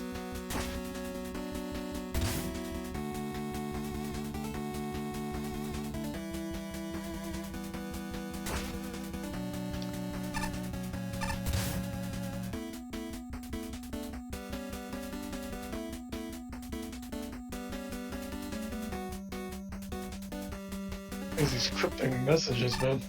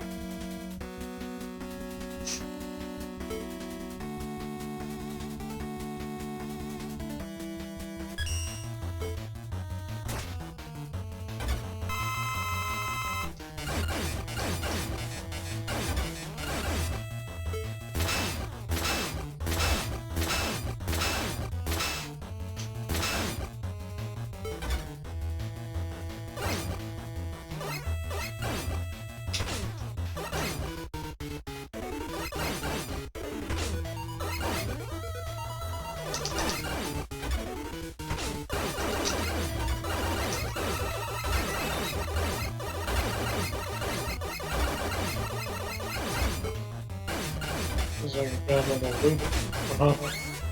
Oh.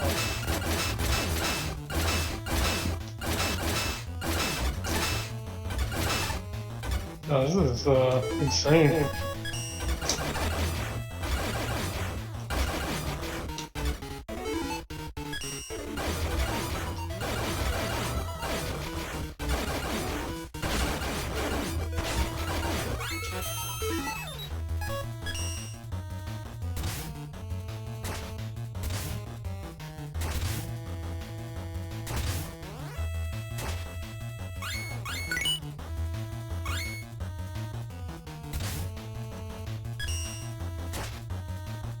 Mm.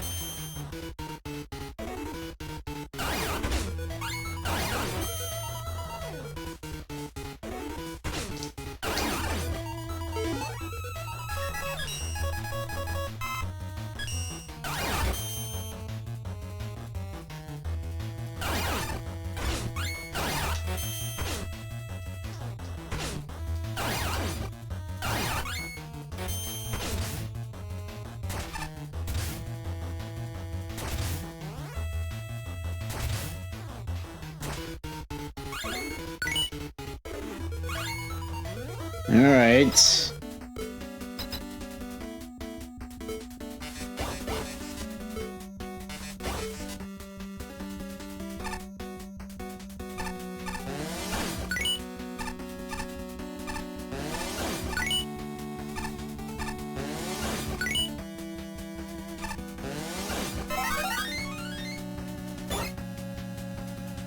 Okay, let's actually defeat this boss now.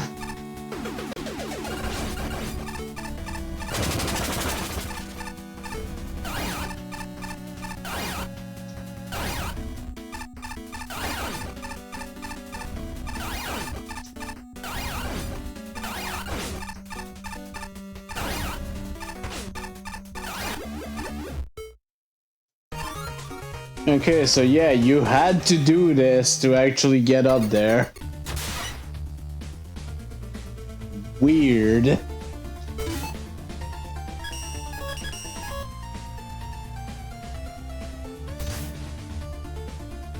Well, let's see what they were thinking about it.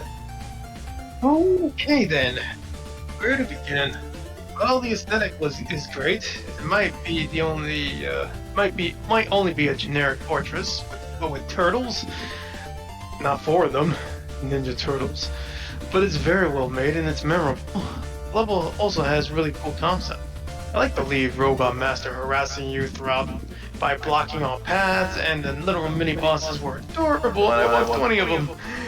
Additionally, reading over the level, there's a clear and effective design intent. The tornado rooms seem well built, while the enemies aren't much. The only spot that was outright aggravating is the ladder climb with all the hot dogs.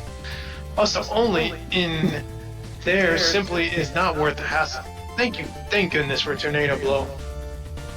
However, there's not much better way to say it. Feels like it held together with prayer, silly string, and duck. There are several invisible blocks in the level. One of the tornado generators is missing their graphics. The woman has some very awkward looking flight patterns, although this is more an aesthetic thing than strictly functionality. And most mystifying, the tornado generators, despite being reskinned, Kamegoro tornadoes cause a lot of zips, or just plain don't work.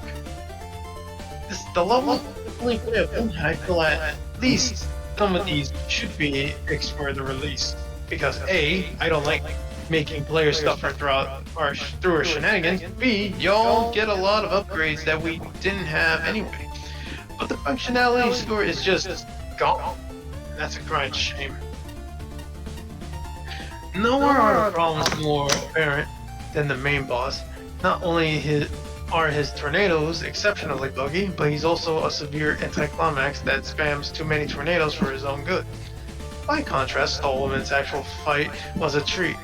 The concepts behind her abilities really should be frustrating, but she's extremely creative, and the survival aspect is so fun that I'm okay with her hoarding 3 tokens.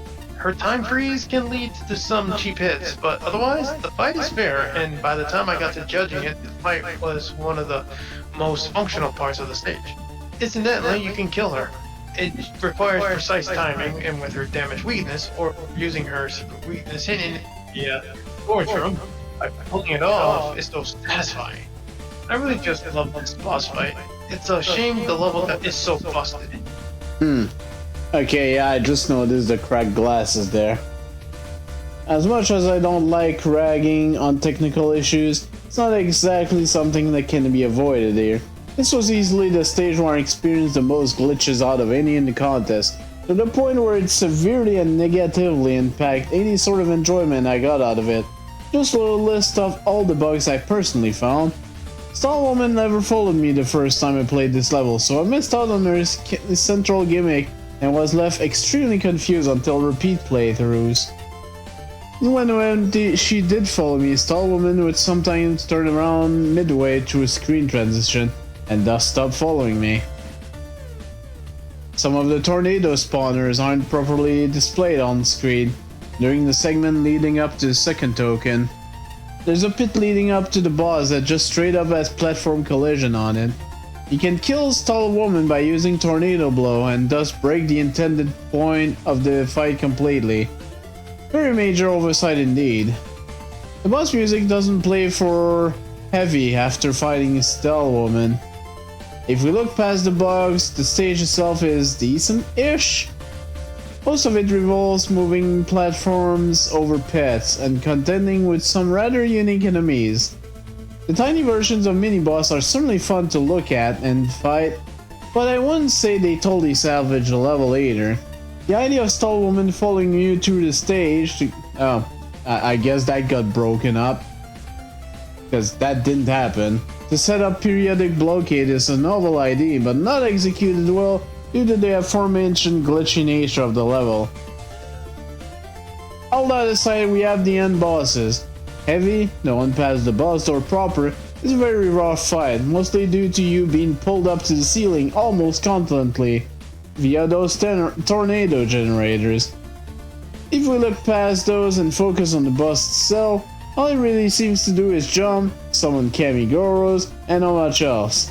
Granted, a boss doesn't necessarily need to be complex in order to be good, and I actually really like the idea of the fight of using the stage gimmick to support the fight in some way. But when the most difficult part of said fight is trying to hit the boss thanks to how hardcore the gimmick makes things, I think that's a side that this battle should have been reworked a bit. Meanwhile, Stall Woman's fight is just bizarre, though not in a bad way. It's an interesting concept, but one that's easily broken thanks to the aforementioned tornado blow oversight. And really, it's just easier to do that than actually go through with the full survival battle and rack up enough points for keys. The mechanics of which only seem to be explained afterwards. Given how unconventional this fight is, it really seemed like the kind of info you should give to the player beforehand. It's a relatively confusing end to a level that, while it has intriguing ideas, was in dire need of more polish. So, its weakness was Tornado Blow. Interesting.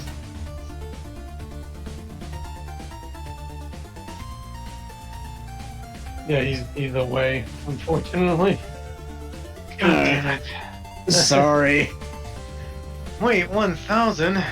This is a very bizarre stage for the wrong reason, because it's also kind of janky in some parts.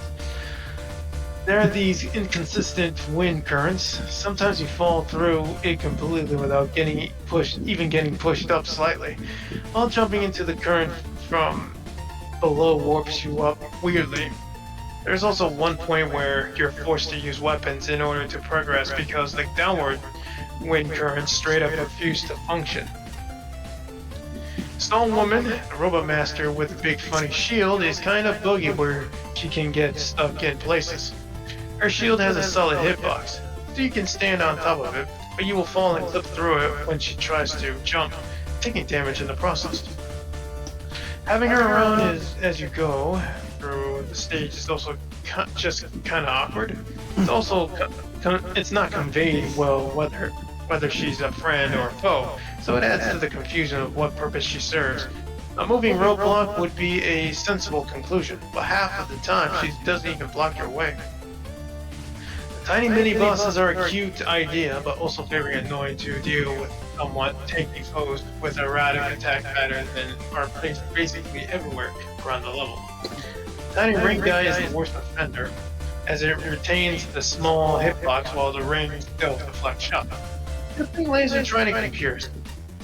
The ladder room with the hot dogs, curving nature of their fire shots makes it very hard to determine the safe spot. Then there's the boss, where you expect to deal with a woman, the person who has been there taunting. You have the whole time, but extend you fight a big lad. The fight consists of you dealing with the wind currents raising up to the ceiling to crush you while turtles frantically fly all over, making it impossible to avoid taking damage, or even fight the guy that sits well and fine on the floor. You are just really trying to read. Stole Mega Man while we finished building the level is what is a spectacular premise. What I wanted were construction-themed aesthetics, deliberately slapdash challenges, and thoroughly silly atmosphere. What I got was this. I don't even know what this level is. The first enemy I saw a woman behave so erratically that I could only conclude she wasn't programmed properly. Soon I was exclusively fighting mini bosses, which are awesome, and riding everywhere are tornadoes, which are not so awesome when they unexpectedly crush you against the ceiling. I got lost accidentally backtracking through whole sections that looked and acted like the way forward. I fought some random boss whose excessive tornadoes behaved differently from all the others, whose music broke when I left the chamber and came back. I had to piece the narrative together through secret NPCs, whose dialogue needs a proofread. I spent entirely too long deciphering related instructions to make sense of the exhausting stall woman fight. Clear communication is more important than snazzy graphics. Honestly well-designed challenges, outrageously clever power stoner enemies, or anything else this level has going for it. A level doesn't simply work if players can get all the way to the end without fully comprehending any of what they just experienced. This is one such level. I'll spare you with the miscellaneous complaints about how the final token screen shouldn't be able to scroll, etc. The real problems are with planning and time management. Sparkman is to be taken literally, playtesting as well. If you had removed Stall Woman, made the level totally linear, and renamed it to something like Mini Boss Madness, I would have had a blast, and I would have recognized sooner that the boss is actually another thematically relevant hybrid like Power Stoner, and not some robot and misidentified as Stall. The level has some relatively neat ideas going for it, and the end product feels unfinished and half-baked. It clearly needed a lot more work. I think this plays more like an early beta level version of the level, as it is clearly playable but very glitchy and never starts to get going after introducing its set pieces. Stall Woman, your primary gimmick in the state, wasn't implemented very well. Our first time through the level, it broke in the first room and never appeared again. So it really was supposed to continue following you or something. And it borked. Even when she worked, it wasn't clear how she worked and what the point was. If you can replace your gimmick with a wall and have the level function better, there are clearly some issues with it. It was a confused, unnecessary mess of a gimmick, which actively harms the experience of the player. I really liked the mini versions of the mini bosses. They were a very cute idea, and in several places created challenges that are rarely seen in Mega Man level because the mini boss mechanics are not able to be used frequently. For instance, the hot dog ladder room was a nice twist on an ordinary timing challenge, with the arcing projectile being an unusual obstacle. The reimagining of the Kanegoro Maker as a robot master is certainly novel, and aside from the gaps between Tornado being too small, it was a nice simple end to the state. The fight was still a moment, it just had gut viewing on the rest of the implementation, and ends up being a significant drag on the end of the stage. The idea of surviving might have been interesting if the times given to the player were reasonable, but the jump between 1 and 5 minutes is absurd. There should have been an option of 2. The boss patterns feel all over the place because they seem to change based on random damage amount, though I can't be sure of this. A good boss is one you can work out with a bit of effort, and this one was too confusing to achieve that. The stage is incredibly buggy. Between Stall Woman breaking tornadoes, shunting the player constantly, solid pits in middle places, mini boss rooms that do not lock the player in, so you can accidentally leave during the fight, inconsistent tornado spawner tiles. Not good. The aesthetic of the stage were nice, with well-drawn and animated sprites and a good-looking tile set. However, there is virtually no atmosphere to the level. It feels very generic, and given how quiet the music was, sound effects got very grating very quickly. Especially the Yoi. Yoi? Yeah, I just noticed that the functionality scores were down. Yeah, I completely missed the gimmick of the stage because it bugged. That's very unfortunate. I'm one of this lab's most valuable employees.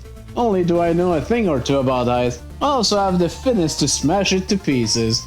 They called me the Maker and Breaker. I think it's a cool nickname. Oh, let's see the ice, fuck here. The curlinger. Fun fact, my primary purpose are to clean the floors and patrol air duct. However, 5 years ago, my status as a legal, correctly sized curling stone created a curling competition tradition here. These scientists might look like a dreary bunch, but they really let loose when they get to have fun with physics. Zach. Oh hey. I don't know why I bother showing up for work. What am I even doing here? I need you to control the weather, just in case, they say. Well, it's never not cold here, and that's all they want. And one day they'll all go crazy and decide they want this place to be a swimming pool instead. Maybe that's my destiny. I meant to go here. 111, Hornet Men Gun and Use Stage by AJKN4. What a name. 47.60. 1 element, 1 token. We certainly have Hornet Men. And we've got bees. Oh no, not the bees. Goddamn bees.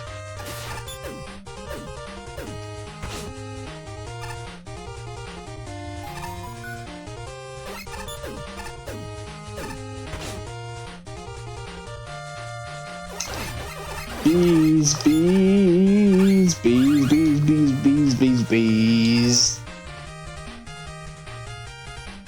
Bees, not the bees. Yeah, this thing is not working as well as it did in actual Mega Man 9. Oh good, Anabilan. Thank God it died quickly.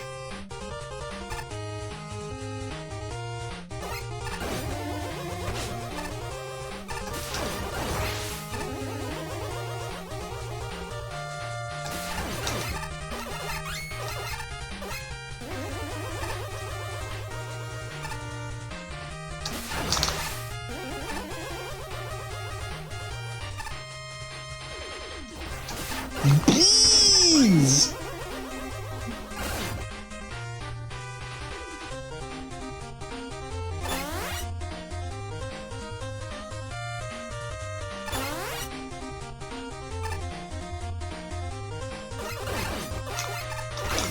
Ah, bees, bees. My God. Bees, my god.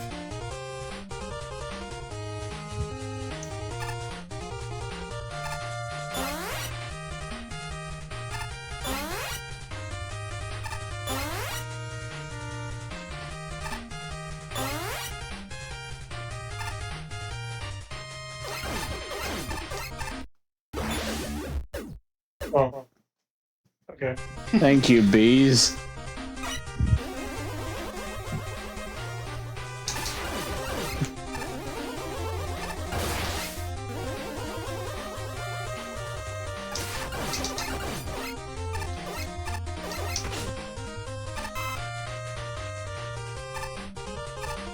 Oh. Oh god. Good old patented invisible wall. Your favorite plant.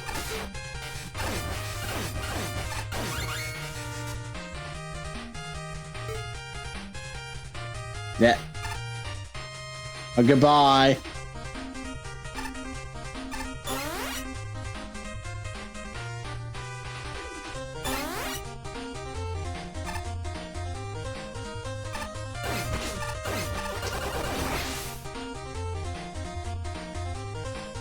Damn man, that beat on.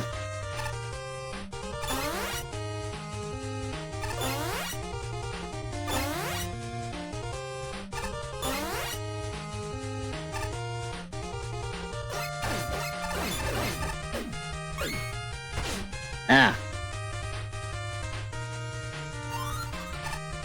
Oh shit.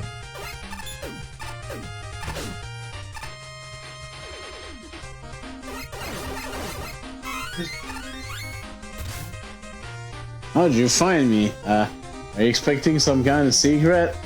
I guess I can tell you one. Honey Woman isn't in the garden. You should probably try to find and defeat her. I bet she'll give you a prize if you do. There's Honey Woman somewhere. And, fucking double and a beat on. That's terrible.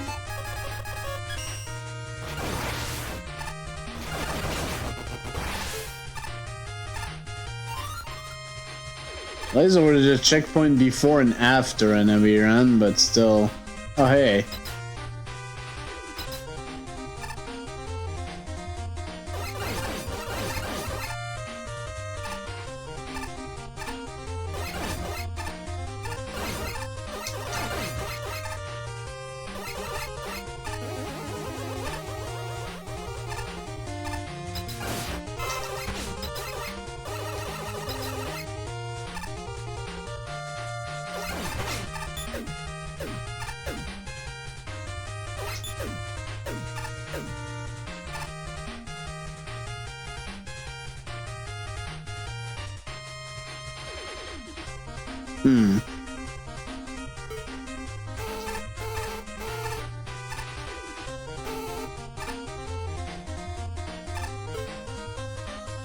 Put this down.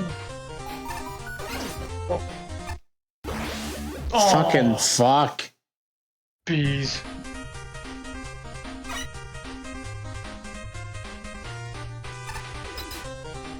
An overabundance of bees. So many bees. They're not hip.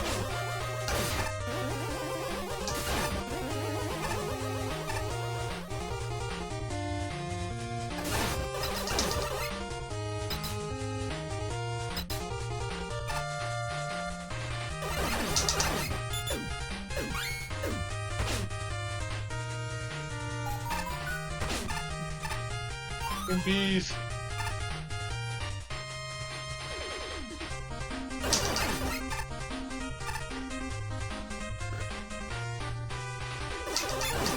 No more bees. I'm thinking this is where Honey Woman is gonna be.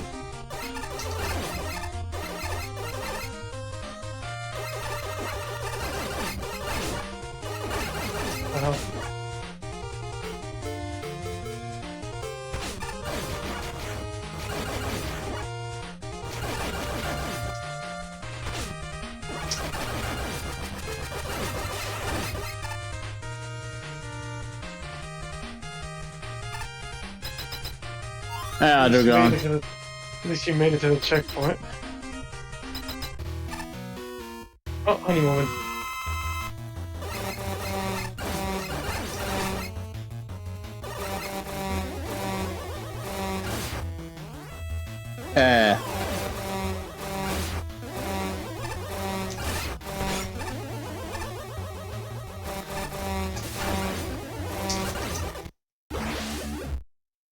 At least you got the checkpoint though. That's why I didn't really bother.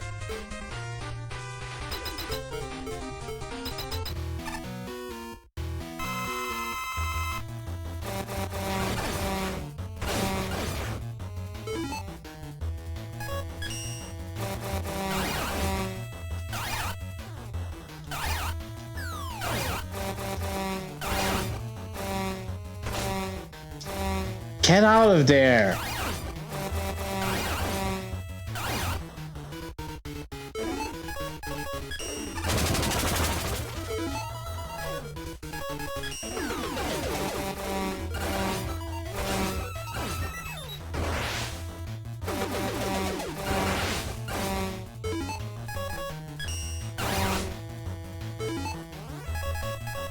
and never remember what the goddamn weakness is.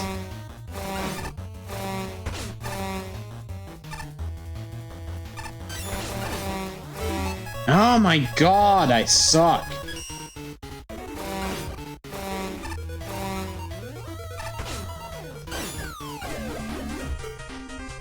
Jesus Christ.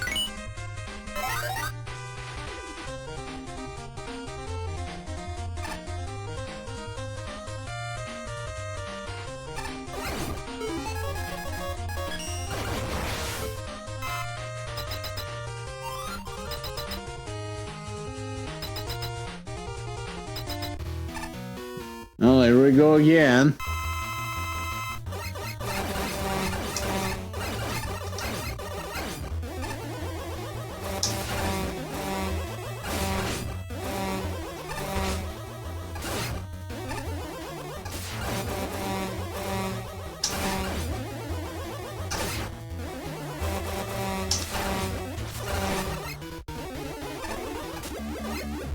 Still less awkward than frickin' ice wall. Too many bees for my liking. A little bit. No. Well, let's see. It's Horner Man stage, but different. At least I think it is. Yeah, not a lot of creativity points to award here. The gimmicks are pretty much the same as regular Horner Man. Difference, the grasshopper.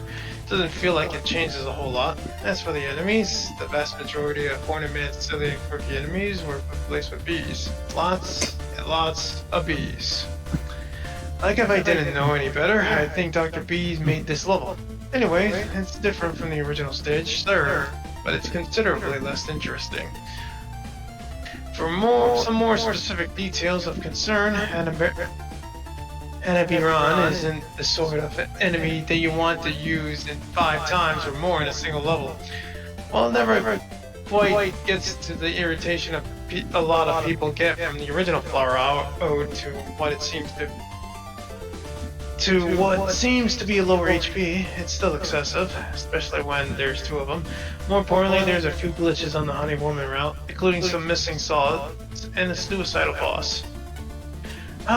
Outside of that, the level's inoffensive, but not great. It has a difficulty curve to it, and it strives to have a decent variety with what it's got, but it's remarkably boring. Probably longer than necessary. I'd rather play the original stage. I'd be lying if I said I wasn't at least a little intrigued when I first saw the name of this stage. I'll fight Hornetsman's original level to be all that exciting, so it was interesting to see a different take that would hopefully improve on the original shortcoming. Unfortunately, I left this stage feeling more or less the same way I did about the original version. The main issue I have here is that not enough was done with the gimmicks, to the extent that in some ways it does even less than Hornetsman's original level. Each one is used roughly the same way, but with incredibly minor variation. It's unfortunate considering how much potential the Bokazuka Zuras and rolling platforms here yet nothing interesting was done with them. The only thing that really sees any notable use here is Anabiran, and that's mainly due to him showing up way too much throughout the stage, although thankfully they seem to have reduced health. Aside from that, along with the lack of collision and seeing tiles in the room after beating Honey Woman, there's not much else to talk about with this one. The actual level design is average, and the lack of creativity with the accompanying gimmicks end up making this stage pretty forgettable in the long run. Dollar Store Hornet Man. Hornet Man, but with more bees, and that's pretty much it. Can't say I'm particularly too impressed with this one. It's not a bad stage by all means, but it doesn't do enough to make itself stand out from being just a sloppy rehearsal of Hornet Man's stage. Those grasshoppers from Brightman did add a bit of a flavor to the stage, but they weren't prominent enough to change the overall dynamic. The mini-boss spawning prevents screen transitions, and it seems that it's not intentional. It's not conveyed to the player enough that they have to defeat the mini bosses in order to progress, especially rough at the ending section, which is a long room. If you choose to ignore the guy at the beginning, you will then stumble on the truth when you reach the boss door and are not able to open it. All it is just ornament, like that. Really no surprise there. There's a secret battle with Honey Woman, who isn't really much of a secret to find, considering I just stumbled on the path to her without even realizing on my first playthrough. Ironically, finding the bee NPC who was hinting at her presence was more hidden than the Honey Woman herself. Well, I did find the bee before, but anyways. Not to be outdone by Cutman and his new warehouse, Hornet Man also went out and got a new stage. I've never been the biggest fan of Hornet Man's the boss or the stage, though I like the idea of a remake. This remake doesn't change my opinion, but it's not a bad effort. Despite sticking too closely to the source material in some regards, gimmick use, mini-boss, boss room, architecture, aesthetics, the level has its own true identity. There's a cohesive theme, a steady difficulty, curve and focused variety of challenges, though perhaps a bit heavy on Hanabi-ran. Adequately spaced checkpoints, all the big picture stuff is in good shape. However, the level doesn't hold up as well as under close scrutiny. Players may be in for a deadly surprise if they mistake the first pair of spikes for background decoration, or enter certain screens from the wrong angle, or assume that the only bottomless pit is obviously a screen transition. Players may also get confused or stuck if they fail to defeat Hanabi-ran before reaching the end of the scrolling section. Several screens have nearly decent challenges that just need some finessing. Ergo, the dual Hanabi-ran mini-boss, anything with painfully equal hornets. But the Honey Woman path needs an overhaul. A one-way transition and checkpoint make it look like you missed a secret. Plus it cuts short. Challenge arc with the crooked and the entire ceiling is missing collision. The difficult, interesting fight with Honey Woman makes Hornet Man feel disappointing and redundant a couple screens later. The ideas are good, the length and pacing are just right, and for the tile set, I'm not wild about the graphics. Look pretty nice. More rest with novel combinations, ergo Hanabi-ran and Bokazura, and more attention to detail. Perhaps a more extensive diversity in playtesting will go a long way. Yep. Recreating a robot master stage and entering a level creation contest with it is already an uphill battle, and unfortunately the stage does not add enough revision and novelty to the original. For the most part, Hornet Man did most of the stage first and actually did it better, especially the Hornet roll platforms. These were wasted in the level. Having almost every enemy as a bee might have been thematic, but it really cut down the enemy variety in the stage. As the stage is garden related, you could have added some of the other insect team enemies, either instead of or on top of your selection. The entire thing becomes predictable, and the Hornets from the Wonder Swan game were a particular nuisance here. There are a couple of specific frustration. One is the first spike, who are attached to decoration so that they blend totally into the background. The player can walk into easily. I'm not sure what spike they're talking about, but this is at least the second judge had mentioned that. I must not have been paying that much attention. Another is the third grasshopper, which timed very awkwardly with the Hornets. You cannot hit them while the grasshopper is on the ground. When the grasshopper jumps, the Hornets dive and hit the player, oftentimes making it very difficult to avoid them. I really like the idea of turning Hanabi-ran into a normal enemy, although it still acts as a mini-boss and locks screen transitions. Ignoring the flower is basically a death sentence to the last room as you get yourself stuck.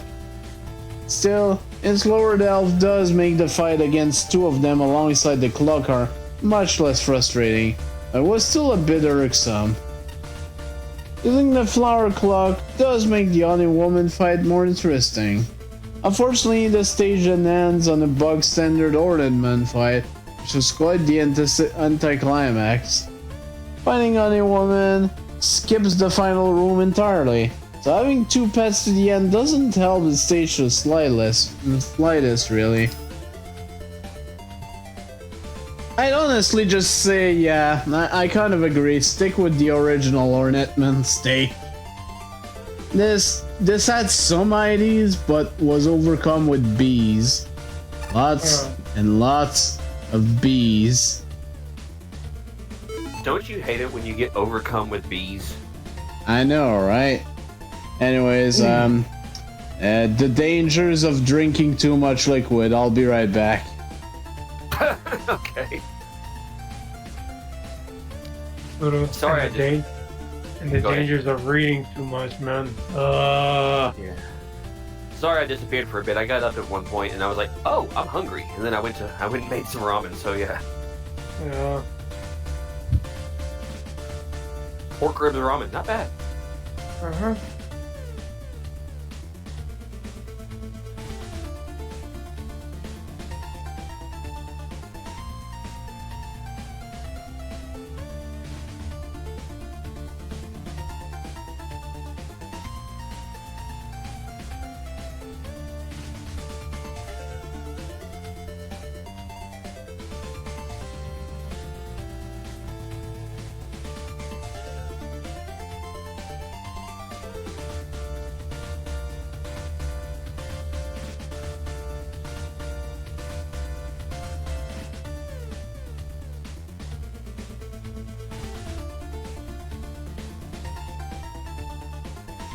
I changed my name so Pan will know when he comes back.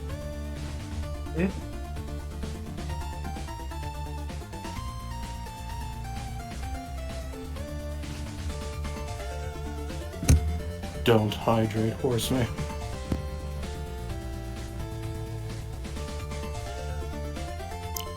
Too many liquids, too many liquids.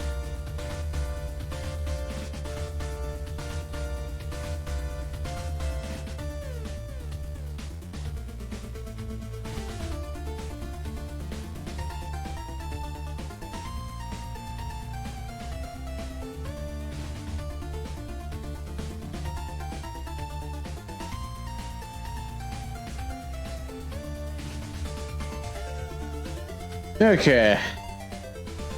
Doing the BRB. All set and good to go. It's Horseman, stage 110. I changed my name for you. Oh boy.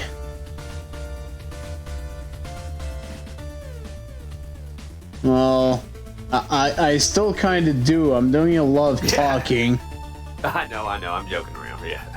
Shape Woman by Wither of Earth with a score of 47.69. There was a 5% leak penalty, so this would have normally been 52.69. 1 element, 3 tokens. Interesting start already.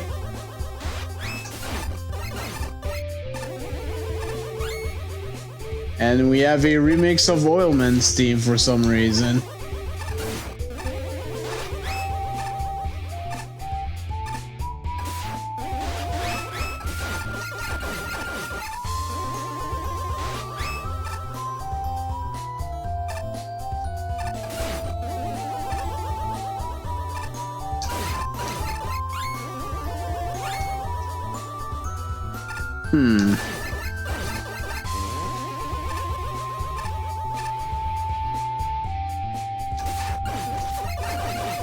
Why do all these enemies that would die from a regular charge shot suddenly take more than 1 shot?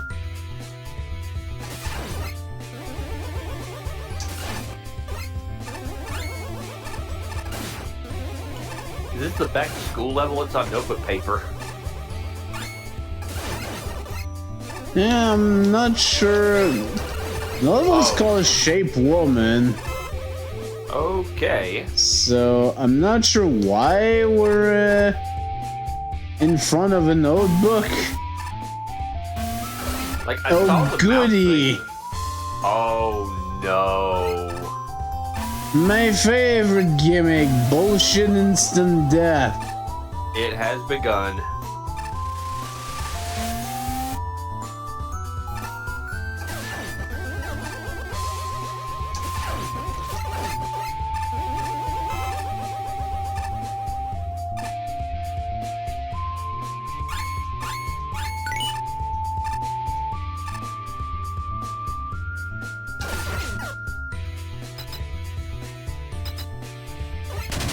Okay.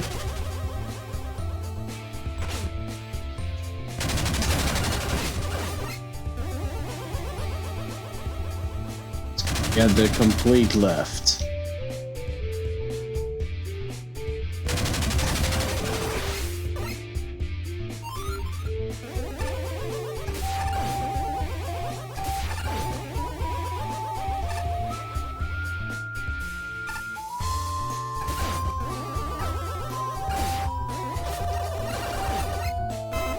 Thank you.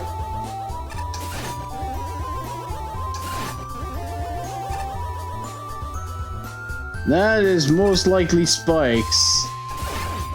If I had to take a wall, yes.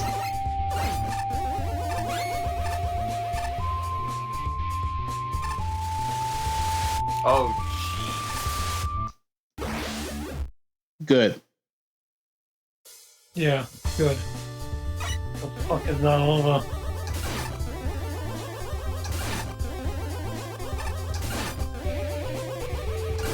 jeez. Welcome to Dr. Mario, but with spikes.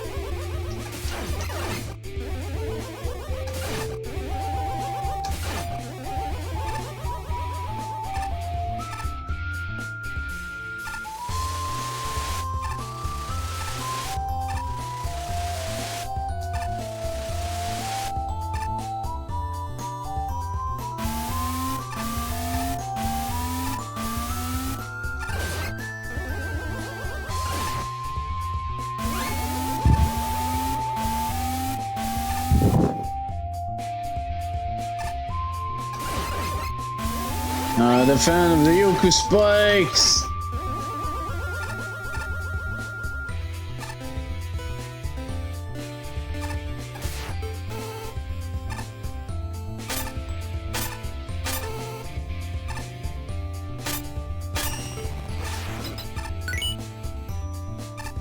Right.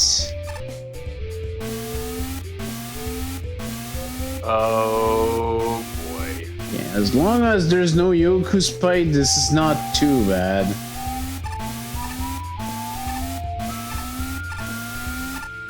Okay, that was my fault.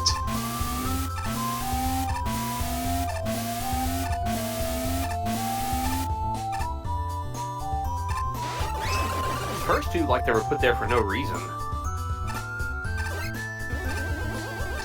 A little bit. Welcome to my review of this game. No.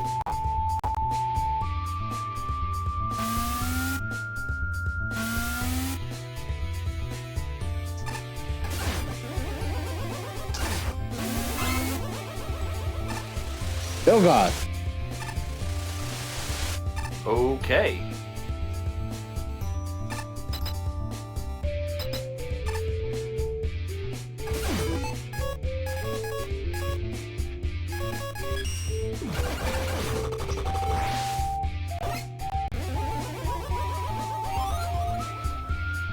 Oh boy. I still don't trust you.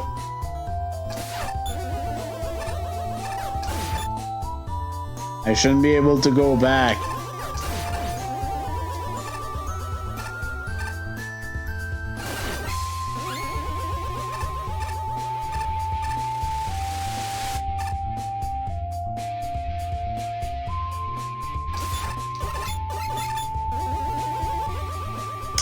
Nanny the fuck.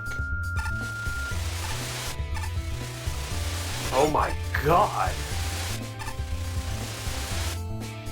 Wait, did I just lose all my fucking HP? Yeah.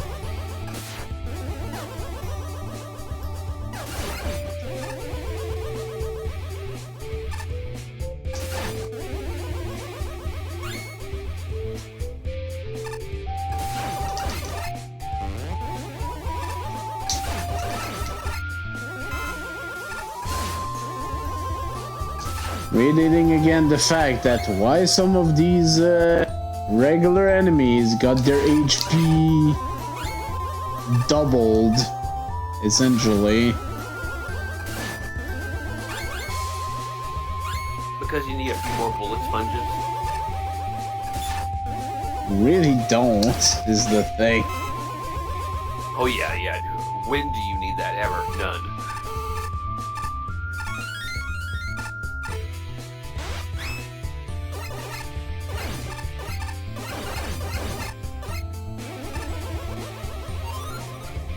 Okay, well, we reached a checkpoint at least.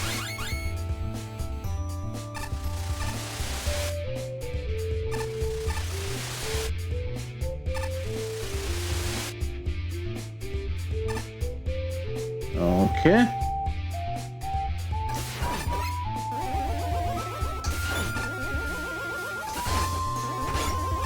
Yeah, Jesus Christ.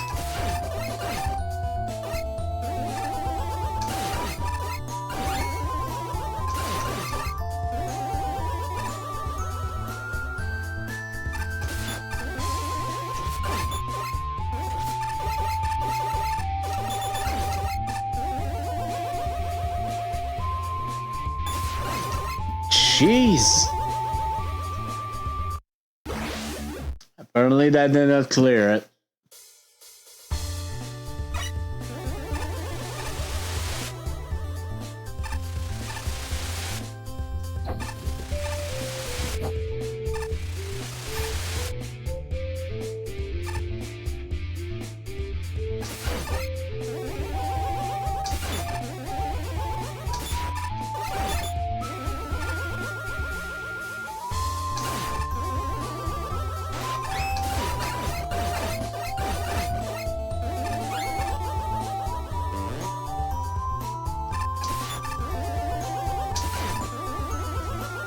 Okay.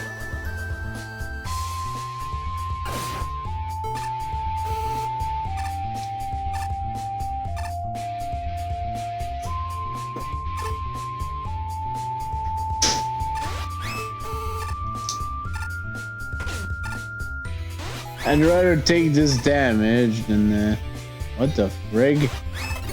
Okay. No. No. No.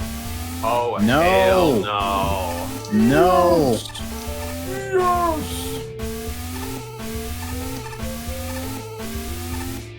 Look at this. Oh, you are. Is that an extra spike up there in the corner just for the hell of it? Yes.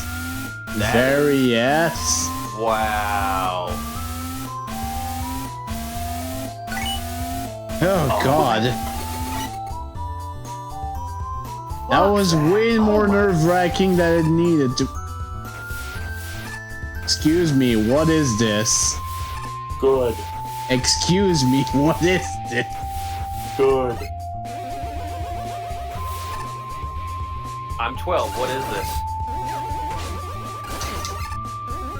And why is suddenly we're just changing tile set completely? What the?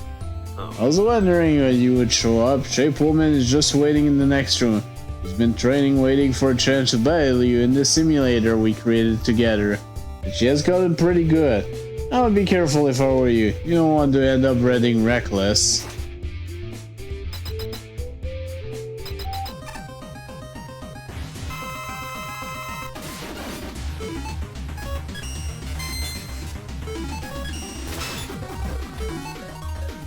Oh my god, it's not quite ball 3D. No, but she is most definitely out by date.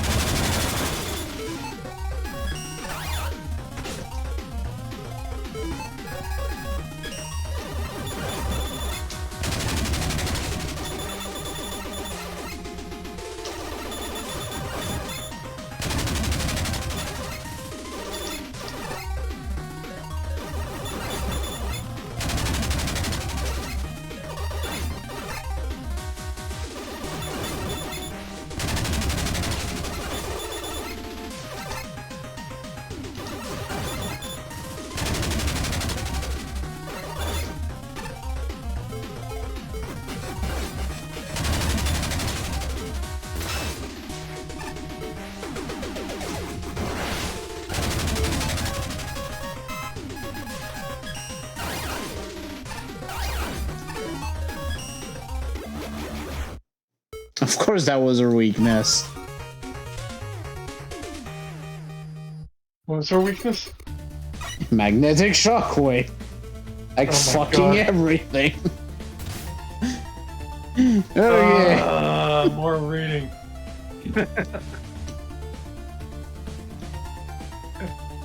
Well, no, that's an unusual visual design, loose leaf background and shape block foreground, and an effective way to create an identity here. It does this without sacrificing ease of use. That being said, I was disappointed when it transitioned from loose leaf to JPG Space Nebula. Keeping that aesthetic consistent would have been a good idea, as it's the most noteworthy good part of the level, especially since the music does the place no favors. Why would that consistency be important? Because while the aesthetic might be unique, the level itself is boring. The majority of Shape Woman is one of two things. Long, simple rooms with a handful of specifically shaped enemies, whether they be circles or squares. We're waiting on tornado batteries or spikes to go away. There's other concepts here, with the sheep block and cutting wheel room being genuinely interesting, but the majority feels very samey, with the vast majority adding a little of interest. Considering the level is over 40 screens long, when the average is less than 30, this is a weak point. There's a lot that feels like filler. And it easily could have been cut down. Yeah, I'm like, my eyes are... Unfortunately, Shape Woman herself is much of the same as her level. Besides her rather baffling designs, her boss fight is extremely tedious. Shield bosses are among the hardest to get right, I'll grant. But making a shield that she takes apart piece by tiny piece, and then making it invincible to most of the weapons, including the shield-piercing laser trident. That's one of the worst shields I've ever seen in a long time, and I encourage players to cheese it. She's a fair fight, ultimately, but she's long and tedious, making it a boring conclusion to an already unimpressive level. Overall, not a fan. Honestly, I'm kinda struggling on what to say here. To an extent, there's certain things about this level that are memorable, like the visuals for instance. They're very odd, to put it mildly, and not exactly in a good way. Even the last few screens use highly compressed JPEGs as their background. As for level design itself, I honestly found this stage to be rather boring, mostly on account of just how much waiting there was involved whenever a certain gimmick showed up. Chief among these are the tornado batteries and Yoku spikes. They're an interesting combination in theory, but can make for some tedious moments in execution. The enemies only add on to this, and as some of them need more shots than usual to take down. All that being said, there was one segment that stood out to me. That part that required you to raise a floor of sheepman blocks to the end of the room before they all disappeared. That room was genuinely interesting and engaging, and I'm a little disappointed there weren't more set up like it in order to offset the slower paced section of the level. As for Shape Woman herself, she unfortunately shares the main issue I had with the level. Her fights end up being tedious due to her shield having way too much uptime and not enough interesting attacks in between to justify it. I get a feeling that the idea was to make this something of an endurance fight here, where her shield is slowly chipped away as it goes on. While that would potentially make for a unique boss, there's just not enough variety here to warrant her fight taking so long, to the point where I can't blame anyone who uses magnetic shockwave to speed up the process. I guess it bypasses the shield, but didn't know this until the end there.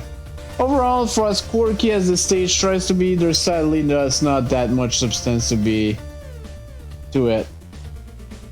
Yeah. Confusion. Inappropriate.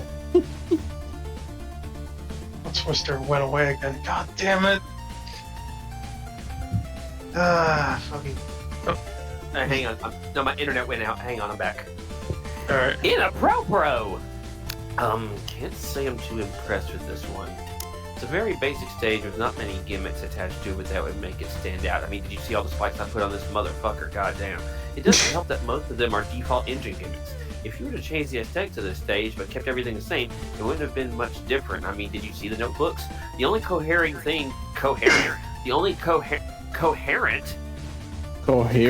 word? Cohering? That sounds I'm like a guessing Pokemon. it's supposed to be coherent, but anyways. The only cohering thing going on that fits the whole shape theme is the various shapes embedded in the tile set. That's just not enough to resonate with me. I hate octagons. The only consistent gimmick of the stage is the timing your jump to with the tornado battery through Yoku spikes. Unfortunately, the stage also never expands on it, and it's basically the same deal every time, just with the timing becoming a little bit more strict with more spikes, or to have a gotcha moment when the player doesn't expect the second set of spikes to appear right when they think it's safe to go through. The rest of the stage is expectedly rather bland, mostly consists of basic platforming where you shoot down non-threatening enemies and fight some random mini-bosses on occasion. Some of the sections can probably be trimmed down a bit while keeping bits like the section with the sheepman blocks, so that the stage wouldn't feel boring at times. Music is also a bit on the side. The flute instrument gets quite obnoxious after hearing the same short loop repeatedly. Interesting design for the boss? She's, shapes, and a woman, but certainly doesn't look like a robot master. Also her circular feature is jiggle. Real mature there. Oh, pie. She's also a shield-based boss, and unfortunately falling. No, I didn't notice that. Boo. I noticed it. She's Of also course a you big did. boss, Of course you and did. unfortunately, she's also a shield-based boss, probably her tits, and unfortunately falling big time on the shield boss stereotype. Seriously, that shield lasts for quite some time. Her attacks are also, dare I say, pathetic. She throws pieces of the shield back at you. Watch out, Mega Man. Shapes. At least it means she's leaving opening for you to actually damage her. Flashman. Everything was right there to make this level a winner. Just group together enemies and gimmicks with a similar shape. Match the foreground graphics and architecture to the shape in question, and maybe adjust the enemy sprites to be color coordinated for good measure. Save mixing and matching shapes for the second half, and don't ruin the elementary school notebook aesthetic by soaking in water and sending it to outer space. At the end of the level is a parade of independent enemies whose unifying theme is we have a shape. Plain mini bosses and halfway decent gimmick puzzles occasionally break up the monotony of shooting and the one thing directly in front of you. I'll give credit for the inspired use of rotating platforms with Yoko spikes and partial credit for the sketch with cutting wheels. Their invincibility and lethally could have be communicated better. The final stretch is a non sequitur. I mean, there's a film called The Shape of Water, but weaving through spike piles is alright. The boss fight is fair, larger, and more frequent gaps in her shield would make it even better. The level as a whole is visually distinctive, but any given section is a bland open space. So many slopes, so little impact on the challenge. With aesthetics that rarely have anything to do with the gameplay. Moving left through an area with break facing arrows legitimately annoys me. Shape of a woman herself has a memorable design with an intro dribble that we could have done without. Why not? I like the atmosphere created by the music, it fits well. There are pros, ergo awfully adjusted enemy health values, and cons, ergo potentially getting oneself stuck in the ceiling. The big thing for me is ultimate potential, and it needs more jewel. I don't know, the adjusted enemy health value, I kinda disagree that's the pro, considering it freaking increase things that die from a charge shot to have just an extra HP, so you have to shot it again. Anyways, another level where it doesn't do anything particularly egregiously wrong. Just a few nuisance here and there. Still, for all its basic nature, it does the job and does have some highlights. First impression are rather good. This is a weird aesthetic, but I think I'm partial to it. Kinda. It kinda overall works, even if it's rather simple. Enemies, even the stock ones, are on theme. Unfortunately, that it does all kind of fall apart by the end, though. From the level layout, just getting rid of the interesting block types to the last few rooms looking rather dreadful and ill-fitting, and even the water segment just kinda works against the storybook feel.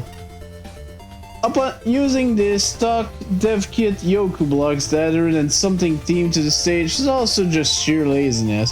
Hell, I could have accepted just a recolor. It really looks too much like the background. Not a fan of the music either. By the end of the stage, it really started to grate on the ears and ended up getting itself muted.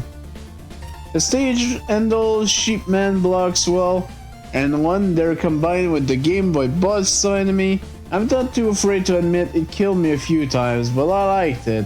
It's clever. I'm surprised by the combination of Tornado Man platforms and Yoku's play. They shouldn't work at all, but it felt very snappy. For its strength, I think the final segment has a few too many issues that compound it. It has the worst checkpoint placement in the state before a dull yet rather lengthy second sheepman block segment, followed by a high amount of instant death and a token puzzle, which I'd have liked better if failure didn't result in such a tedious trek back. Finally, let's speak of the bosses, and I don't think the Mega Man 9 mid-bosses added anything here. No changes, nothing novel. You didn't really need two now, did you? I appreciate being able to just walk past password though, if you don't want or already collected the token. Now, Shape Woman is ultimately a poor send-off. Waiting 5,000 years for the shield to eventually, maybe kinda, would you please, oh pretty please, break apart already so I can bless your face with more of the occasional rare lemon. It's made of the more tedious, cause she doesn't really do anything of note. Very basic, rather unoriginal attacks I've seen as side pieces during better bosses. The sound she makes prior to discharge reminds me of the Tim Allen and all the grunting the guy did in that old improvement show. Just the type of thing that crosses your mind when there's nothing else to think about. Oh, for fuck's sake. Yeah, I think just that sound enough is about all I have to say about the stage.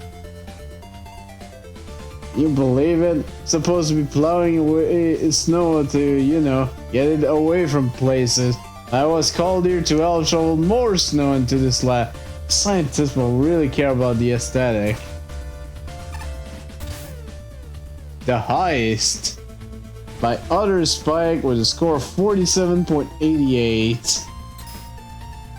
And this one also had a leak penalty, so it normally would have been 52.88. 1 element, 3 tokens.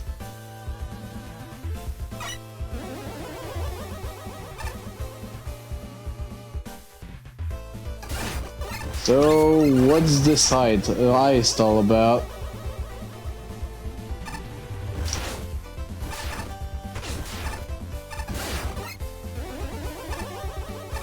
I feel like I shouldn't break these.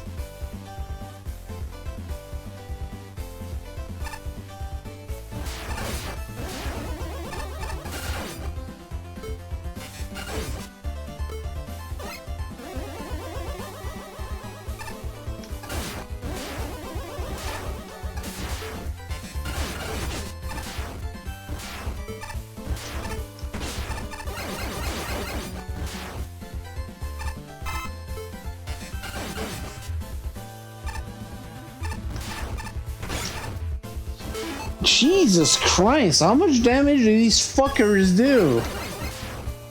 Yes. Ah, jeez.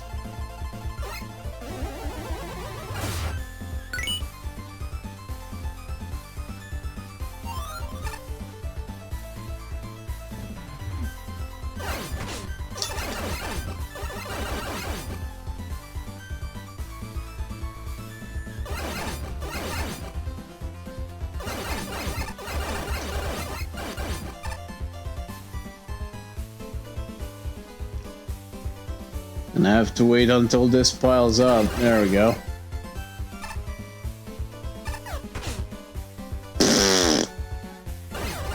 Thanks, Matt.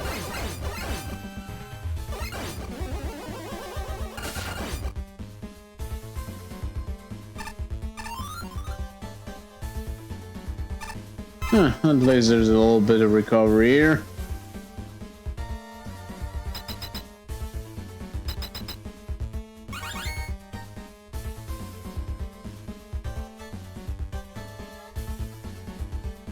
What's up with this place? Alright, this is called the Ice, so... yeah, fuck it, let's steal all this shit.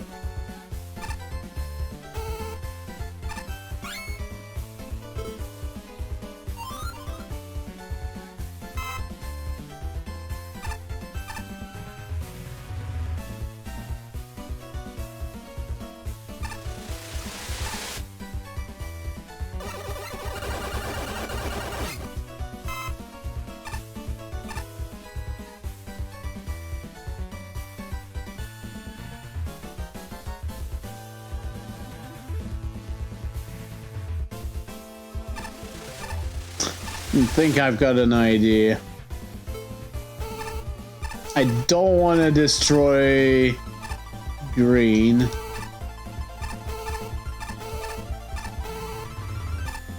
Oh, Jesus Christ, I suck at this right now.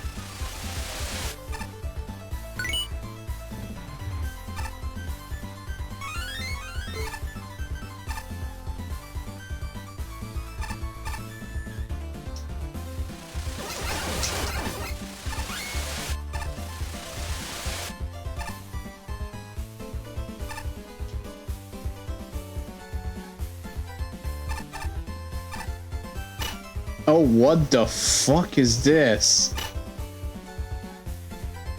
That's one way to use the Jewel Man platforms, I guess. Physics. This is physics, my man.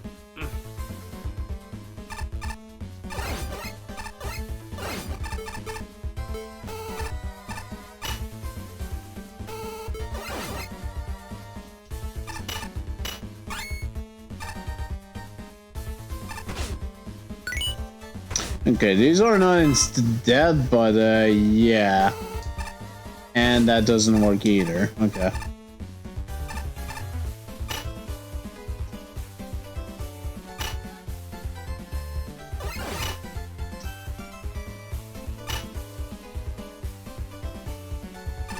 At least the tellies are probably have a proper tell in this stage.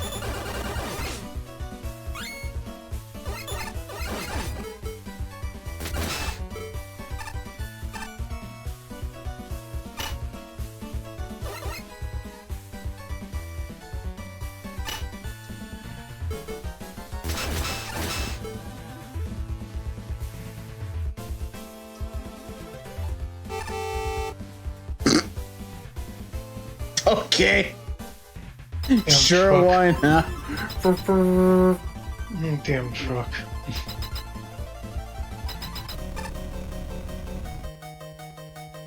Okay. Hi, Pong.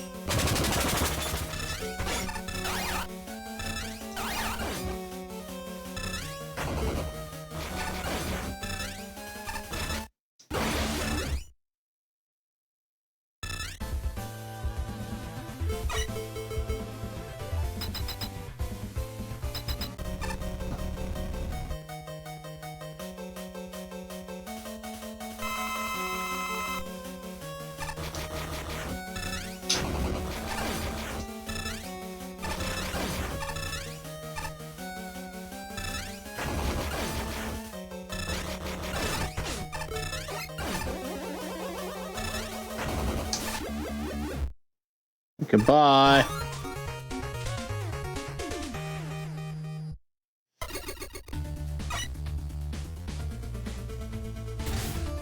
Yeah, what did you guys have to say?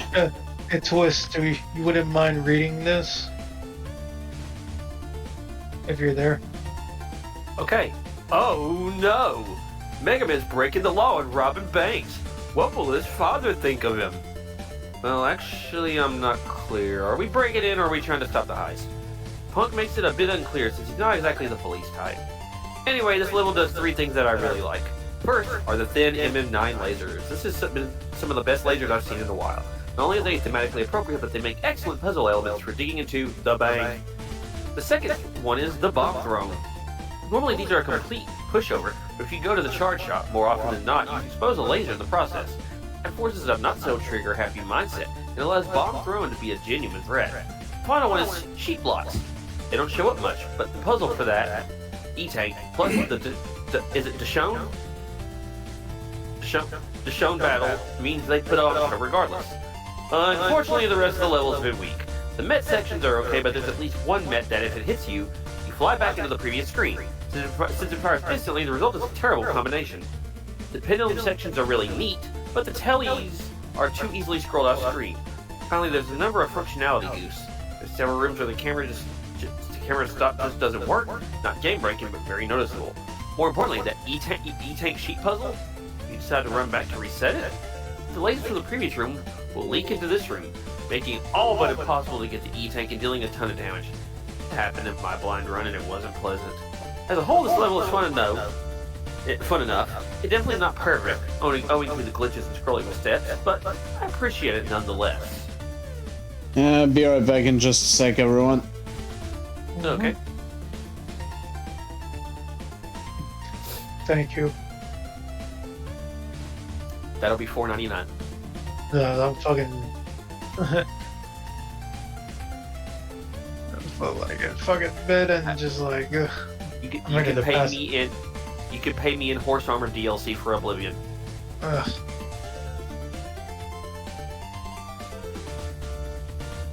I know where you are on the internet.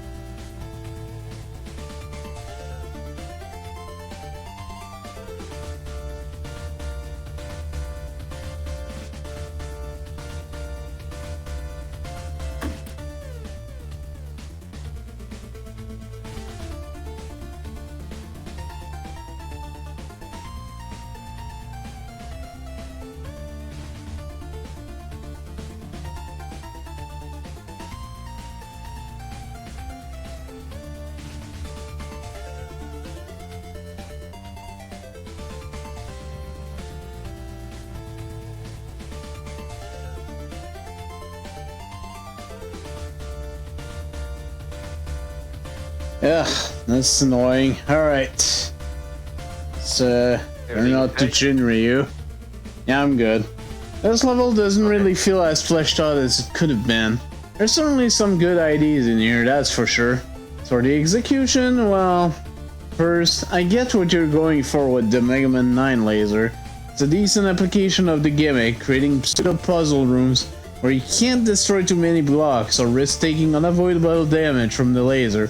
Section where you need to use the dual swings to block off the laser are also a neat idea, and it shows, damn it, and it shows there was a genuine effort to put this into this to try and keep the player on their toes and engaged.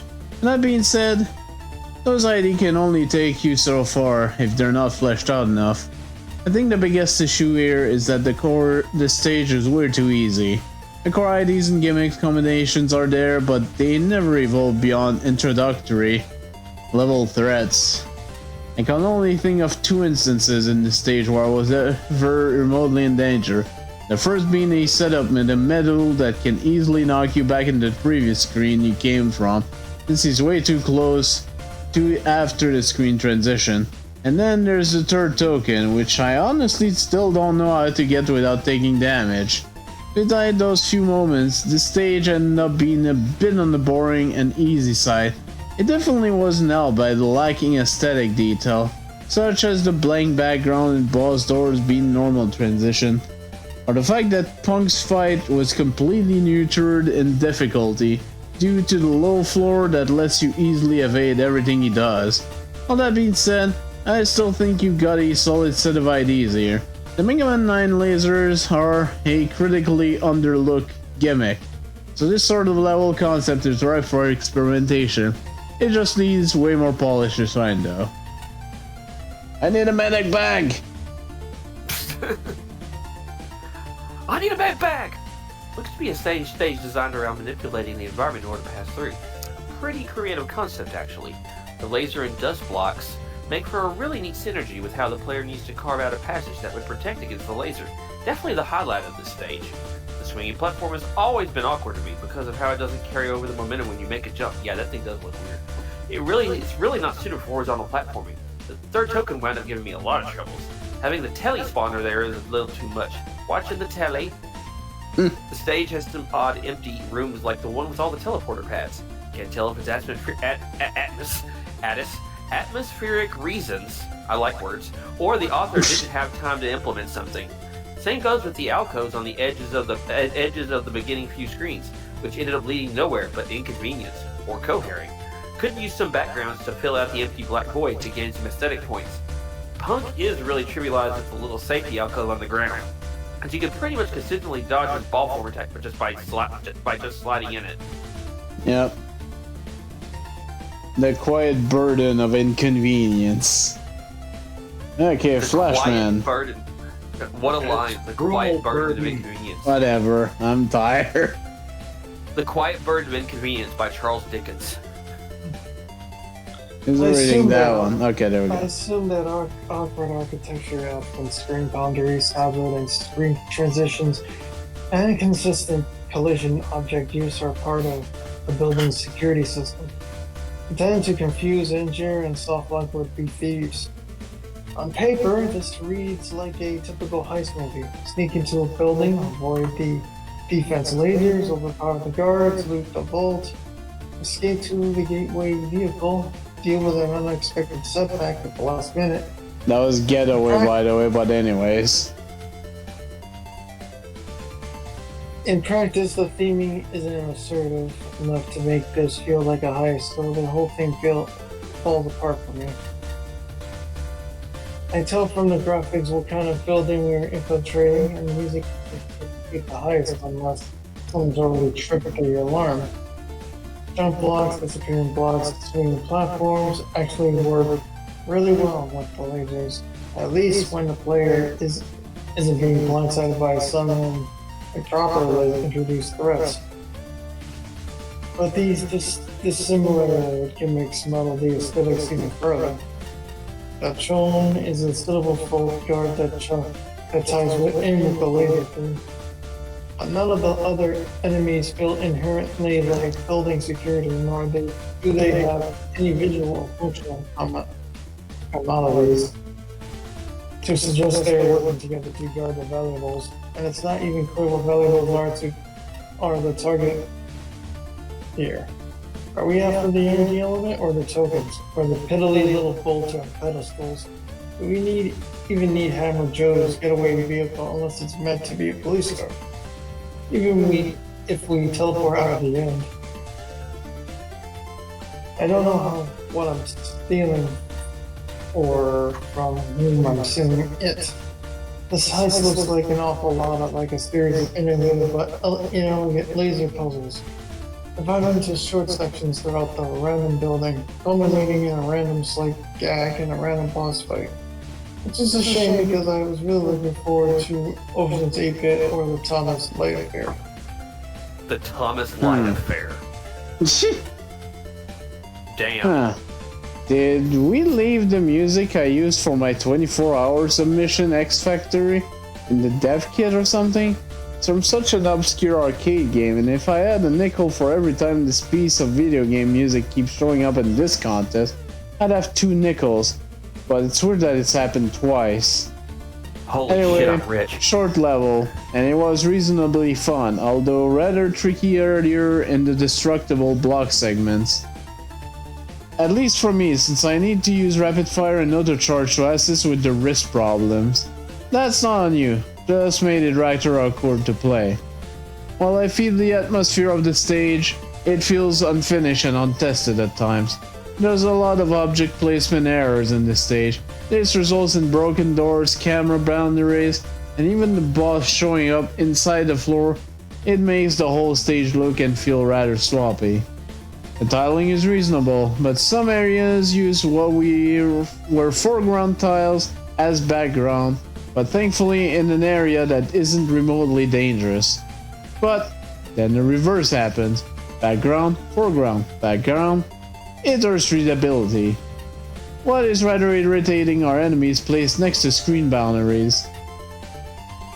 Especially glaring is that one met that appears in point-blank range of you, and therefore keeps knocking you back. Yep, that's just cute. On the subject of the boss, the new room layout makes punks even easier, as you no longer need to dodge most of his attempts at crossing the room. Outside of questionable enemy placement, the stage does not feel fairly well designed. It's not a bad stage, but still overall below what you'd expect for a Mega Man level. The level just needed more time in the oven. Yeah, I didn't really feel the ice, and even that little gag with the vehicle. Was the Hammer Joe the one getting away? I don't know. Not quite sure. Ivan Shilsky. This lab, we are always coming up with new ways to utilize ice. Our focus is ice and its relation with computers. For example, utilizing an icy mist to cool down overheating laptops. Perhaps one day we can make some sort of cybernetic ice. Think of the applications of that. That was not a rhetorical statement. It was a request. Can you help me think of an application? Alright, was your accent Eastern European or Russian? Yes. Okay, Anyways. I just want to make sure. Identity Man by Sharp with a score 48.20. I see a 29 from A Spark. 1 elementary tokens. And a skip teleporter. Always a good sign. Gentlemen, I must depart. Wait, what the frick? Oh my god, I'm in that. I need to know how to know one, gentlemen. Alright, later. Please. Ian? What the hell? Wait, are you playing Super Mario Odyssey now? How do I get out of here? Oh, okay. You are playing Super Mario Odyssey.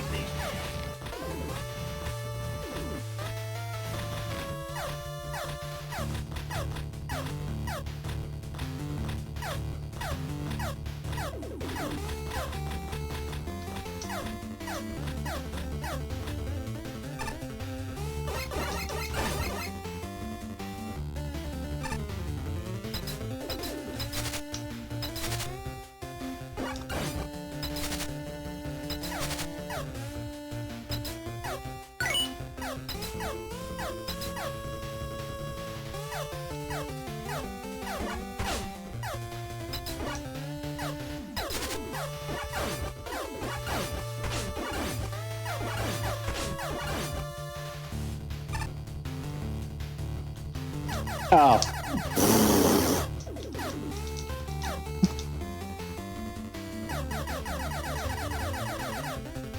Are you stuck in that spot?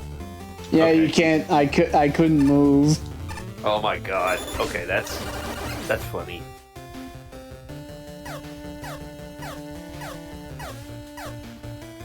Oh, how do I get down? Okay, there's some neat stuff going on here.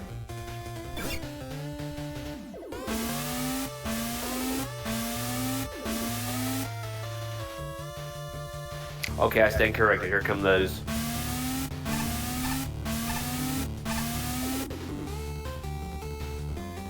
Honestly, that one was not so bad. Okay, yeah. I just heard the sound before I looked up and went, oh shit.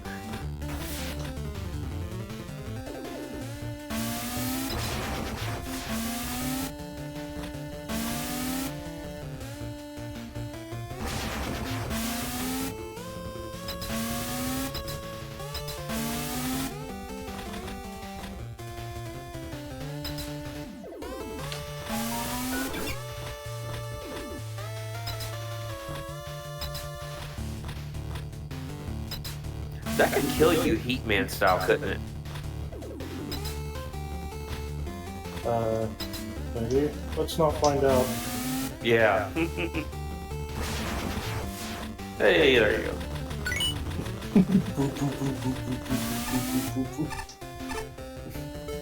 Oh. Oh, good.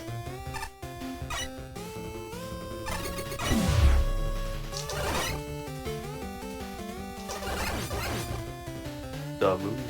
Oh dear. Unlimited power. This might be broken.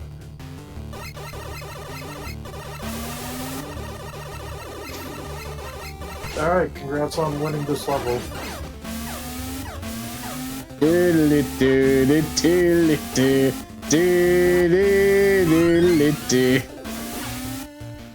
Pretty old lady that I happen to meet. Now, time to become Burb. What Burb? You have Copter. But Burb! We're not looking for Robot Roadrunner. Oh, game? You gotta go down, I think.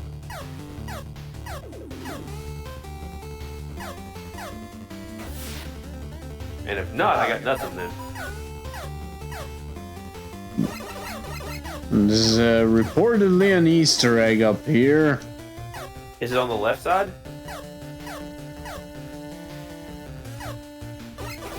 Huh. Thanks, game.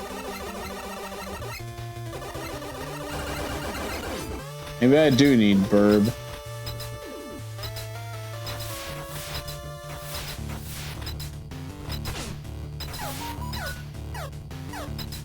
You don't jump high enough.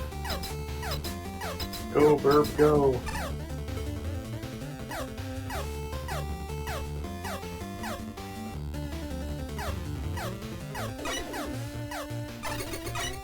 Ow. Oh, what are you doing here? No one likes you. All that for this. All probably- that garbage pogo stick. I probably need this for like the last token or something, so.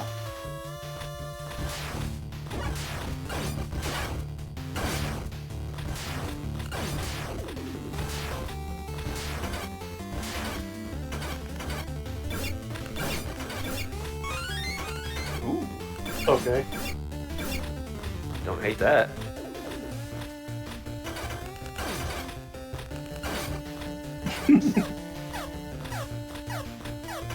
And now you die. I didn't mean it! Steal, Oh, you no. prophecy maker. Oh, I no, you really lost hope your I didn't shitty pogo need stick. that.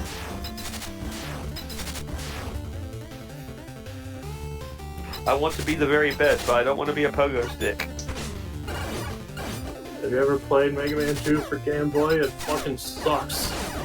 No, I've not played any of the Game Boy Mega Mans. 1 and 3 hate you. 1 and 2 is way too nice to you. 4 and 5 are just right. You may need to give me the ability to remedy this at a later date. They're on Switch Online now. Okay. Time for a Yeah, drop. Okay.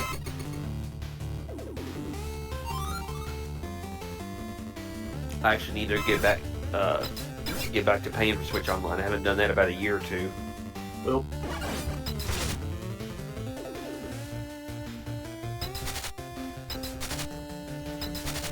Alright, now it's an ice level. Now I'm judging it. doesn't seem slippery. Oh no. Mmm.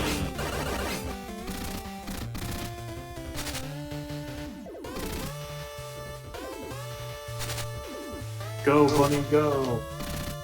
Ah, shit.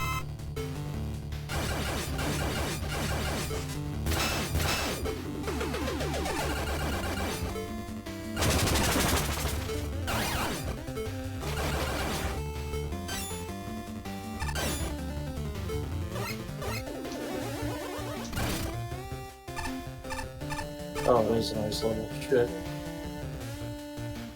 I don't think you're getting that. This sucks. Boom. And the thing is, the checkpoint is after you get access to Boom. Yeah, I would need this guy. Well, what are... Good. Okay. What's with the foreground tops? Good question. I don't get it.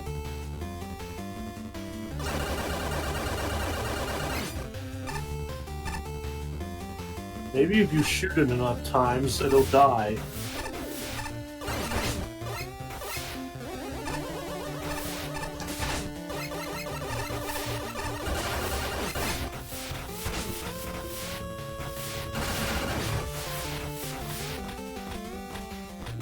It's like the old GamePro thing. Shoot the enemies in Doom until they die. Only one problem. Oh my fucking... Yeah, only one problem. That wasn't actually in an issue of GamePro. Oh, is it a Photoshop? Yeah. It's Damn. Well, they did a good job making it look real, I'll tell you that. I used to be subscribed to GamePro back in the day. Oh, so was If it I. was there, I would have known. My choice of magazine, though, was an EGM. GamePro and Nintendo Power. Oh, I had Nintendo Power from '93 to about 2000, and then I had EGM for a little bit. I don't remember one like that. All I remember is that one of the issues had like guides for Battletoads. The only reason I know anything about the game Pugsley Scavenger Hunt is because it was the cover of my first Nintendo Power. Of course.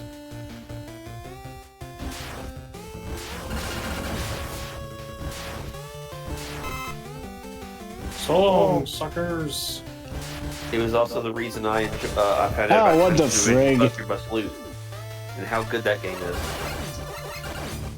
Hmm.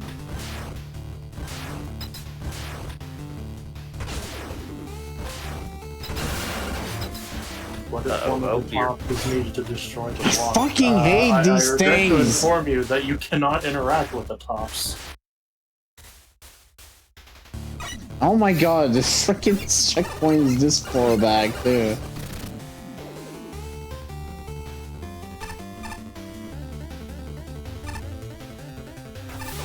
Did this level officially become bad now? Maybe.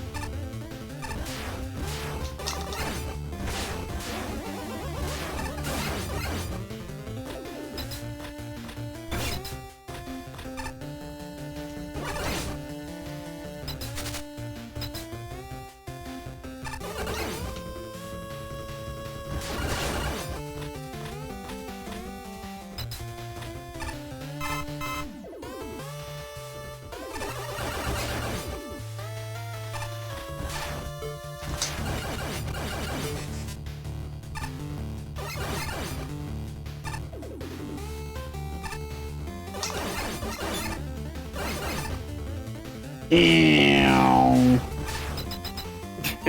What a sound.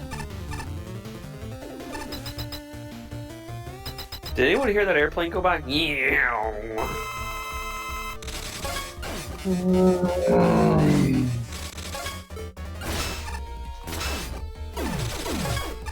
Let's listen to the sounds of NASCAR. Let's listen to.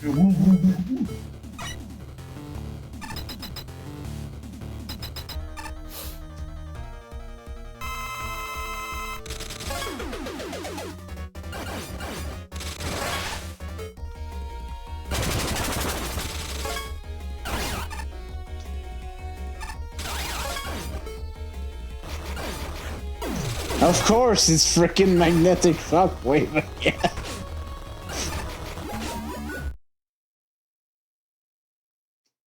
Long time no see, Sonic. What? Excuse me? What?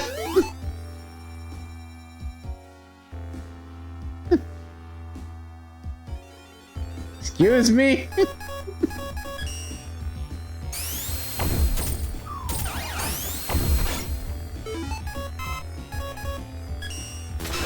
I have questions, and I don't think they're going to be answered.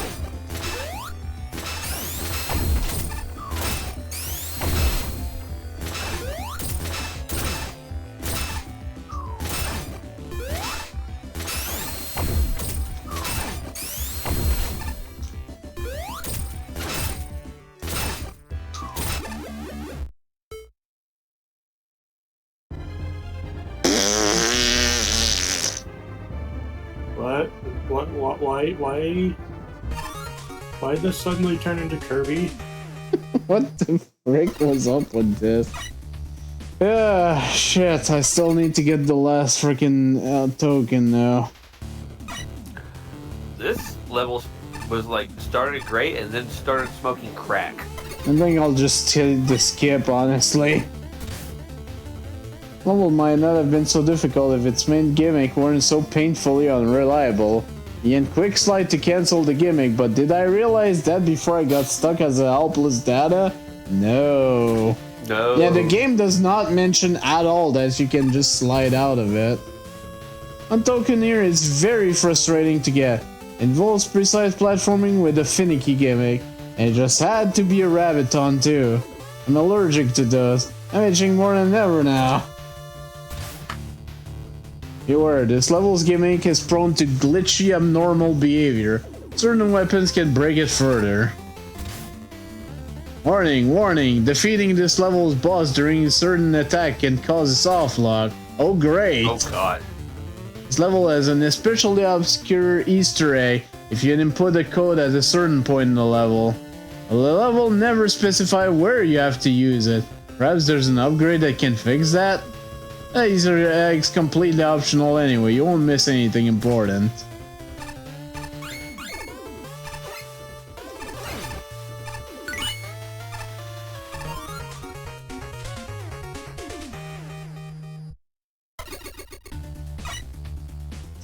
Oh goodness, what was this? It started like it's gonna have an interesting gimmick, but afterwards it's very glitchy. I can see where the 29 rating's coming into play now. Well, we'll see more, I guess. Mind rating this one? Well, this is definitely a unique concept. While the vast majority of these enemies are pretty dull normally, turning them into controllable vehicles rapidly changes the game. They remind me of X1 ride armors, but with a bit more charm, and some of the vehicles are great playables. I found myself enjoying the Mets, the New York Mets, and the Secret Forms the most, although Shield Attacker was surprisingly useful. Data and Atomic Chicken were also occasionally effective, although I found I only really used them for specific occasions. Unfortunately, the majority of the gimmick isn't fun. The enemies that have good mobility have no combat function, which makes them near useless outside of specific scenarios. The enemies with combat functions are either unwieldy or they just can't move outright. The good exception is the New York Met, being the only one to have both okay movement and decent combat that isn't a secret form and can't beat the New York Yankees. But the worst one, special mention goes to the Rabbits. Those things move around like a 5-year-old on an apocalyptic sugar high. I know all about that, and are a pain to control. My son, getting that heart token was one of the single most frustrating experiences in this contest. Have you met my son? And I'm not touching any of the rabbit shortcuts after I got trapped in one and had to deal with sound spam. And if you decide to ignore the gimmick, the level by itself is really boring. Either way, someone loses out. My son had too much sugar today. Today was a nightmare. The boss isn't that different. Identity Man had a neat concept, and he picked an interesting selection of bosses to emulate. And honestly, the first half of his fight is some of the most fun non-New York Mets I've ever had fun here. Unfortunately, when he gets desperate, the speed boost makes a lot more of his attacks infuriating. There's at least one attack combination that is borderline undodgeable, which is really not a good thing. He starts out good and ends sour, not unlike his level. Then he can softlock you with the Hardman. Softlock Hardman. Attack is also a severe issue. One other thing, I found the secret boss. Not sure anyone would find that thing beyond random flailing, and there's an upgrade that'll reveal the secret. But he's there. He's a better fight than Identity Man. Assuming his spawn animation doesn't automatically kill you. Thanks, game. Oh, Jesus Christ. Why do I get the feeling this stage is directed at me in some way? I'm sure it's probably a coincidence. By the way, I think the level that was number 1 that won the Magma Level 2 contest was called Identity Crisis, and Shinryu, who is a judge here, was actually the winner of Magma Level 2. Oh, so this is speaking Why right do I to get? him. Why do I get the feeling the stage is directed at me in some way? I'm sure it's probably a coincidence, but it's kind of hard not to draw some obvious parallels here. Putting that aside, however, I'm going to judge the stage based on its own merits. In those regards, it's not very good, sadly. The biggest issue here lies in the main gimmicks, as it's very much a case of great idea but flawed execution. While controlling minor enemies, it's certainly interesting, it ended up being more of an inconvenience than anything. Their functionality really doesn't mesh well with most of the room layouts. Shield attackers, datas, and crazy cannons are virtually useless, as most of the areas you can find them in don't allow you to take advantage of all they control. The only one I actually enjoyed using were the Metul, Atomic Chicken, and Apache Joe. The first actually had added mobility feature like a double jump and a hover, while the second had its own section that makes good use of how it moves and jumps. As for Apache Joe, well, it seems to function as a breeze through the entire level option. Either way, I think it goes without saying that the stage really should have focused on giving the enemies more of a purpose, like with how the Metal and Atomic Chicken were handled. Even if you try to ignore the main gimmick, however, you'll find there's 2 problems.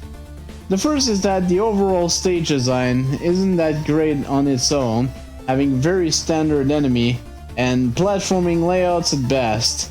Secondly, you actually need to use some of the enemies to get the tokens. First one isn't too much of a problem, but the other 2 are much more finicky.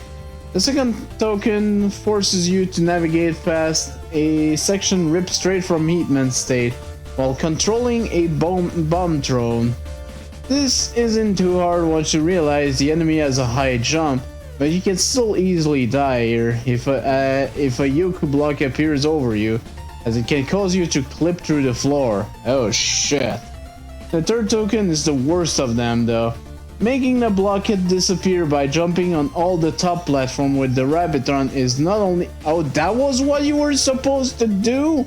It's not only annoying due to how awful that enemy controls, but also rather obtuse.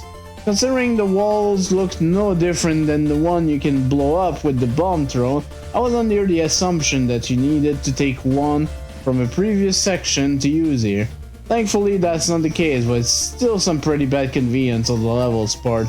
Finally, there's the boss, who unfortunately has the same basic problem as the rest of the stage, with ID back execution. Some of his attack, particularly the Hardman Stomp, can lead up to some pretty nasty setups that are incredibly tough to avoid. This wouldn't be too much of an issue if it weren't for the high damage output. If that one issue was fixed, I could see this being a relatively decent fight. Incidentally, the hidden boss wasn't that much better. For one, the way you even access this fight is incredibly obtuse, After beating Identity Man, push up, down, left, and right. While he had a much easier pattern to follow than the main boss, his damage output is still very high. Other than that, he's a rather standard boss with one of the most unexpected defeat animation I've seen in a while. All things considered, this was pretty disappointing. The concept itself is really good. I think it's poised for being reworked into something amazing that could 100% outclass Identity Crisis. It just needs more polish to get there.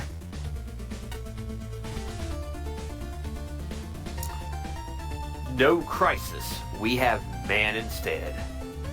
While it's quite impressive that you implemented a playable form for all of the enemies in the stage, I can't say the same for the stage itself. Playing as the enemies has been proven a hindrance throughout due to the clunky movements for all of them, and the fact you still get hit with contact damage, meaning dashing through as a shield attacker or a Rabbitron generally causes much more harm than to play it through save as Mega Man. The stage really should have been designed with playing as the enemies in mind. Instead, for some reason, we get snippets taken from existing Mega Man stages stitched together. For instance, a level where players are to navigate various puzzles using certain enemy behaviors, just like how the token challenges are in place right now. I do dig the aesthetics. Simple recoloring jobs of existing tile sets, but the colors chosen to make them match together pretty seamlessly. As for Identity Man himself, I like the concept of him borrowing other RM's movement and attacking methods separately. Sadly, the fight quickly devolves into chaos as soon as he reaches half health, as he immediately reacts after an action is performed. With very little reaction time left for the players as they also have to focus on the top of the screen where the RM is placed to anticipate his already ongoing attacks. This feels like it's getting worse the more we talk about it. Yeah, kind of. Alright, can you do this one too, please? Oh yeah, you want to do the last one, don't you? Yeah. Okay. Following the success of Identity Crisis, you'd think a level like this would be a shoo-in for the top tier. Unfortunately, a clever premise can only go as far as the execution allows. Yes, it's incredibly fun to transform into enemies, but the level design doesn't play to their strengths. Dada needs room to bounce around. Shotman almost never has anything to shoot. Shield Attacker is merely a taxi through empty hallways. Secret or not, Apache Joe demolishes any sense of difficulty. Rabbitron, whose controls are frustratingly uncooperative, makes an already unreasonable token puzzle into one of the most excruciating experiences of this contest. I could go on. This disconnect between abilities and design throw off everything. Learning curve, challenge progression, even deciding which transformations, if any, are worth trying. I wish the level had pulled more inspiration from the vehicle transformation challenges of the X and ZX series, and less inspiration from Heat Man.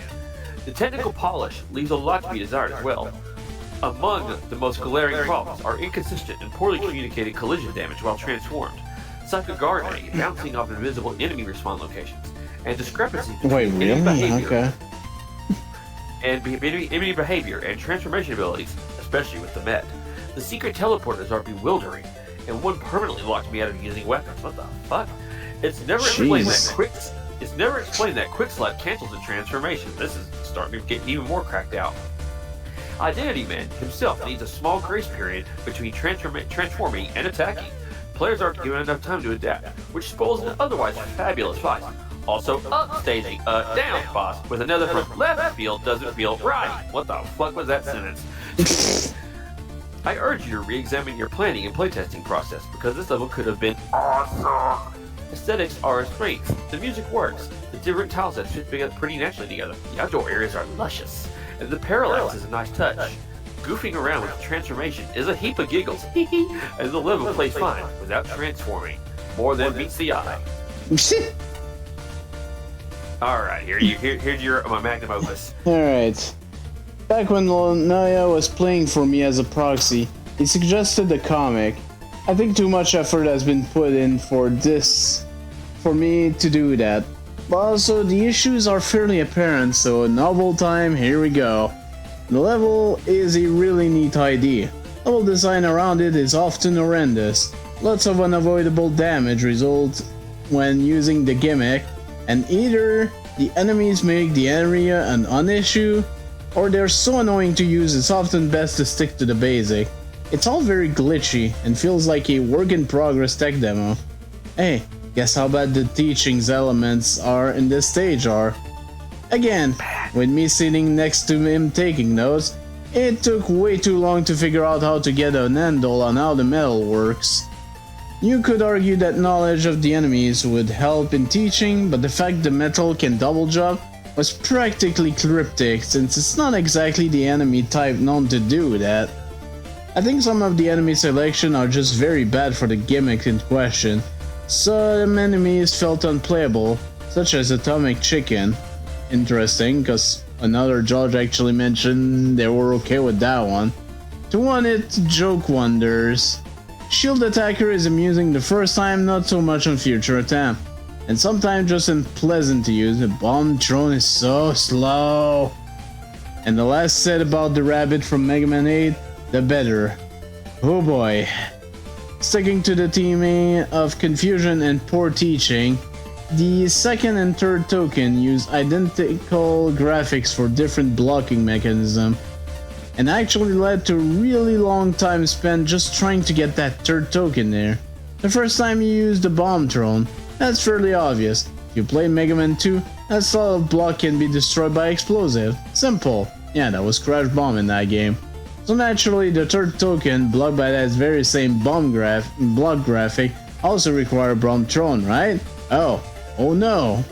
Yes, it's barely possible to get bomb thrown here, and that is incredibly frustrating and took several attempts. Well, specifically, it took Loyana several attempts, but what were we to think? Yes, with me sitting next to him, we both came to that solution because the actual solution for the puzzle is moon logic. The rabbit has to jump on the spinny things, and all the spinny things need to be jumped on to destroy the block? What? This is not helped by just how horrendous this thing is to control. God, that made an already irritating level just reach new heights. Identity Man itself fits the stage like a glove. Good ID, really annoying execution.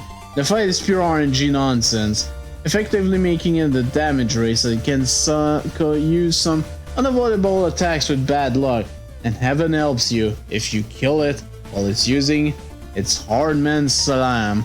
Results in a soft like that. Post judging comment.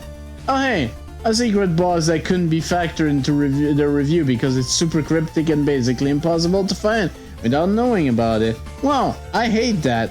I really hate that level of disrespect on both the judges and players. There's nothing in the stage that mentions or even hints to this. Don't ever do this. If I could retroactively change the scores, I would, but I think given the skip vote and low placement, might not be necessary. Hey, Spark went in on this. This went places. Yeah, It could have been amazing, but properly not tested, honestly. What if we gave a man Super Mario Odyssey and didn't tell him how it worked? My goodness.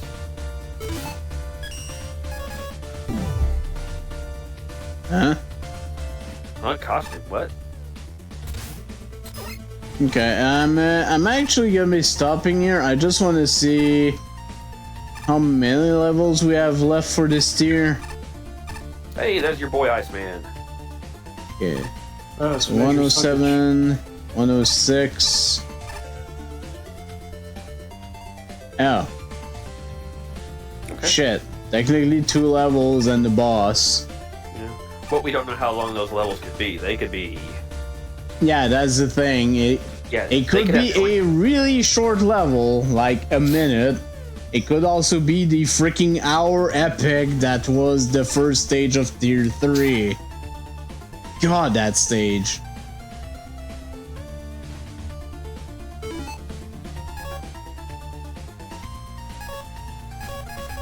Yeah, you're playing the odds when you do that.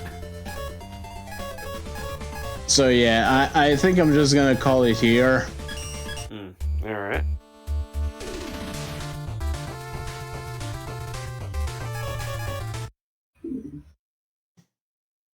Which, yeah.